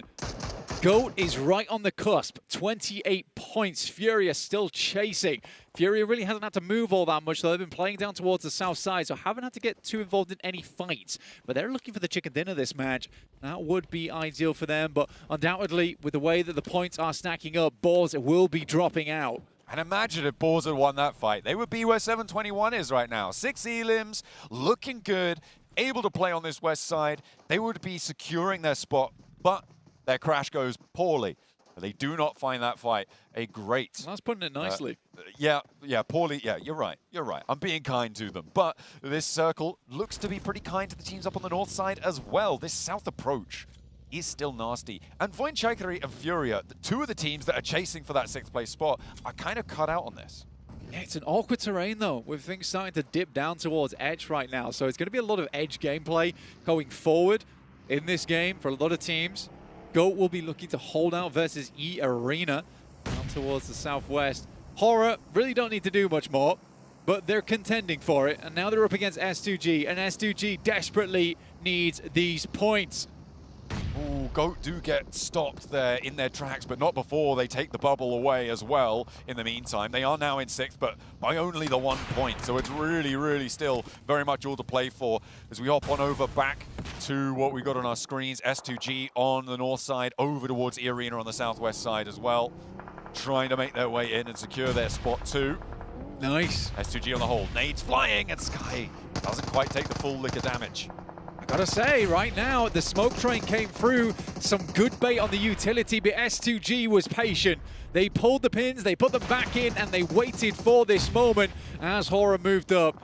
Again, I like the bait coming through from Horror, but it just has not worked here, and it's a fantastic nade posted round the side, and S2G come out looking squeaky clean. Not can be said for Alpha 7, though, as they take more and more casualties, and they are down in 13th place, just 17 points, the previous PMGC champions. And they may become the bubble team after this match as well, with S2G looking strong on the north side. The placement's going to be kicking in soon. Alpha 7 draw far too short for their own liking. Alpha 7 being on the bubble of elimination going into the final match, Blank, is an insane story. It is almost criminal.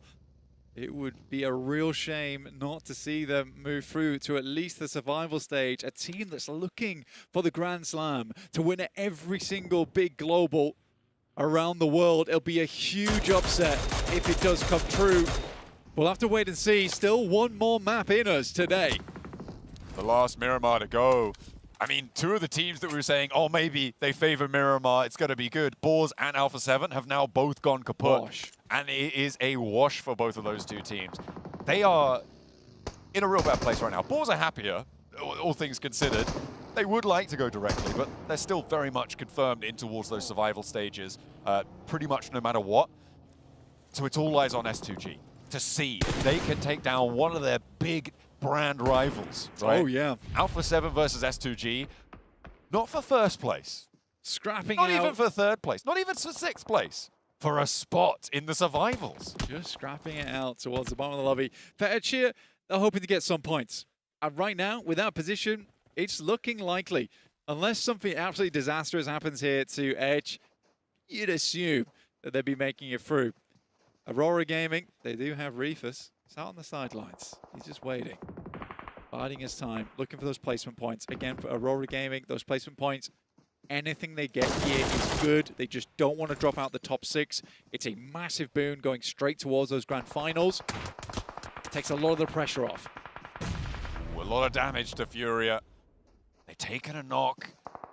Eagle now going low as well. There are off angles coming on through. Ida making it tough. Furia going down to a lot of shots. A knock came through from Point Chikari as well. I mean, this is good news for the Bulls. If this south side resolves with both of those two teams going down, it means that no one's going to accelerate away from them. But if one of them earns the points from the other, that's still not good news either. I do think for Fury here, yes, they had this south side, but they needed to start posting up scouts, right? That's the big thing they need to have happen. They need to secure this eastern side as teams came in, because Ida's going to cause a big amount of problems for them. Might even cause some casualties. Right now they are dealing with it successfully though. There's still players in the back there with Emre, Swain, as well as Darkin. But they've got the bead on Fury now, which is kind of a problem. It is a real tough going for them. A nice pickup comes through. Over towards Swain, and Ayala looks for the flush. That one will be snaffled away. Furia move up into 7th, so the Boars drop one place further. More potentially on the cards, and maybe the Goats are next up to go down. With the placement points also kicking in fairly soon, they may be able to guarantee breaking that tie against Goat team in that 6th place. 7-2-1 may have finally met their match in the arena, as his only Joker to get knocked here. Looks like they're going to be able to put that one back together. Mormon steps forward, has got the spray down for the backup with his teammates. Wow. Okay, that was way too dangerous for my liking. Now they need to get the reses on pretty quickly because Arena have to move. I mean, that was pretty intense, dude. Very, very intense. Almost was disastrous for them. Furia moving up over towards the remnants of Ida. Good shots coming through from Darkin. Emre is down. Darkin trying to keep it all together. Finds 2, but it's not enough. Furia able to roll over the spot, but at what cost? They do jump up into 6th. They are flagging now, though, and S2G are over the hill. Their chance to put more points on the board as they get their position on the east side. A big flex out for them. Pandem as well on the southwest edge. Looking to try and hamper Arena as they leave the spot to crash in towards Etch, of all teams, in the middle. Yeah, I mean, Etch is just trying to get themselves out from that bottom side of the tables. S2G clean up Furia. Now, the huge thing here is now the tables get so incredibly tight for the top 6. You're 28, 29, 32, 35. It's all possible on that next game, even for 7-21. Voin is also going to post up some big points here, potentially, from this south side. The last game is going to be monumentally difficult. It's so close on these tables. I mean, even on the 11th, on the 14th place bubble, it's going to be a tough go of it, right? Because you're talking about ones of points between these teams. Yeah. Even if that's the case, right? You're talking tiebreakers at this stage to see who's going to be able to jump through. S2G have elevated themselves here, Blank, out of 15th place. They are into 14th. And they will be jumping up further as well. The question is how far. Of course, the placement points guaranteed to them when they finish their game will guarantee to push them further. But the question is how far. With 5 elims, an eastern side flank onto the majority of this lobby, they could go far. They could. I mean, it's a hard one, man. Our format right now is like running a unicycle through a barbed line tunnel, trying to get towards that top 6. I do really feel for the players in this situation, but you got to give it your all here. It's the only way. for Voin. They're still looking strong on that south side, but S2G, it's been a good performance so far. Mormon, great nade over towards the guys on Pandem. They are looking battered and bruised, but they immediately went for the res, and Mormon just has to post another one. It's the easiest second nade of his life. And he looks for more as well. Gets a knock, gets another point, and Pandem cannot find their feet here in the solo scrap out. More nades still in the pocket for Mormons, and he wants to post them over. Not quite connecting, just into the buggy in time. He may be running dry now on the nades, though. Doesn't have any more in the pocket. Has to try and burn out the ridgeline. Pandem try and divert. Etch now up to bat against Pandem. Playing as left three. the building, though. They have left the building. They flexed out. They've pushed up. They were trying to third party. And the internal team now has to deal with it. The first knock is good, though, and a lot of damage done besides. Speed nades in through the corridor, tries to bounce it, looks good for the knock, but he gets the flush instead. The long range, but there's a player behind him. They need to be worried about him on the inside. Oh no, he's given them the turnaround. And the solo now for Pandem may have opened up Etch. Dimsy looking to make this happen. Fajita goes incredibly low. Dimsy's going to go for the first aid kit at the same time as Fajita. He'll hit his first and can peek first. Moves over towards the backside, towards the paneling. Tries to get towards the top of the stairs here on the decking. But Fajita in a troubling spot now. For Etch, they made a classic mistake. Left the building whilst all the players were still in vehicles. But very quick decision-making from Pandem. You've got to give them that. They made that choice and they're going to stick to it. Fajita on the door frame, though, puts them out of their misery. And I mean, this is the best spot we've seen from Etch for a while, as Voinchikari now tried to step up, but they've got Reefus to handle. They'll be able to do it. Another team falls, and another set of placement points adding to that tally of Voinchikari. But still, 3 points there for the guys over on Aurora Gaming in terms of placements. Reefus gets them far into that game. Etch stays alive, and it looks like Voin's going to take it all. And for a team that was looking a little bit worse for wear on the tables, they had not many points at the start of the day. This is a real turnaround. Points now at a premium for S2G on 7 elims. A chicken dinner, getting a 17 to 20 point game. Would put them in the running going into the final match for a 6th place spot. And I mean, it just goes to show how volatile this one-day format is for these qualification spots. It's very likely that they've already done enough to solidify their position out of the bubble on the bottom side, but how much further can they go? Voinchikari as well, looking to try and jump up into that 6th place spot. Yeah, what else can they grab here? For S2G, the way they're lining themselves up, they've got an MG3 as well, which is nice.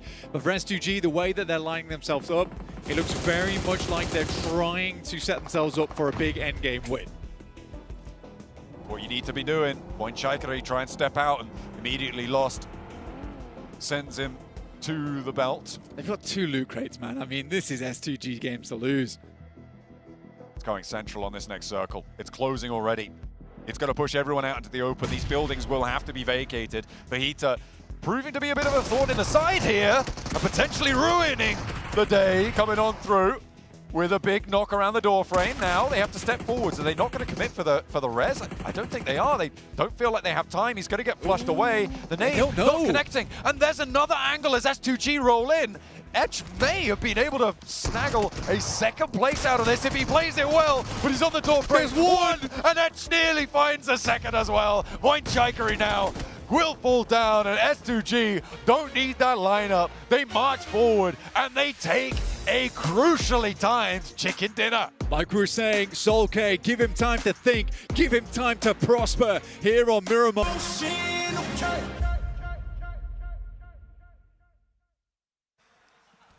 What is happening?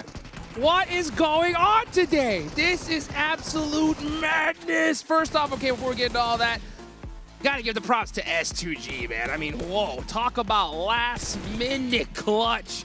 I know their owner is doing a little viewer party here, and he absolutely popped off with that win, and I completely understand why.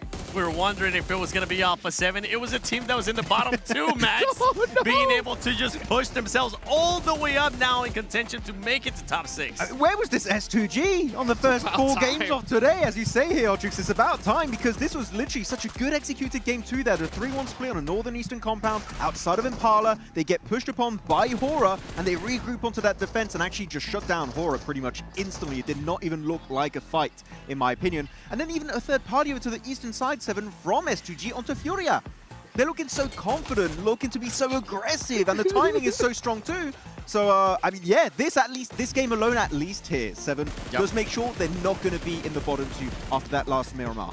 They're still going to have a chance to either go to survival or maybe end up in the top 6 because honestly, once we end up seeing the overall, due to teams performing so well today, they just have compacted that leaderboard so much, and I can't wait to see how much compacted it's actually going to be. How many points? Is it going to be 1? Is it going to be 2? I mean, look at these replays. We just saw more. With all the nades, he just destroyed all of Pandem with like 4 or 5 grenades in a row. It's crazy moments.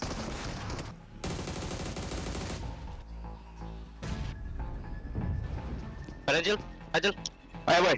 Pedin. Berdua guys. 2 1 Waduh. Nice.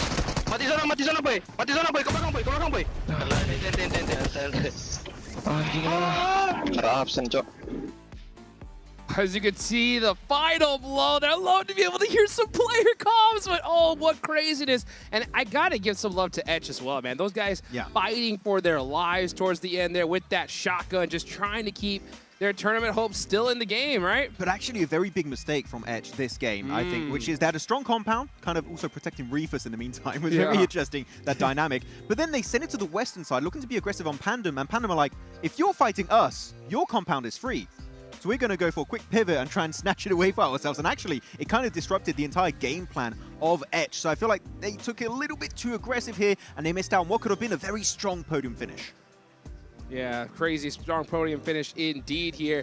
But man, I'll tell you one thing as well. One team that was starting off very, very slow and suddenly started really heading off for the races here. It's got to be 7-2-1 here, 7. Yeah, well, we're giving credit there to Edge. We got to give credit to 7-2-1 because my goodness, that defense that they had on board was absolutely spectacular. Not only that, I think it was Rehan that was able to get 2 players with that DBS, and they just shut down the push from Boar so quick that I don't even think Boar was expecting it to happen. It was just in the blink of an eye, and 7-2-1 was on top. We didn't know we queued for TDM. That was really quick. What's going on? But no, especially the fact that Boar went out. They were the cutoff team, right? In 6th position. They went out, followed up by then Go, and then who was remaining there? It was Furia. They got actually a decently strong finish there at the very end. So maybe Furia could be looking to make a final jump in the top 6 and be the one team from Brazil to be in top 6, which we wouldn't expect. I mean, they are the champions. Yeah.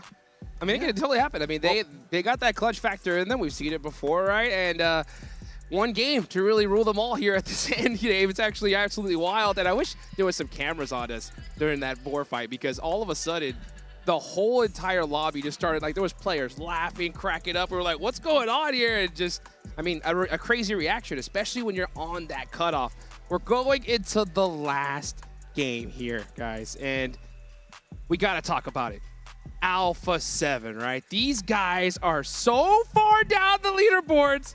Why am I a little scared, 7? Why am I just a little bit nervous? I don't like this. I don't like something that we haven't taken into consideration. What? It's a previous rivalry that happened before. Oh my goodness. Not S2G versus Alpha 7, but what's one team? I'm gonna test you on this. I'm gonna put you on the spot. What's one team that had a rivalry with Alpha 7 in the past? It starts with an H. What, Hora? Yes, sir. Oh, back in PMWCO last year. Oh, that one. Sir. Yeah, okay, yeah. And that's a team, Hora Esports, is a team that's currently in the top 6. Oh, and we've seen it in the past. Usually this happens in the final day. And this, even though it is the first day of PMGO Season 1, it is the final day for Group A. And I'm expecting some people to just throw a little bit of a BM. No one's going to let that go if you go from world champion to bottom 2 of your group, right? That is going to be held against him for the longest time, and that's going to be some good meme material for S2G. Dude, well, I mean, I was talking about Dynasty at the beginning of the show. I was talking about them maybe they're going becoming for the triple crown. It is a dynasty team but a bad one. ever. all right. No, hey, settle down. Settle down here, guys. You know what? You make a crazy point there, 7, right? Because I mean, if you're going to go and you have so much money on the line here, you got the Esports World Cup right around the corner, right? If you can do something to get the championship team out here now, right? Oh, wait. You're thinking what I'm thinking? I'm thinking if Loops do well in the other group, and we do see Fury make it here, they Alpha drop 7. down. There's only 2 slots for Americas. We don't have Alpha 7 at PMWC. Goodness. Ooh. No defending champion? Ooh. I got goosebumps. I can't lie. I got goosebumps there. At least we have Yangon, so that's a something. possibility. If they... Are they going to get... They already It almost invited. feels, I feel like we're just talking dirty. This doesn't feel right. I mean, that's absolute crazy. I like that we both clicked on that too. I was Neuron like, Alpha activated. 7 might not even make it to PMWC. Huh, interesting. Unreal, guys. This is where it all comes down to. I mean, this new format, I love it. I gotta say, this is just straight chaos here at this moment. I love to see it. Now, the reason why you love to see it is because it's freaking mayhem. That's and we love right. mayhem. That's exactly why. Oh, man, absolute mayhem here. Of course, we're live in Jakarta, Indonesia, going into that last match of Miramar. But you know what? We'll be right back after this short break.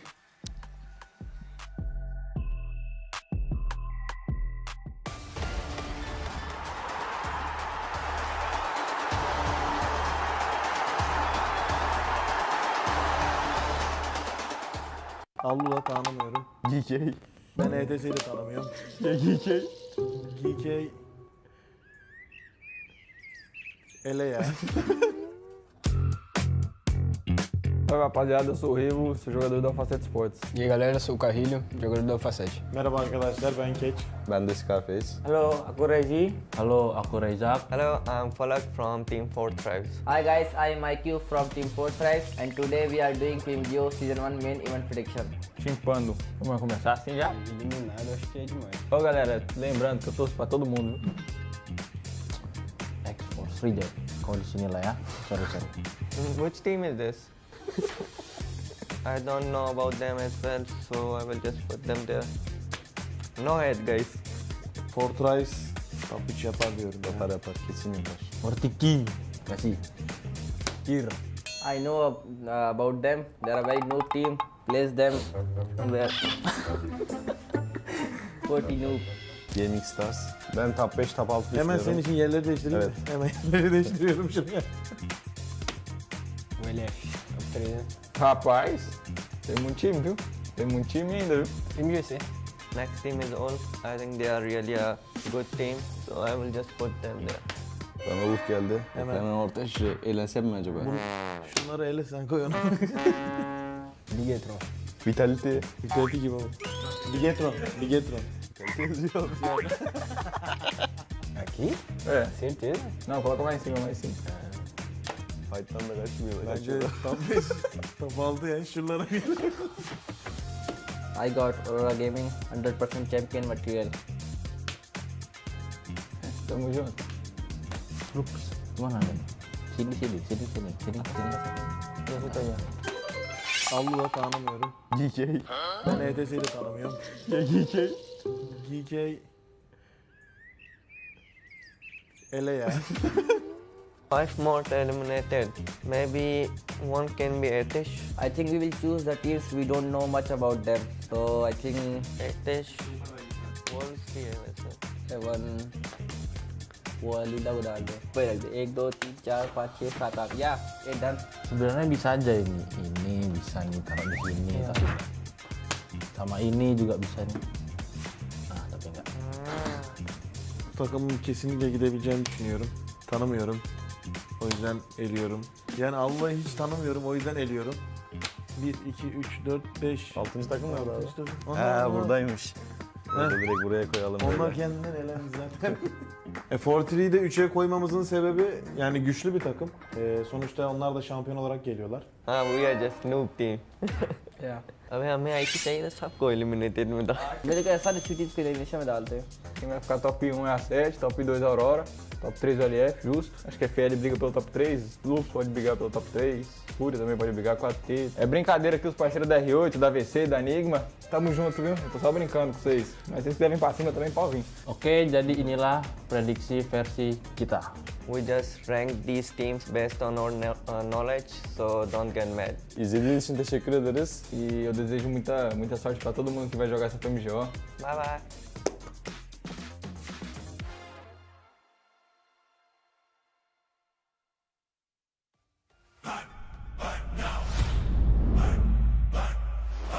Play more than go.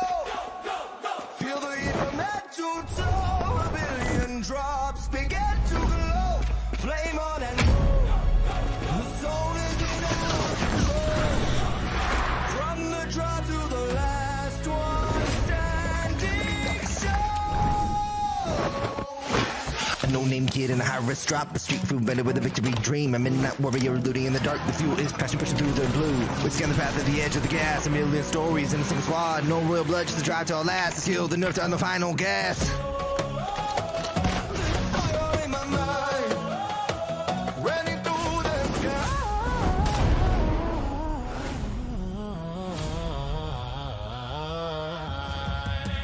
Play more than go. Feel the heat from head to toe. A billion drops begin to glow. Flame on and go. The soul is in our control. Flame on and go. The soul is in our control. From the draw to the last one standing show. Flame on.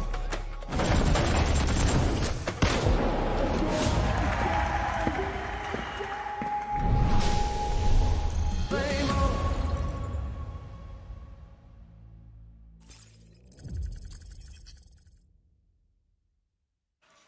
And we're back getting ready for the last match here for Group A, the Group of Death. And we got some crazy squads at the bottom of the leaderboards that have contention of possibly being eliminated right here, right now. 6 teams are going to be moving on over to those grand finals. Now, hopefully we'll get the overall leaderboard soon so we can really break it down. But when it comes to those overalls, just kind of looking at some of those numbers and crunching them, I think we may have top 4 or 5 teams pretty much locked at this point, right? So, I mean, if you're looking to go to the grand finals and you're one of those mid-pack teams on down, there's pretty much only like 1 slot available. So, I mean, just how crazy is this last match going to be?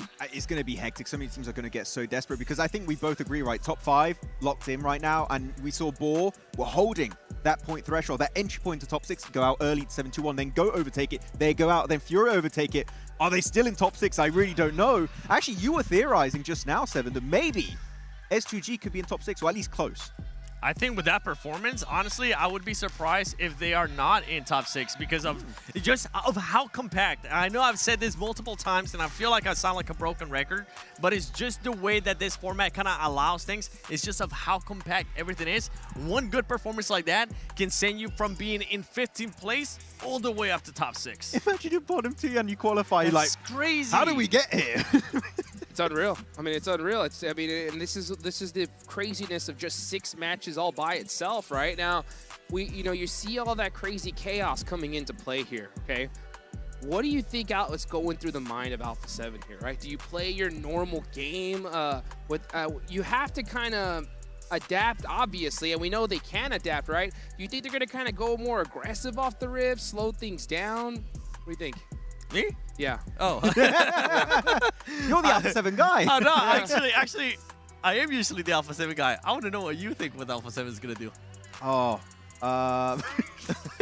If I were them, genuinely, I would just try and make it to the late game, low eliminations, just avoid bottom 2. I would give up on top 6, avoid bottom 2. I mean, that should be your main focus. Obviously, right? Yeah. But there is that back of their heads that they know absolutely nobody likes Alpha 7 usually, and everybody wants to have beef with Alpha 7. So I honestly wouldn't be surprised if we end up seeing some team hunting Alpha 7 and say, hey, remember those 2025 PMGC champions? Guess what? We knocked them out of the first global event in 2026. I feel like that's pretty good bragging rights. What if S2G and Horo just like, let's go El Pozzo? But the thing is, S2G is still trying to qualify. Even if they are in top 6, they're barely going to be within that threshold. So I don't really have them in contention to be one of those teams that tries to hunt down Alpha 7. I do have Hora in contention to being one of those teams that tries to hunt down Alpha 7 and just sends a nice little reminder of who's the top Who's the dog. boss since PMWC. Could be happening, really. I mean, STG was just more of a meme, really. I would enjoy it for what I would be love it. posted I would on love it. Instagram, or Yeah. the memes would be just like S+ tier, chef's We're going kiss. to be seeing trash bags all over the place. Yeah, because we know where they drop, right? El Pozo. And I do want to say this last game on Miramar, the circle was very unkind to them. Very eastern. They dropped to the western side. They're trying to go for that wide northern rotation. Very late to make it into the zone and instantly get gate kept. But unfortunately, we're running out of excuses for Alpha 7. Even if you do get a bad circle, this is a team that, as we said, they're the world champions of PMGC in 2025. A bad circle is not good enough of an excuse for them to be in the bottom 2. Okay, now, I was talking to you earlier, right? I was like, man, being bottom 2 in this tournament's crazy, right? Yeah. And you did tell me, right, that to be bottom 2, you got to have a really, really rough time. It's like, there's no way we're going to see a top team ever down there, right? And we actually have that possibility right here, which is wild. Personally, what I'm going to be looking for when it comes to this game here, if we do have a good El Pozo playing path, and if they don't drop in El Pozo, then I know for sure Alpha 7 are in their heads, and they're going to be mixing some things up. But you know what? Okay. We'll just wait to see what happens when it comes to A7. Let's talk about some other squads, okay? One team I know you really want to talk about in that mid-pack that's going to be really hunting to get those eliminations here, right? It's going to be Void, right? Yeah, I mean, very reliant on placement points. They got 2 second places back-to-back, one of those being on Erangel, next to Potato Hill, and now we have this one happening right on the outskirts of Impala getting a second place, but a lot more eliminations. They were just so passive in the past. They showed a bit of a resurgence, a bit of a showcase of what they can do fragging-wise, and this is the mindset change that I think could be enough to put them up in that top 6, especially when Goat went out early, Balls went out early, Fury didn't get a massive game this time around. So I think it's going to be maybe Void competing directly with S2G for that final top 6 position. Cool. Yeah. Okay. Well, I I like respect it. Any other squad 7 in particular? Do you think they could surprise us here in this last one? Surprises either good or in a bad way. I feel like Boar throughout the whole day, they have been that team that has been in contention there for that 5th, that 6th, that 7th place, and you just don't know what they're gonna end up doing. You honestly can't tell. If you were to tell me that team's gonna end up qualifying, I would believe you. If you're gonna end up telling me that team's gonna end up going to survival chance, I will believe you as well, because they're just not having a crazy, insane performance. They're doing what they need to, but in this last match, they need to get that little extra oomph to get them over the edge and make sure they stay within the top 6. I mean, actually, it's very important for Boars to qualify for the finals because they need to be top 4, while the other squad that qualified first place from Western Europe, if they don't make it to the finals, that's the single opportunity to qualify for PMWC. If they don't make it in top 4, PMWC for Boar, it's completely out of the question, which a roster of this caliber from Western Europe, you would expect them to qualify, but that might just be the opportunity for them to miss out on one of the biggest events of 2026. Man, I'm really wondering how this last game's going to go, guys. I'm wondering if we're just going to see that kind of craziness last match that we've seen in other tournaments in the past where just teams just start going bananas and we only got like 20 people in circle number 5. Like, or do we see everybody just turtle up, right? Yes. And just play things? What do you think? You think that's going to be the way to go? I think usually teams play very passive, play very scared when there's just so much on the line. I would say if you're safely away from bottom 2, then you can be a little bit overly aggressive, be willing to take fights, and maybe some other squads would not be willing to commit to. But if you are a few points away from bottom 2, like maybe Alpha 7, really you just got to be avoiding every fight like the plague just to make sure your adventure continues in PMGO Season 1. Yeah, I would love to see where like, I know like the top 3 teams, right? We're talking about Hora, we're talking about Pandem. E-Arena has been able to put up good performances today too. I want to see where actually Aurora Gaming is at, because that's one squad that's what we were saying in the past. They're really able to perform, but we haven't seen that wow performance out of this squad. And I want to see if we're going to end up seeing that, or depending on where they are in the leaderboard leading up to this, if they can maybe try to do a little bit more action, if they can maybe hunt down some teams, or if they're going to maybe try to target somebody else, because I know that's one squad that will definitely do it. They'll send Doc alone in the fray, 1v4. Don't Molotov yourself. No, yeah, that's the one issue. His biggest enemy is his own Molotov. But, I looked at him, and he just went, I don't know what happened. It happens, bro. Misclick. What can you do about it? But no, Aurora, I think, had actually a really good start, because I was expecting them to start a little bit slow, so really good initial kickoff in this PMGO LAN event. But yeah, at the end, only one slot remaining. You got a few teams in contention here, but it's down to the wire, down to a final Miramar to see if you do make it straight to the finals, or if you have to make it through the depth of the survival stage. I'm going to take over the host role just for a quick second. Bring it. Jukes, Max, and myself, we're going to go in that order. predictions. You've read my mind. All right, predictions. Who is going to be getting in and who's going to be getting out? Feel free to say 2 to 3 teams. Obviously, maybe not teams that are already pretty much going to be set going to the grand finals, teams that are in contention. Okay, I'm going to go with the wildest pick I could possibly think from like the bottom barrel of my instinct. For some reason, it's just sparking inside of me, right? I think Etch is going to make it, guys. What? I think Really? there's a chance, right? And this is my thought behind it, okay? We saw them right towards the end show some crazy sign of life with just that one-player shotgun play. Sometimes it just takes a little moment like that to hype your team up and get a little spark of belief, right? They're going into the last game thinking that, yeah, we have everything to lose, but at the same time, we gotta just lay it out on the line. And sometimes you see some squads get so nervous, they start playing different towards the last game. If they do that, there is a chance they could capitalize on it and make something happen. So it is the longest of long shots, right? But all that has to happen in order for it to, and it could. If I ever have a business and I need to sell stuff, Jukes, I'm going to hire you because you're going to convince so many people. Because I know right now at home there's somebody just looking at this and hearing this, and they're just nodding their heads like, all right, let him cook. He's selling me onto this right now. How about you, Max? I'm not sold. I'm not sold at all. I'm not there just yet. But I would hire you. There you go. Oh, no, there's definitely some good selling potential there. But no, I'm actually going to go with, I think, S2G. I think that they had a really good game plan here. Yep. It was not just, oh, we had Circle and we ended up winning. No, they defended a compound. They went for cheeky third party to the east onto Furia. The timing was just peak PUBG Mobile, in my opinion. And I feel like if we see even just a glimmer of that on this second Miramar, I think top 6 is definitely possible. I don't know if they're in it just yet, but they're definitely close. And one, even just a strong top 5 could be their ticket for the finals. Mine is going to have to be Boar. Boar, I want to see you just put up a good performances. Today, you have been able to put up back-to-back third-place finishes. I think they have what it takes to just get that little extra umph and keep them within the top 6 in a location where we have been seeing them throughout the most day. And it would be kind of heartbreaking, honestly, for that squad if they don't make it to top 6 with where they've been the whole day. Look, just check out where 721 are dropping and drop on the opposite side where 721 really are, Miramar. They might be okay. 4 thrives? Yes? No? Oh, no, not happening. Again, I haven't seen that mindset change in Miramar that had me go, maybe it's happening. No, for me it's over. I'm on that Natura copium right now. Oh, that's a big copium. Yeah. She's still supporting Team Spirit to this day. Who?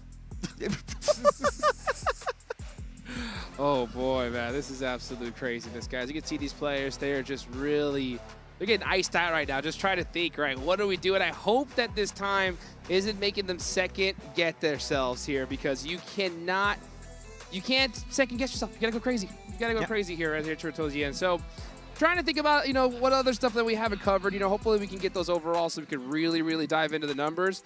But other than that, wild card predictions aside, we got some really great performances from our top squads, right? Yeah. Aura, so consistent on the day.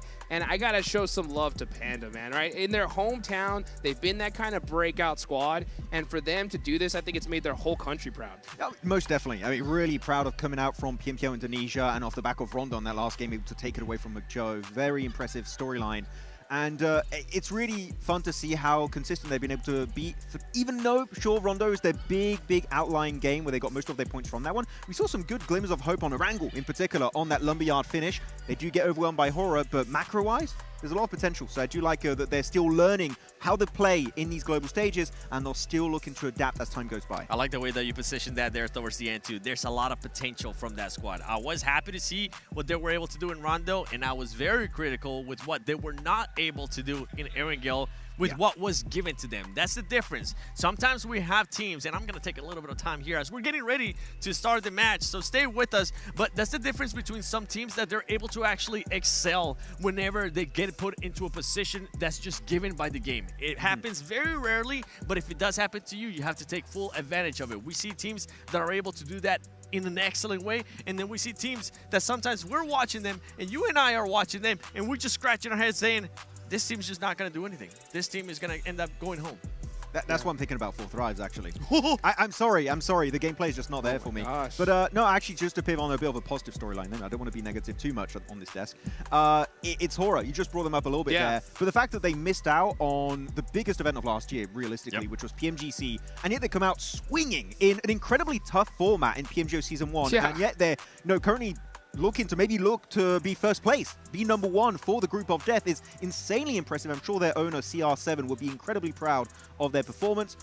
And I think in the finals, with the current gameplay I've witnessed, I think they could replicate that again on the biggest stage of this event. I mean, if you could do it in a group like this, you could do it anywhere at this point, right? Yeah. And I mean, like you mentioned, it's a mini finals now. Yeah, it really is, right? And the fact that they were able to do that is wild, considering how crazy this is. Of course, guys, we do have a little bit of a tech issue. We'll be right back to some gameplay shortly. So again, stay with us here.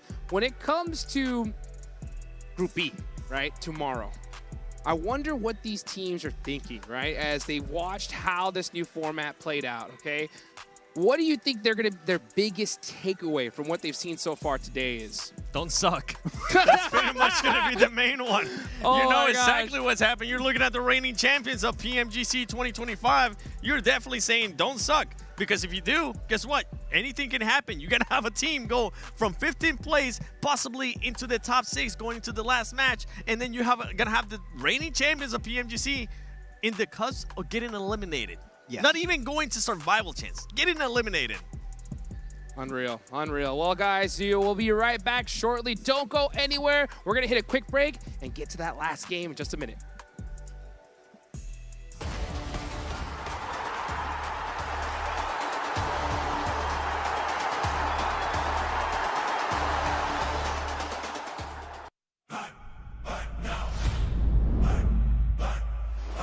Play more than go.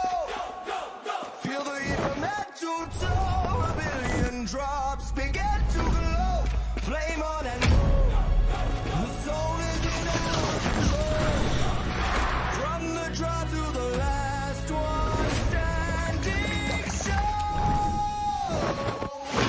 A no-name kid in a high-risk drop, a street food vendor with a victory dream. A midnight warrior looting in the dark. The fuel is passion pushing through the blue. We scan the path at the edge of the gas. A million stories in a single squad. No real blood, just a drive to our last. The skill, the nerve to on the final gas. Fire in my mind. Running through the sky.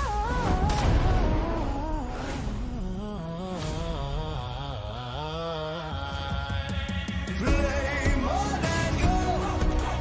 Feel the heat from head to toe. A million drops begin to glow. Play more than go. The soul is in our control. Play more than go.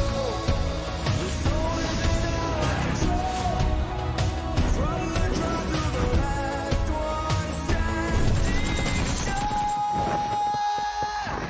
Play more.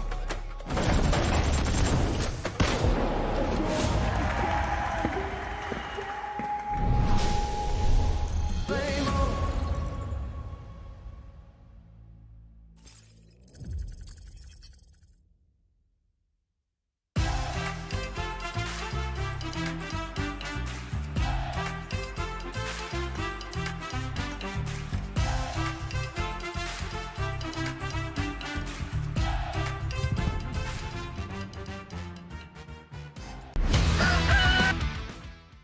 Allula tanımıyorum. GK.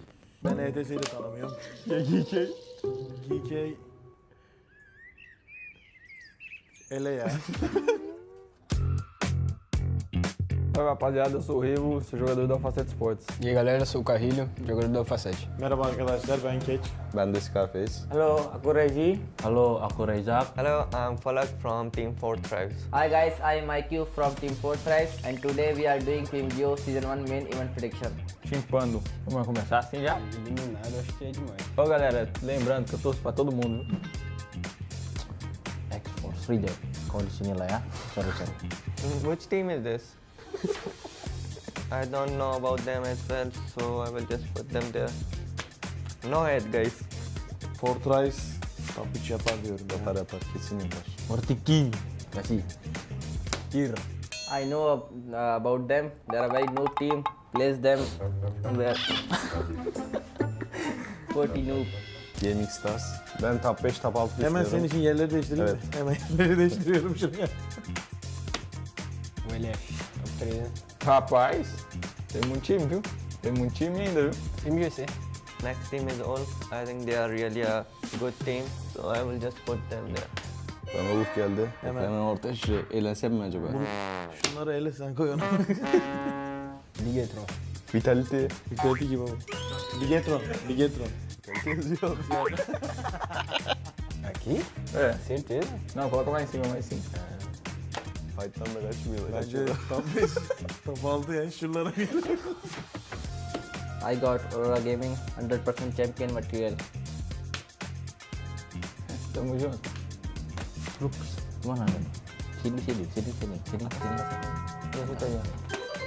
Allı da tanımıyorum. GK. Ben ETS'yi de tanımıyorum. GK. GK. Ele ya. 5 more eliminated. Maybe one can be Etish. I think we will choose the teams we don't know much about them. So I think Etish. Wolves भी है वैसे. 7 वो Lila udah ada. Berapa lagi? 1, 2, 3, 4, 5, 6, 7, 8. Ya, done. Sebenarnya bisa aja ini. Ini bisa nih taruh di sini. Tapi enggak. Sama ini juga bisa nih. Nah, tapi enggak. Takımın kesinlikle gidebileceğini düşünüyorum. Tanımıyorum. O yüzden eliyorum. Yani Allah'ı hiç tanımıyorum. O yüzden eliyorum. 1, 2, 3, 4, 5. 6. takım nerede abi? Aha, Buradaymış. Orada direkt buraya koyalım. Onlar böyle. kendinden elendi zaten. Fortree'yi de 3'e koymamızın sebebi yani güçlü bir takım. Sonuçta onlar da şampiyon olarak geliyorlar. हाँ we are just noob team. Yeah. अबे हमें आई चाहिए था सबको eliminated में था. मेरे को ऐसा नहीं teams के elimination में डालते हैं. Quem vai ficar top 1 é a 7, top 2 a Aurora, top 3 o LF, justo. Acho que a FL briga pelo top 3, Lux pode brigar pelo top 3, Fúria também pode brigar com a T. É brincadeira aqui os parceiros da R8, da VC, da Enigma. Tamo junto, viu? Eu tô só brincando com vocês. Mas se vocês quiserem pra cima também, pode vir. Oke, jadi inilah prediksi versi kita. We just rank these teams based on our knowledge, so don't get mad. İzlediğiniz için teşekkür ederiz. E eu desejo muita sorte pra todo mundo que vai jogar essa PMGO. Bye bye.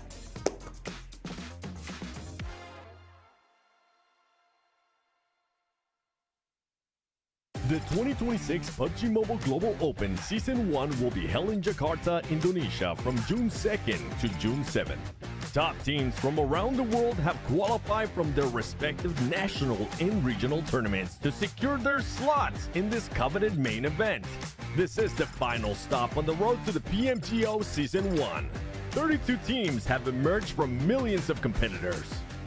The first 2026 PUBG Mobile World Champion will emerge right here.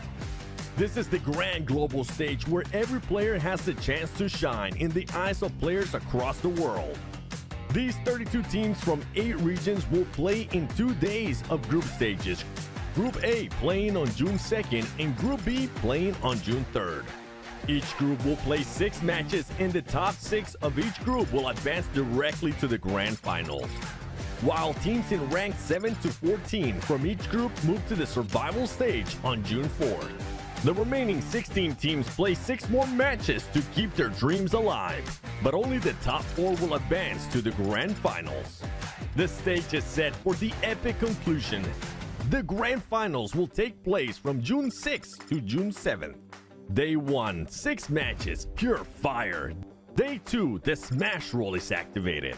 The smash point will be determined by the total point score of the Day 1 leader plus 10 additional points. Once any team achieves the smash point, they just need a winner-winner chicken dinner to be crowned the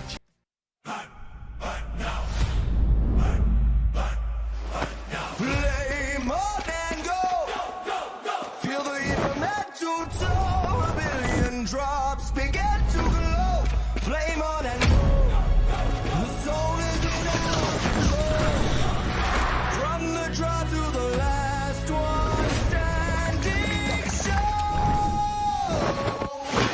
A no-name kid in a high-risk drop, a street food vendor with a victory dream. A midnight warrior looting in the dark. The fuel is passion pushing through the blue. We scan the path at the edge of the gas. A million stories in a single squad. No royal blood, just a drive to our last. The skill, the nerve to on the final gas.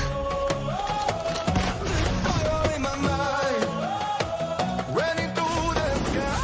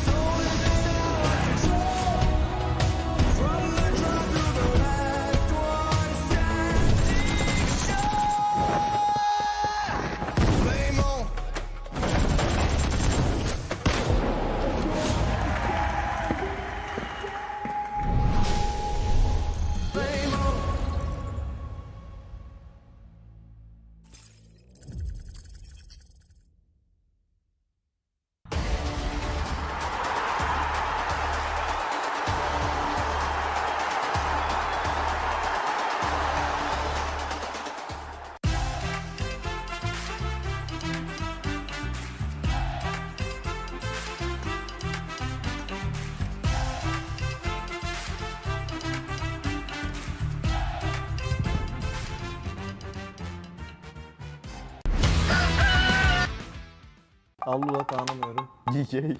Ben ETS'yi de tanımıyorum. GK. GK. Ele ya.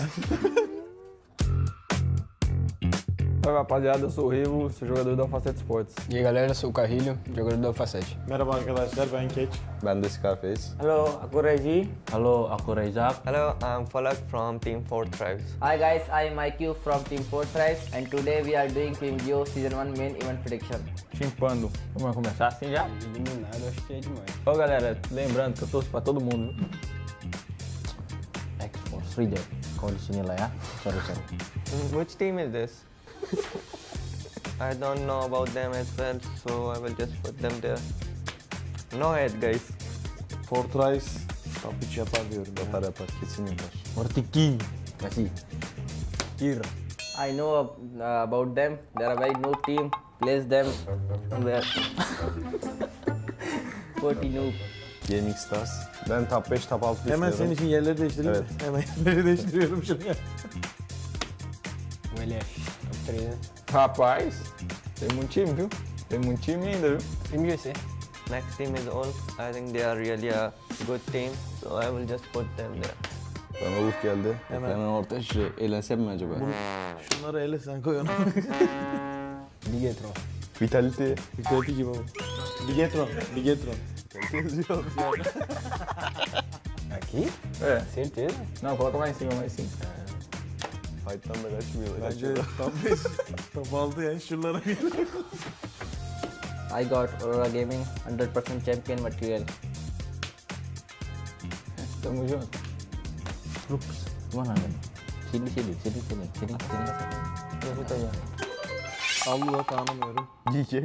Ben ETS'yi de tanımıyorum. GK. GK. Ele ya. 5 more eliminated. Maybe one can be Etish. I think we will choose the teams we don't know much about them. So I think Etish. What is he वैसे? 7 वो लीला को डाल दो. Wait, 1, 2, 3, 4, 5, 6, 7, 8. Ya, done. Sebenarnya bisa aja ini. Ini bisa nih taruh di sini. Tapi sama ini juga bisa nih. Tapi enggak. Bu takımın kesinlikle gidebileceğini düşünüyorum. Tanımıyorum. O yüzden eliyorum. Yani Allah'ı hiç tanımıyorum, o yüzden eliyorum. 1, 2, 3, 4, 5. 6. takım nerede abi? Onlar Buradaymış. Orada direkt buraya koyalım. Onlar kendinden elendi zaten.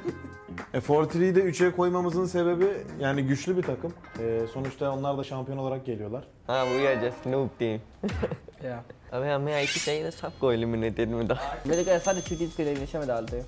Quem vai ficar top 1 é a 7, top 2 a Aurora, top 3 o LF, justo. Acho que a FL briga pelo top 3, Lux pode brigar pelo top 3, Fúria também pode brigar com a T. É brincadeira aqui os parceiros da R8, da VC, da Enigma. Tamo junto, viu? Eu tô só brincando com vocês. Mas se vocês quiserem pra cima também, pode vir. Oke, jadi inilah prediksi versi kita.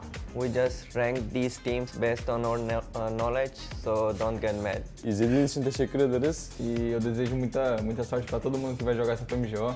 Bye bye.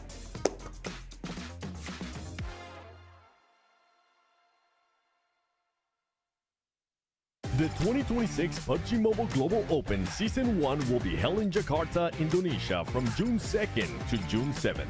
Top teams from around the world have qualified from their respective national and regional tournaments to secure their slots in this coveted main event. This is the final stop on the road to the PMGO Season 1. 32 teams have emerged from millions of competitors. The first 2026 PUBG Mobile World Champion will emerge right here. This is the grand global stage where every player has the chance to shine in the eyes of players across the world. These 32 teams from 8 regions will play in 2 days of group stages. Group A playing on June 2nd and Group B playing on June 3rd. Each group will play 6 matches and the top 6 of each group will advance directly to the grand finals. While teams in rank 7 to 14 from each group move to the survival stage on June 4th. The remaining 16 teams play 6 more matches to keep their dreams alive, but only the top 4 will advance to the grand finals. The stage is set for the epic conclusion. The grand finals will take place from June 6th to June 7th. Day 1, 6 matches, pure fire. Day 2, the smash roll is activated. The smash point will be determined by the total point score of the day 1 leader plus 10 additional points. Once any team achieves the smash point, they just need a winner-winner chicken dinner to be crowned the champion. If no team wins via smash rule after 6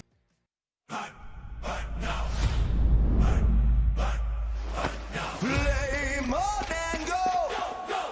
Feel the heat from head to toe. A billion drops begin to glow. Flame on and go.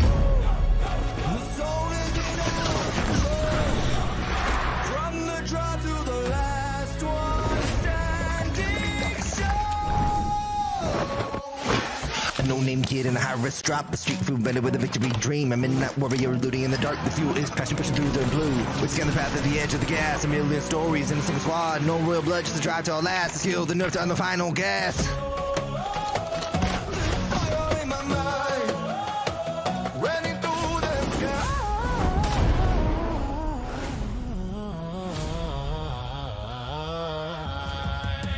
Flame on and go. Feel the heat from head to toe. A million drops begin to glow. Flame on and go. The soul is in our control. Flame on and go. The soul is in our control. From the draw to the last one standing show. Flame on.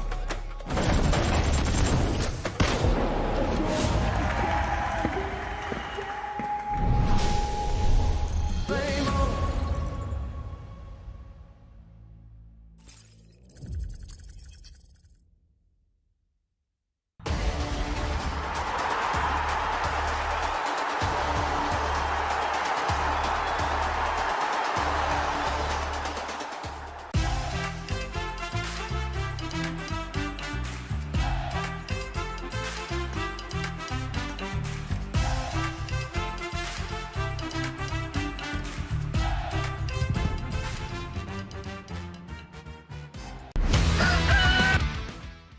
Allu'da tanımıyorum. GK. Ben EDS'yi de tanımıyorum. GK. GK. Ele ya.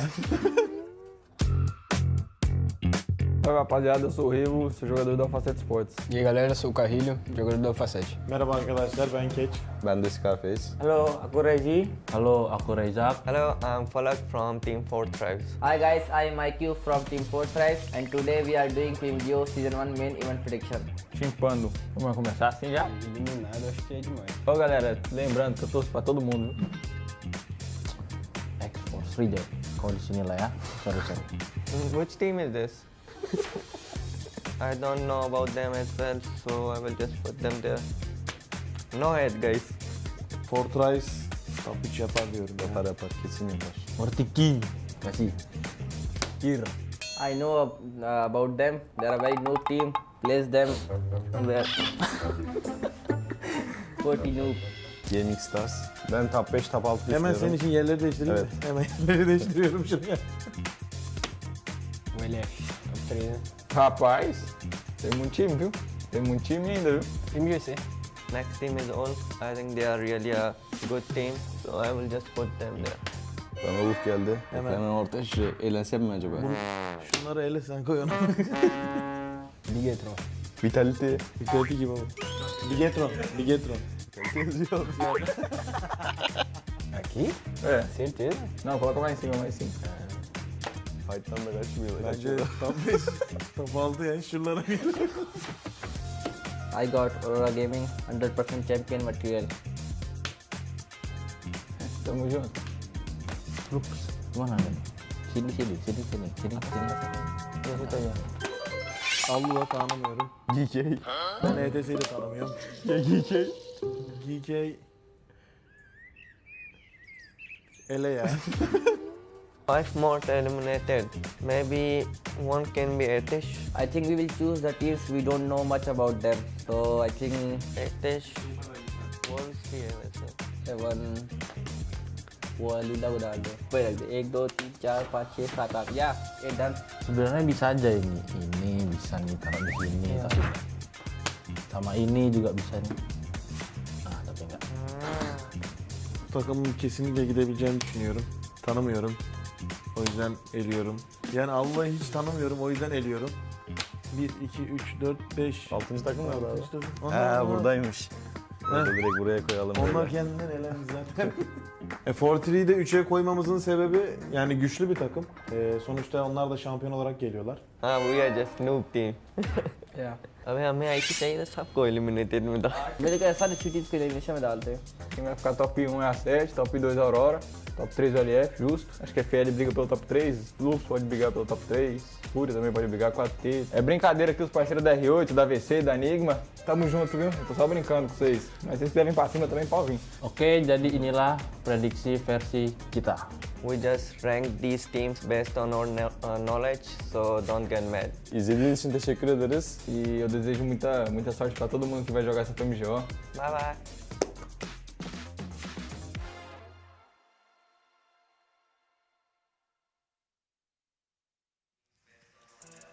And we're back, everybody. I know you missed us. Here we go. I'm Hot Jukes here with Maxman and the 7WG, guys. We're getting for that last match here in Miramar as we are live in Jakarta, Indonesia for the 2026 PUBG Mobile Global Open Season numero uno. We've got some crazy stuff for those of you guys that just tuned in. Let's do a little bit of a refresher here, right? We're in Group A. There's only 6 matches today, only 1 left to go. We have our champions that we've been hunting down the Triple Crown in second to last place here, 7. Alpha 7. He's referring to Alpha 7. That He's is correct. champions of PMGC 2025. Yeah, not only that, they're trying not to get eliminated, and they're more than likely going to be hoping that nobody is going to be hot dropping them.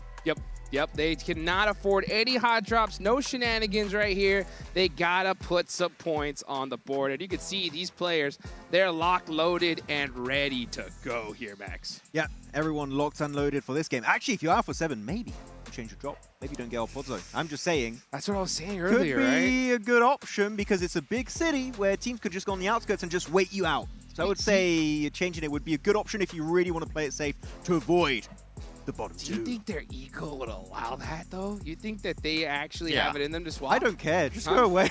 Yeah, they're smart on. enough. That ego thing for Alpha 7 was like years ago. They're smart enough to be able to go and land somewhere else. They have proved that in Erangel especially. A lot of people would kind of clash with them when it came to Giorgio, and then they ended up landing in Lipovka, and then somebody ended up crashing with them in Lipovka, and they were able to adjust from that. So yeah, I don't think for them it's an ego thing. I think for them right now it's just a survival thing. Yeah, I mean, that's what I'm saying. I don't care what the reason is. You just got to play for your survival at this point. Literally, just try and just survival get chance. through, and hopefully it'll work out. So yeah, it's going to get a little bit dicey for them. There's still an opportunity, right? The point threshold is so close to even the team in 16th position could technically still jump out of the bottom 2 and make into survival stage, which at that point is what they're going to be hoping for. While in the top 6, only 1 slot is really truly available. I think you're gonna have Furia, you're gonna have Goat, you're gonna have Balls, you're gonna have normally also S2G. So a few teams all chasing down that one final slot. But as we said, there's only 1 really available for these teams to grab. Whoever's in that 6th place, stay alive. Stay alive. Run for your life. That's the biggest tip we can tell you. Just stay alive. Stick and move, baby. Stick and move. You got to be really, really careful right here. Because, man, the pressure is on for all these squads. And this new format, man, it is so unforgiving. It's one day to rule them all. And this group is such an intense group. We talked about how some breakout teams are performing so well off the rip. One thing that, you know, every team, I think, before coming into this tournament understood, right, just how important Rondo was, right? I think Pandem truly solidified it, though, right? I mean, today they just said, hey, when it comes to Rondo, if you perform well enough, you're pretty good to go. I mean, you had an interesting theory. We were talking about it during the technical break here. You said that because of how impactful this first Rondo was for Pandem, maybe the teams of Group B, I'm like, you know what, maybe you're going to do even more homework on Rondo just to make sure we're ready, which maybe some teams are just going to stick to their guns. Maybe some teams will just say, actually, you know what, we do have to adapt a little bit more. Maybe instead of playing passive in the early stage, maybe we do get involved in Yulin or maybe Stadium or mainly in Neox Factory to go for those early eliminations. So I think some teams definitely are going to be proven and shown that now you can't play passive on Rondo. Otherwise, top 6 is going to be way harder to achieve. Yeah, for teams that are wanting to look at playing passive there in Rondo, just look at what happened to the teams of the likes of what's currently on your screen of 4 Thrives. And for the teams that are just expecting to have just a good run, though, and think that they're going to be able to qualify.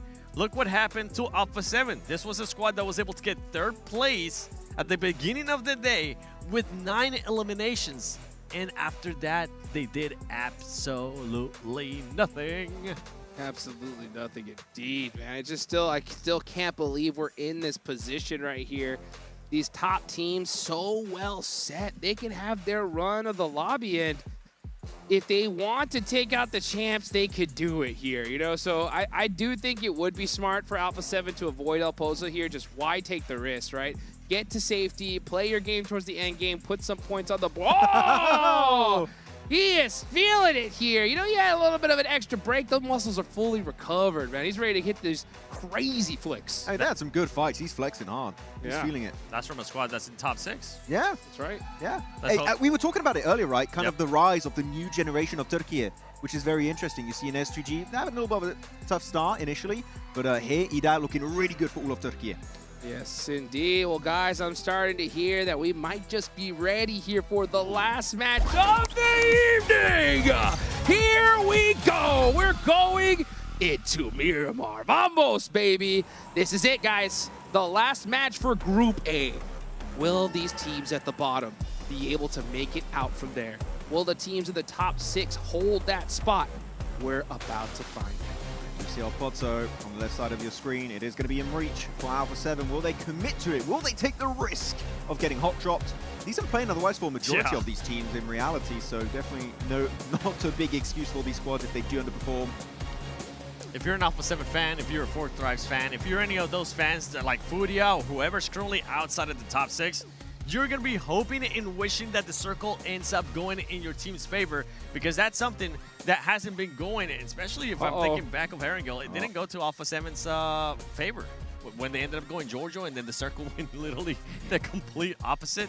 I'm intrigued to see what the circle is going to be doing here in this last Miramar. Well, I can tell you one thing. I'm looking at Alpha 7, and they're headed right towards El Pozo, and I don't see anybody even going in that direction here. It kind of leans into what we were talking about earlier, where you have that gentleman's agreement a lot of times in these lobbies where they're like, we could force the fire on Alpha 7, but you know what? It's not worth it. We're not going to take the risk ourselves. Well, that's just a hot drop. Something to keep in mind, though. It's somebody that's going to end up gatekeeping them, or if they see that Alpha 7 gets knocked later into the match, they will hunt them down because they will kind of force to, and it'll be much easier, too. Well, here we go, guys. Last match here for Group A. Let's go ahead and take it on over to John Allen and Blake. We're straight into the thick of it as well. It's Pandem versus Boars on a hot drop in the Hacienda. Already Pandem have taken 1, 2, 3 knocks. The Boars are looking to rinse them. They have really taken umbrage with the fact that their first game didn't go so well. Let's see if they can convert on here against one more player from Pandem. And he's going all the way to the top floor. He's going to get out of dodge, allow his 3 teammates to get flushed. Heads topside. And again, for Boars, you really do wonder if this is a maybe targeted drop for them. Because for Pandem, they've got nothing to lose here. They're not feeling super warm coming into this match. And I'll say, off the back of like a very, very long break there as well, Pandem, they're not chatting. They're probably just happy that they're in the top 6 here. But for Boars, it means so much more. And they decimated them. They absolutely ran through them. Although in those final moments, there were 2 knocks. Snowix was very, very low as well.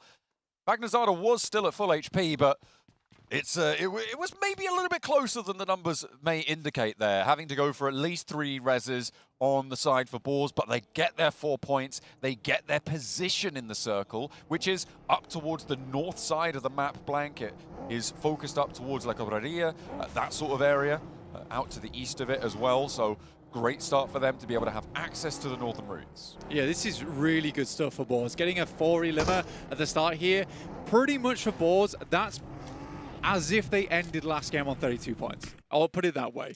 Yes, there are less points inside the lobby at the moment with one team going down, but how likely was it for Boars to get involved on some of these early fights anyway? So I think for Boars, what they can see this as is just 3-4 points. We're starting off with it.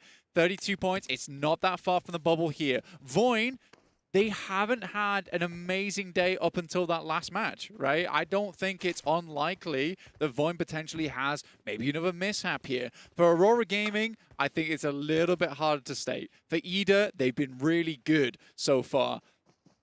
Does Boars try and get up above that? I don't know, potentially, but I think that the main contender for them is probably Voin here.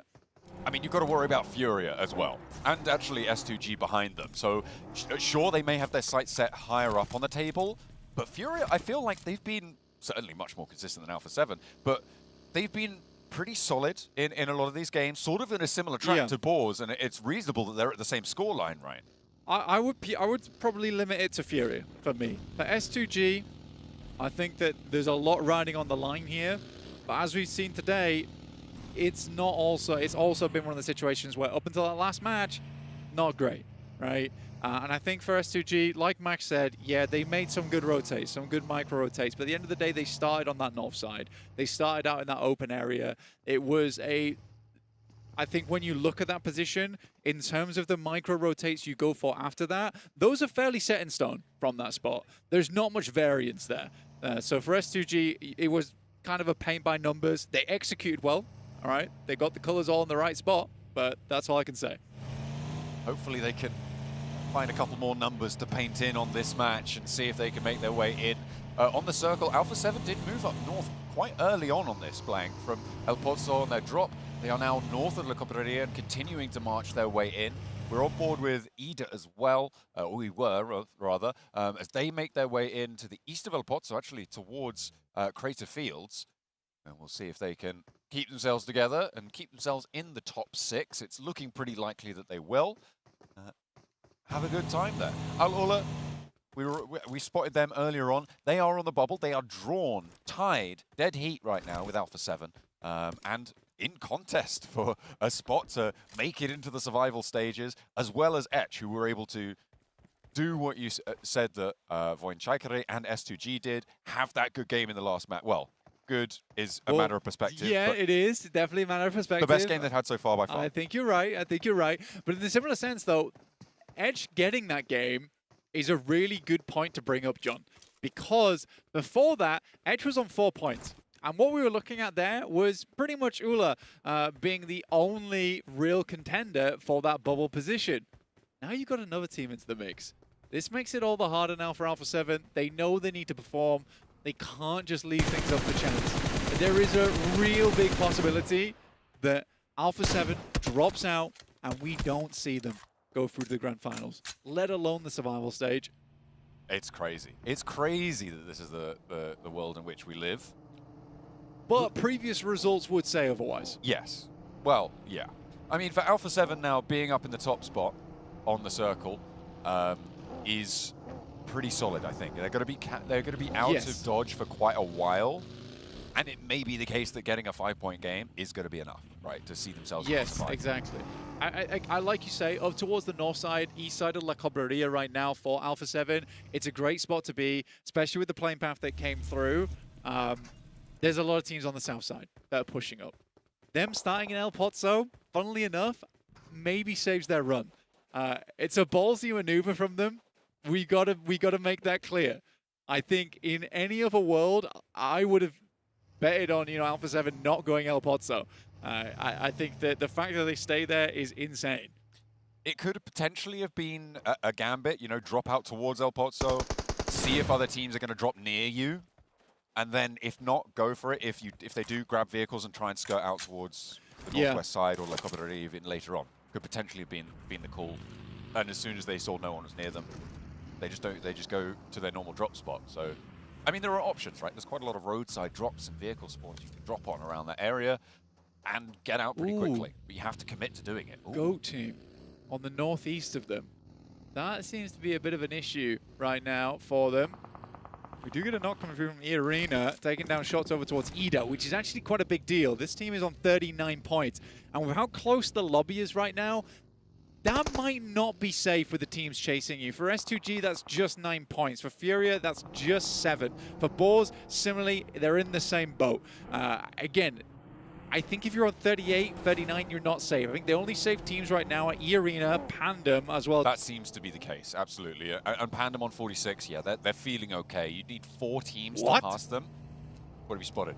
What's going on? The circle. Alpha 7 are sending it right now. They are as swift as can be because they need to ride out This is a wild maneuver from the circle, really throwing a spanner into the wrench early on. But yeah, we do need the Riders of Hell from Alpha 7 to move like the wind to get into position. This is a very important moment for them. But where do they go? That's the question. Do you go into La Cobreria? I don't think so right now.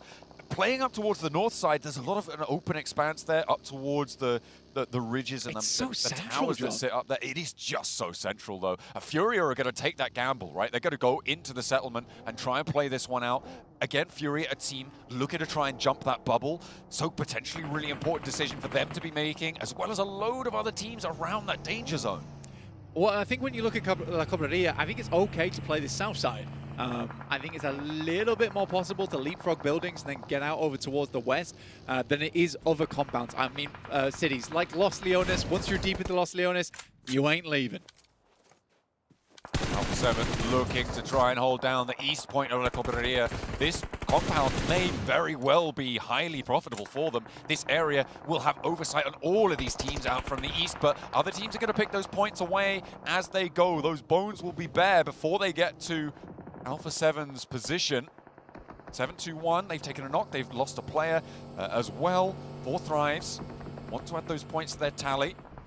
You've got Boars sending straight in from the east, going straight into La Cobreria as deep as they can. They lose one. And moving straight on through. They do indeed lose one. They're trying to keep up pace, but Furia are taking points into their tally as well. That's leapfrogging them. There is going to be a lot of position shuffling on these tables in the coming minutes. That's your direct competitor. Nice nade from IQ. Bounces right over the top of the railings and bonks the player from 7-2-1 right on the head there. 4 Thrives, they don't want to go down quietly here. 20 points. 20 points is not safe. Not just yet. Alula XIHC push Alpha 7 into the bubble, and 4 Thrives want to take down 7-2-1. A nade up top doesn't connect, but Falak's on the ground floor. The nades from up top, IQ staying on that high ground is good for it. And 4 Thrives rack up some points to look themselves to be safer and safer as time goes on in towards this survival stage. The question is, where are Alpha 7? They are in the midst of this, but the eye of the Maelstrom may not be the points they need. They've shifted over towards the eastern side. Now, next circle, incredibly important, because it centers up over towards La Cobreria. Alpha 7 suddenly have not played the best move that they could have done. I think what they wanted here was to profit a lot of eliminations, a lot of squads coming their way. It wasn't meant to be.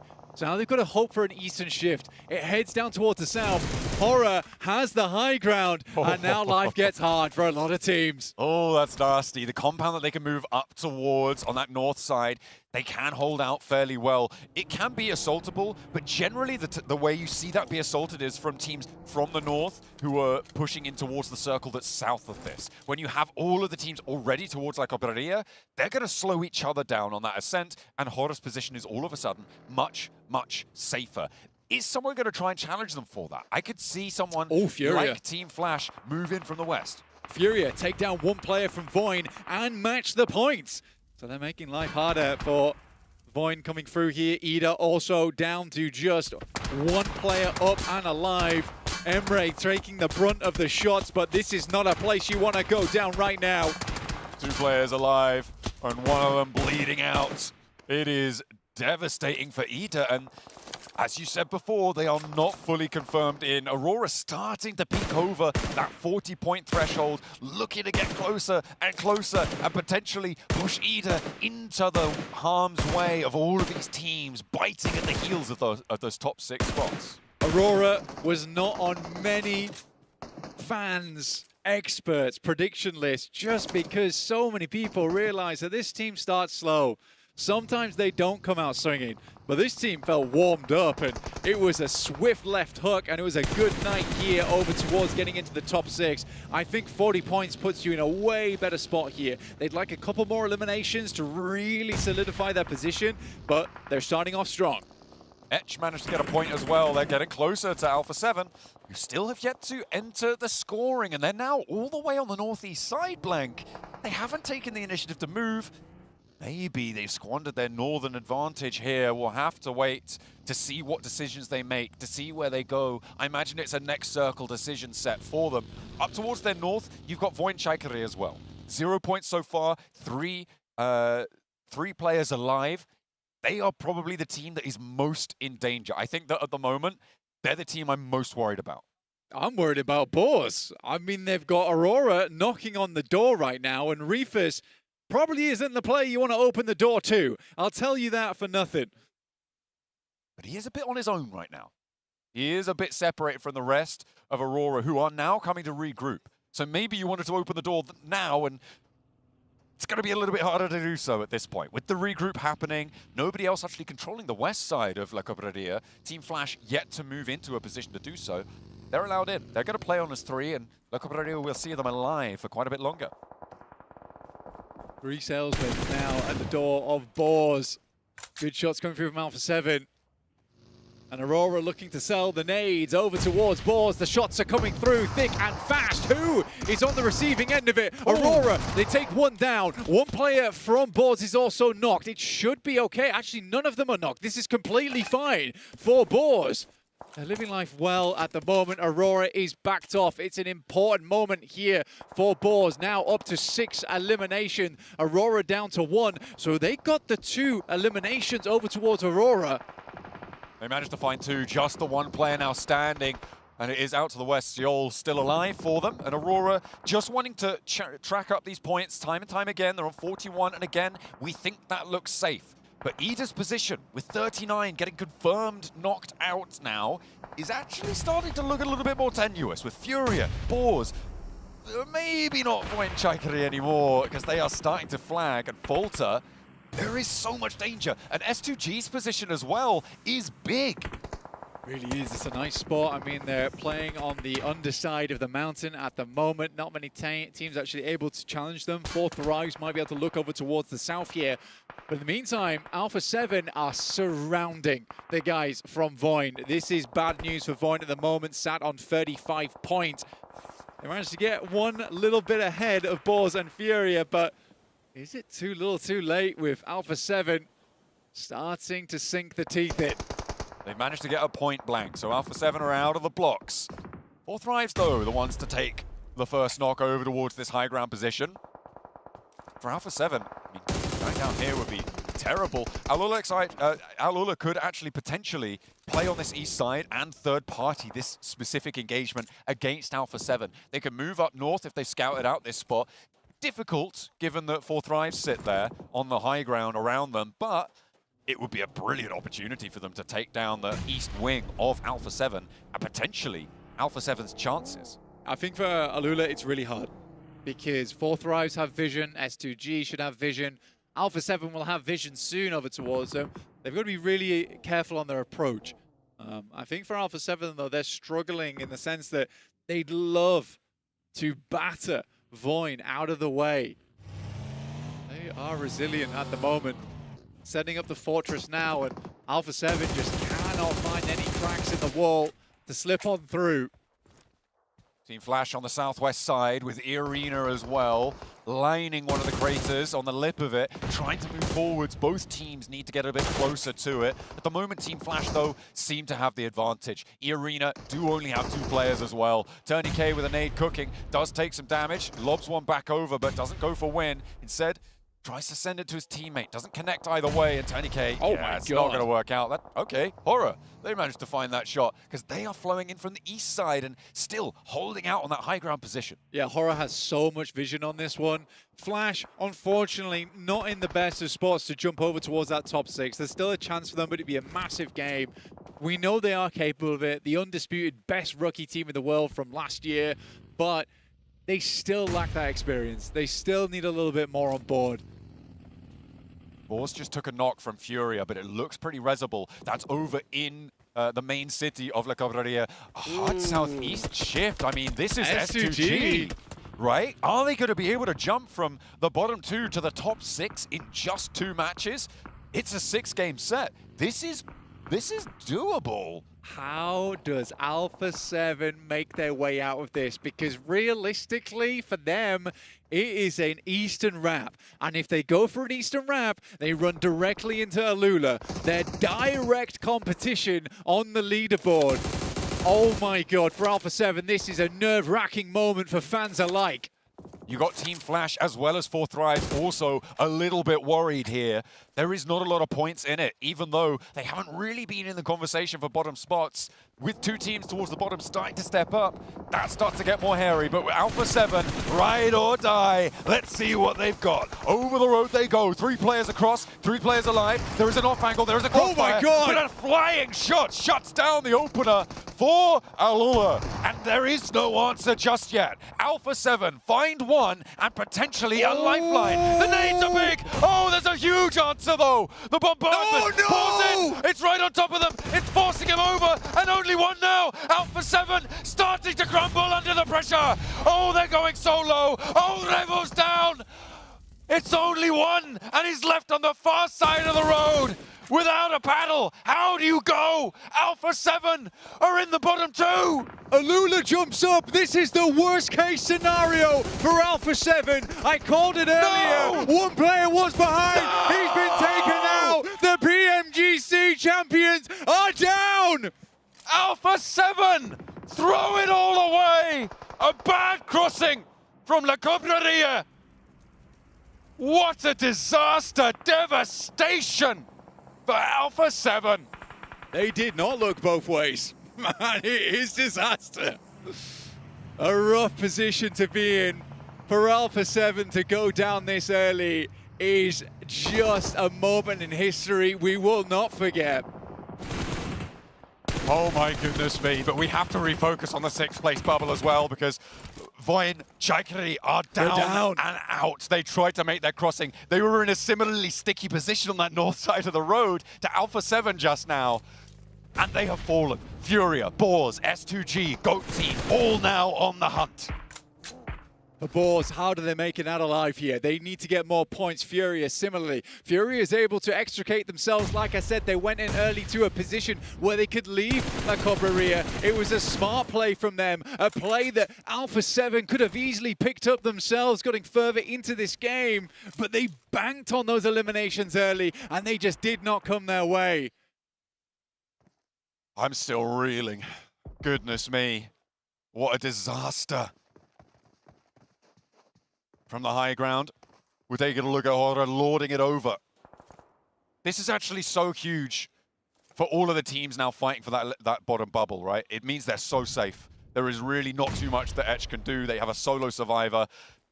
There's not too much to worry about down there now. So for Team Flash, they can breathe a little bit easier. For Hora, they're looking to try and finish this one out in style.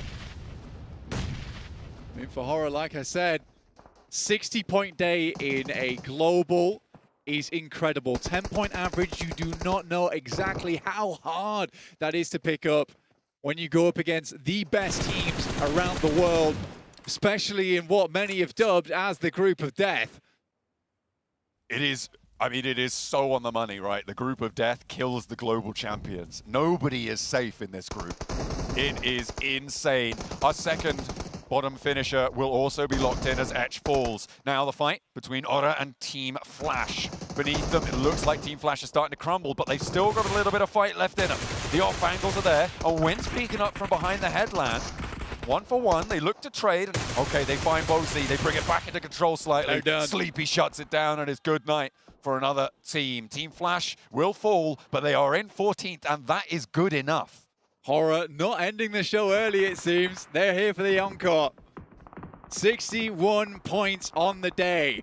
Boars with an impossible exit. They open with a knock. Robs priming the nade. There's a little bit of time on this one. Ayato pulls out one of his own. It goes close. It's a little bit of damage, but not quite enough. He has a Molotov, drops it in. Ayato sends another, but Boars, Robs jumps back into it. Maybe it's a little bit too far out. So now he's looking for one more, and that heal hasn't come through for Ayato yet.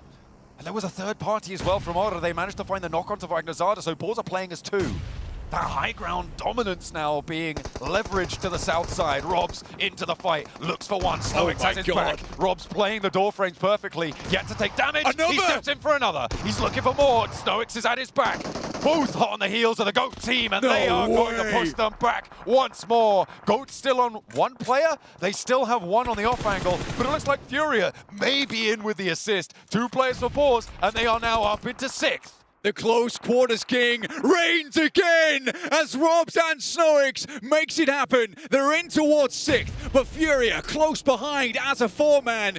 And they're looking to close them out. Luckily, Balls have a place in the circle to play. The 4 Thrives, they're taking to Furia right now. It's the fight back and forth. Furia looking to try and put a little bit more pace down as 2 players stand in their way. 4 Thrives, if they go down here, are going to give Balls such a gauntlet to run because Furia will get so many points. But it's IQ on the high ground and Furia There's no are way. getting swept aside. 2 players have fallen. It's even numbers now on the northeast. Furia, Chief still alive, looking to lead the tribe to victory. 4 Thrives ahead of them. IQ cannot get his teammates up, so it's 2 players up right now. They can finish off some flushes here though, John. That's the big thing. Igor off in the distance. Boars yet to move. They know they just need to look for more placement points right now. Aura have managed to transition all the way up and into S2G's base, making their life a lot harder. S2G have lost a player in the meantime as well. Still with 0 elims. This fight has to move. The Boars have to move. Everybody in a linchpin spot has to move. But S2G can stand their ground. The question is, will they be able to do so under the pressure?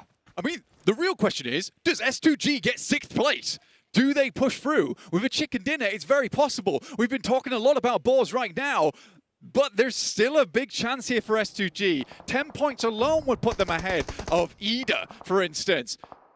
Boars will drop down once again as those flushes do come through. Igor looking over towards Boars has a rough idea of the team over there. It's the team they need to take out. But 4 Thrives are still just over the ridgeline. Boars have to go. They're going so you're slow. wild. You're He's wild. going for the spray. He's not got ammo. Blanky's out of ammo. He's He got has nothing no ammo. left. 1 bullet and the Boars have thrown a lifeline in towards Sleepy. Go for the spray down. The first to fall, but there's still more left. Boars have 1 more chance, but the long-range angle. Aura shut them out. They're in 5th. They're in 5th. They jump Ida. They jump Ida. I cannot believe what we're seeing in this final match. The variance is absolutely wild here, and the atmosphere is electric. Shots over towards Furia. Are they going to jump Ida too? They do, even though they're eliminated. There's placement points. But S2G right now, Boars are not safe just yet. With 9 points of a difference, S2G, 4 players alive, 4 teams remain. Only 1 elim, but they could be quiet as a mouse and still take this one. Horror as 3 is the last lifeline here for Boars. They're on 12 elims this match. It is an insane result for the first place team to pull out on the last match of the day. Kamikaze, they need this point. They need this point. Anything they can get would be just so brilliant. They need 9 points, Blank, so if they get 3 elims and 2nd place, that would do it. Horror. To draw level, actually. I don't know who wins the tiebreaker. Horror now banking over towards S2G's western side. 4 Thrive staying as quiet as a mouse at the moment. Trying not to let anything slip. The nade starting to flow over towards that top side. There will be a denial of a point from Alula. Could be crucial. If S2G got that point instead, it could have changed everything. S2G sort of need the first place. They can potentially do it with some elims as well in a second. An AWM in hand as well for S2G as they get a well-timed package dropped from the heavens. No fear has been pretty important for Horror. On this position, he is split. They are on a 2-1 against S2G's position. Oh, the circle moves away. Horror can potentially wrap back down again. For S2G, this compound is so crucial, John. More points that Aura earn as well in this position, the fewer that S2G can. T24 able to face down danger, and 4 Thrives are playing well into this last match as well. He goes over the top. It's a good bouncer. It's a good air burst. Player is extremely low. Instantly looking for the heal through the smoke. It's a nasty headshot, but S2G are not getting involved. They are really playing this one quiet, reluctant to go forwards. T24 now last to stand. Oh my god, this is bad news for S2G. They are not getting the points, but Blank, they are still 1 mark closer to pushing the Boars out. And they find a knock. They find an Elim. That's the second Elim that they found. So they do need at least 2 more and a second place. They've managed to get it. They need Elims. They need Elims. Right now, pretty much it's the chicken dinner, right? You need to clear Horror here. But the center zone does not favor S2G, and Horror is hot as hell. With no fear getting pushed off the high ground low. They are waiting for it. The AWM trained on him, laser focused. Misses the first, misses the second as well. Still has quite a lot of ammo in the back pocket. How does he get out though? Yeah, how does No Fear get out? There's no vehicle there. It's going to rely on the other teammates moving in and causing a distraction. That's exactly what they're going to go for now. He goes for the shot, and he goes for it. The play zone takes down No Fear. Oh, that might be more than enough. The nade over the top. Otter still putting the cat amongst the pigeons. One goes down. 2 players now up and in their face. Low HP. They're trading off the aggro, and it's just Sky. F2G might have done it. They may have been able to do it. Closing the jaws. They snap tight, and S2G with the God tier run. The Miramar Maniacs do it again. Incredible stuff. These guys brought their sunnies to Indonesia and made it happen in the final 2 matches. They swept the balls aside, and these guys must be tremendously upset. I can't.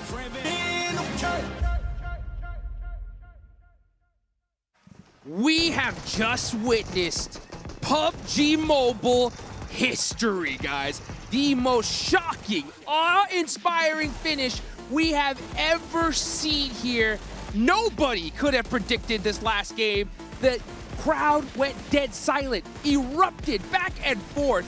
What craziness did we just witness? We just witnessed a team go from the bottom of the leaderboard to possibly, if I'm not mistaken, if my math might be right, going directly to the grand finals. We'll have to wait for confirmation to see if that's going to be the case for S2G. But what a turnaround, Max! I mean, that's the volatility of a very short format. 6 games to make them count and maybe secure top 6 position in the finals. Or unfortunately, you might be in the bottom 2, which we know one team being in the bottom 2 was Alpha 7 from Mount Everest down to the Mariana Trench. They do get eliminated of PMGO Season 1 2026. Nobody saw that coming. Not only just that, they also put themselves in what could possibly be Alpha 7 might not even qualify to PMWC, but we will have to wait and see what happens tomorrow with Loops Esports. And if they do make it to the finals, where they end up placing in the finals. There's a lot of stuff that has to go right for it to go wrong for Alpha 7. We'll have to wait and see if that's going to be the case. I'm bringing a calculator tomorrow, guys. We got John. Yeah, that's right. Yeah, we need to get this man to work here because this was just absolute insanity. I mean, we talked about off the rip here the dichotomy between S2G and Alpha 7, but I know you want to talk about something, Max. I mean, Boars, one of the most insane step-ups this game. They had so much to play around. They went for a hot drop in Hacienda del Patron onto Pandem, one of the lobby leaders here in the group of death, and they win it outright, go into La Cobreria, dominate everyone over there, survive. They clash with Furia because they had no more bullets in the magazine. So many things lining up perfectly for them to actually try and push themselves back in top 6. It was a really, really good attempt, so Boars deserve a lot of respect for that game. Oh, you gotta risk it to get the biscuit. They definitely did, man. But S2G, back-to-back chicken dinners here at the end is insane! Absolute insanity. The rivalry between S2G and Alpha 7. Now, I mean, it's just S2G clutching it up in a huge major way. Just get ready to see a lot of trash bags with Alpha 7 logo all over. Oh my all over Turkish social media, because that's definitely going to be happening. And well-deserved for S2G, if that is the case. Yeah. I mean, we thought they were down and out, guys. We thought they were down and out. They were in 15th place before our first Miramar. Before match 5, they were in 15th place. We weren't even talking about them. That's how bad it was. Yeah, we just gave up completely on the S2G legacy here that they set themselves up for initially with Jakarta winning PMGC years ago, 4 years ago. And we're like, okay, it's not happening here.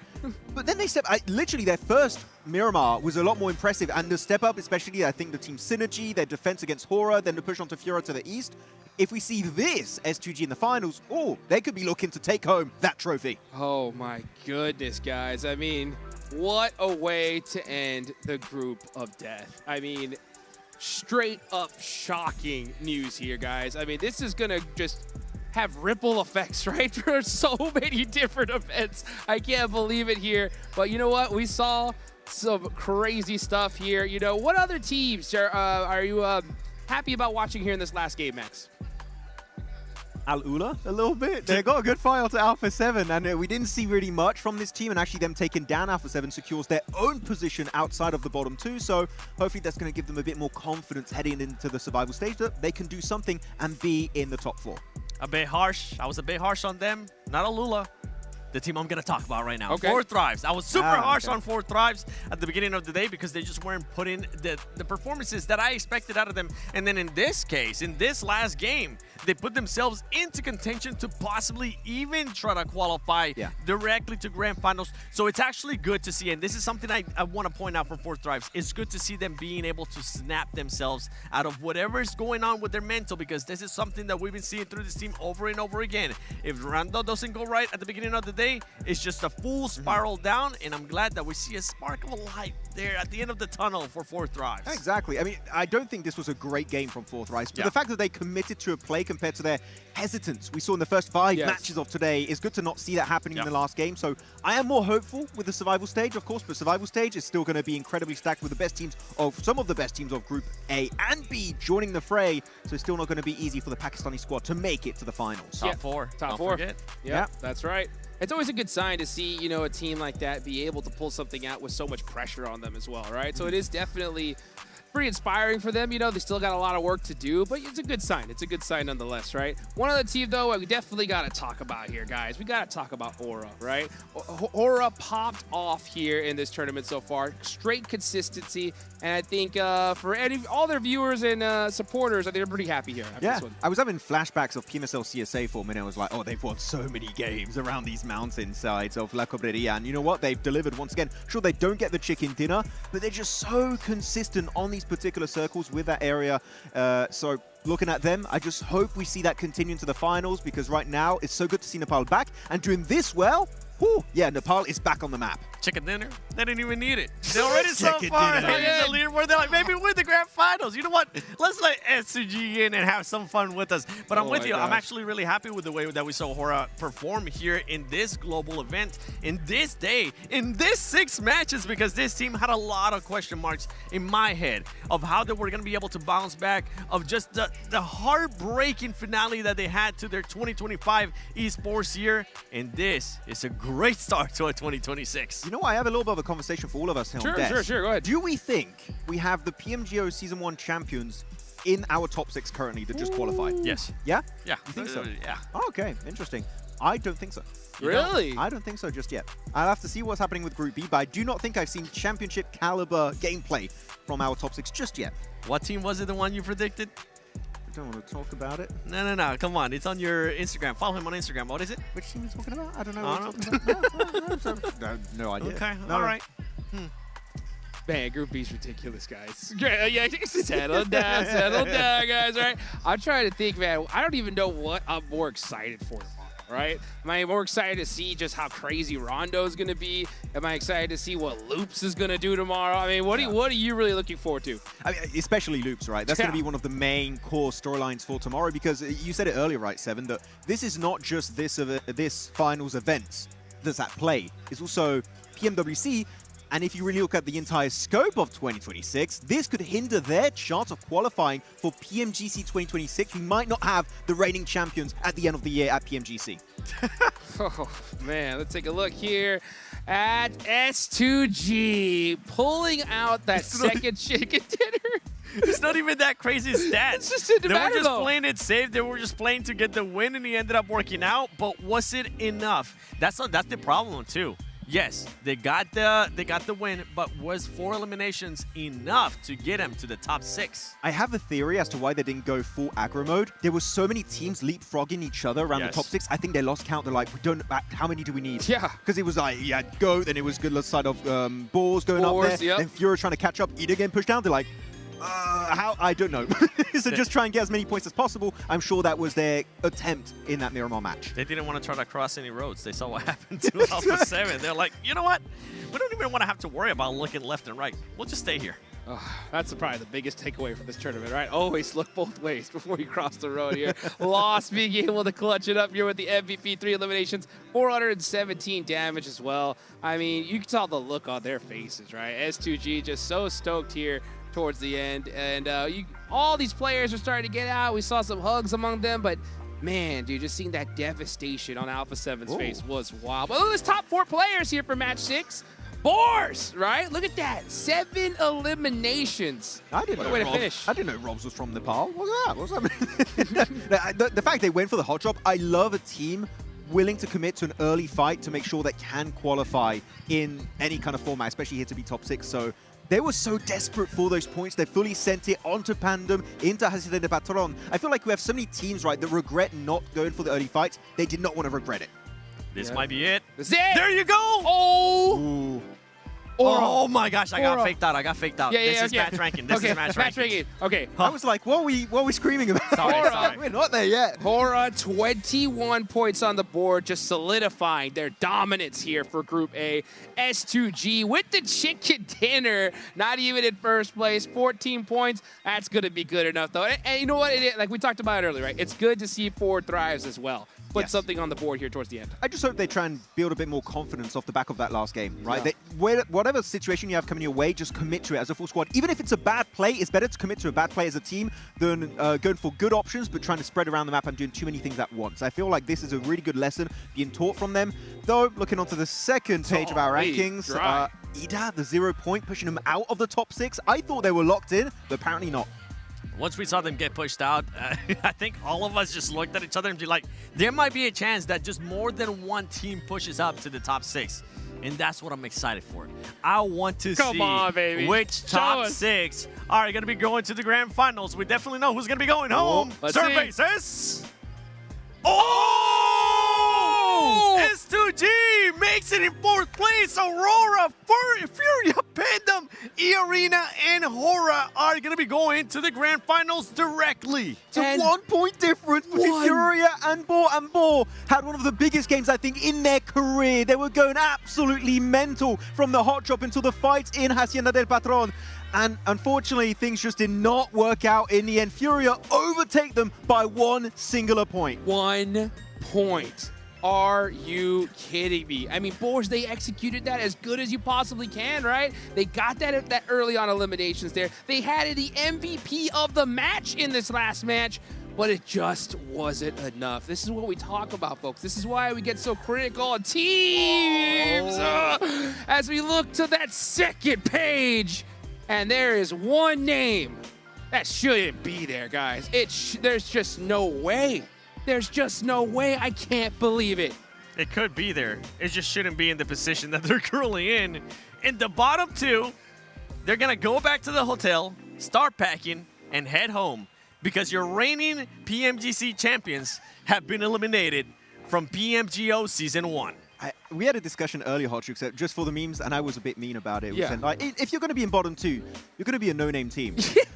Yes. Oh, well, okay. I'm so glad Did you just curse Alpha 7 in a way? I'm just kidding. That ain't no name team, baby. That is a serious squad here. Let's take a look at the Group A MVP. And of course, it's going to be a player from Hora. I mean, well-deserved. No Fear making it happen here. I'm happy to see No Fear. I was getting used to seeing Sky. Sleepy Oh, and Sleepy. Sky as well. Not today. I'm just talking about in previous events. We did see Sky get an MVP for one of the matches. But right now, for No Fear, having 3 players that can perform like that, that is exactly what you want to see. And this is also what I'm saying. I'm not saying that this is the squad that I have them being as champions.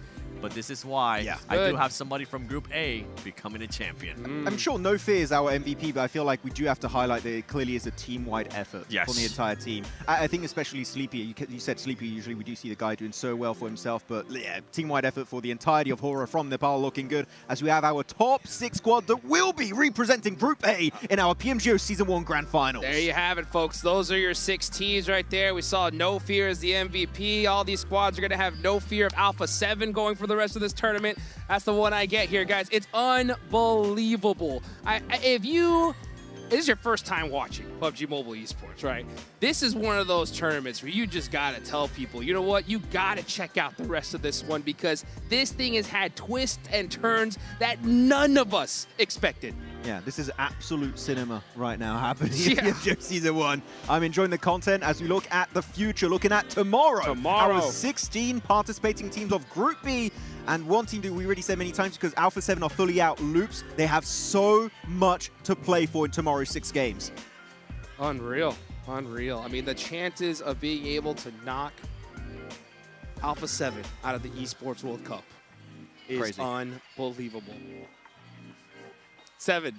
I know you. I'm absolutely speechless. What's What do going you through want me your to talk mind? about? I mean, literally. I mean, I'm in the same boat. I can't believe this. To be fair, I didn't have Alpha 7 winning this tournament. I was a bit skeptical of what happened with them in South America because they were not able to close out their tournament when they were very far ahead. Yeah, true. And I think the performance here just goes to show that there might be something going on there within that team that we just might be aware of. And I wouldn't be surprised if for some reason in the future, we might end up, they're used to it, we might end up seeing some roster changes. We see them a lot with this squad.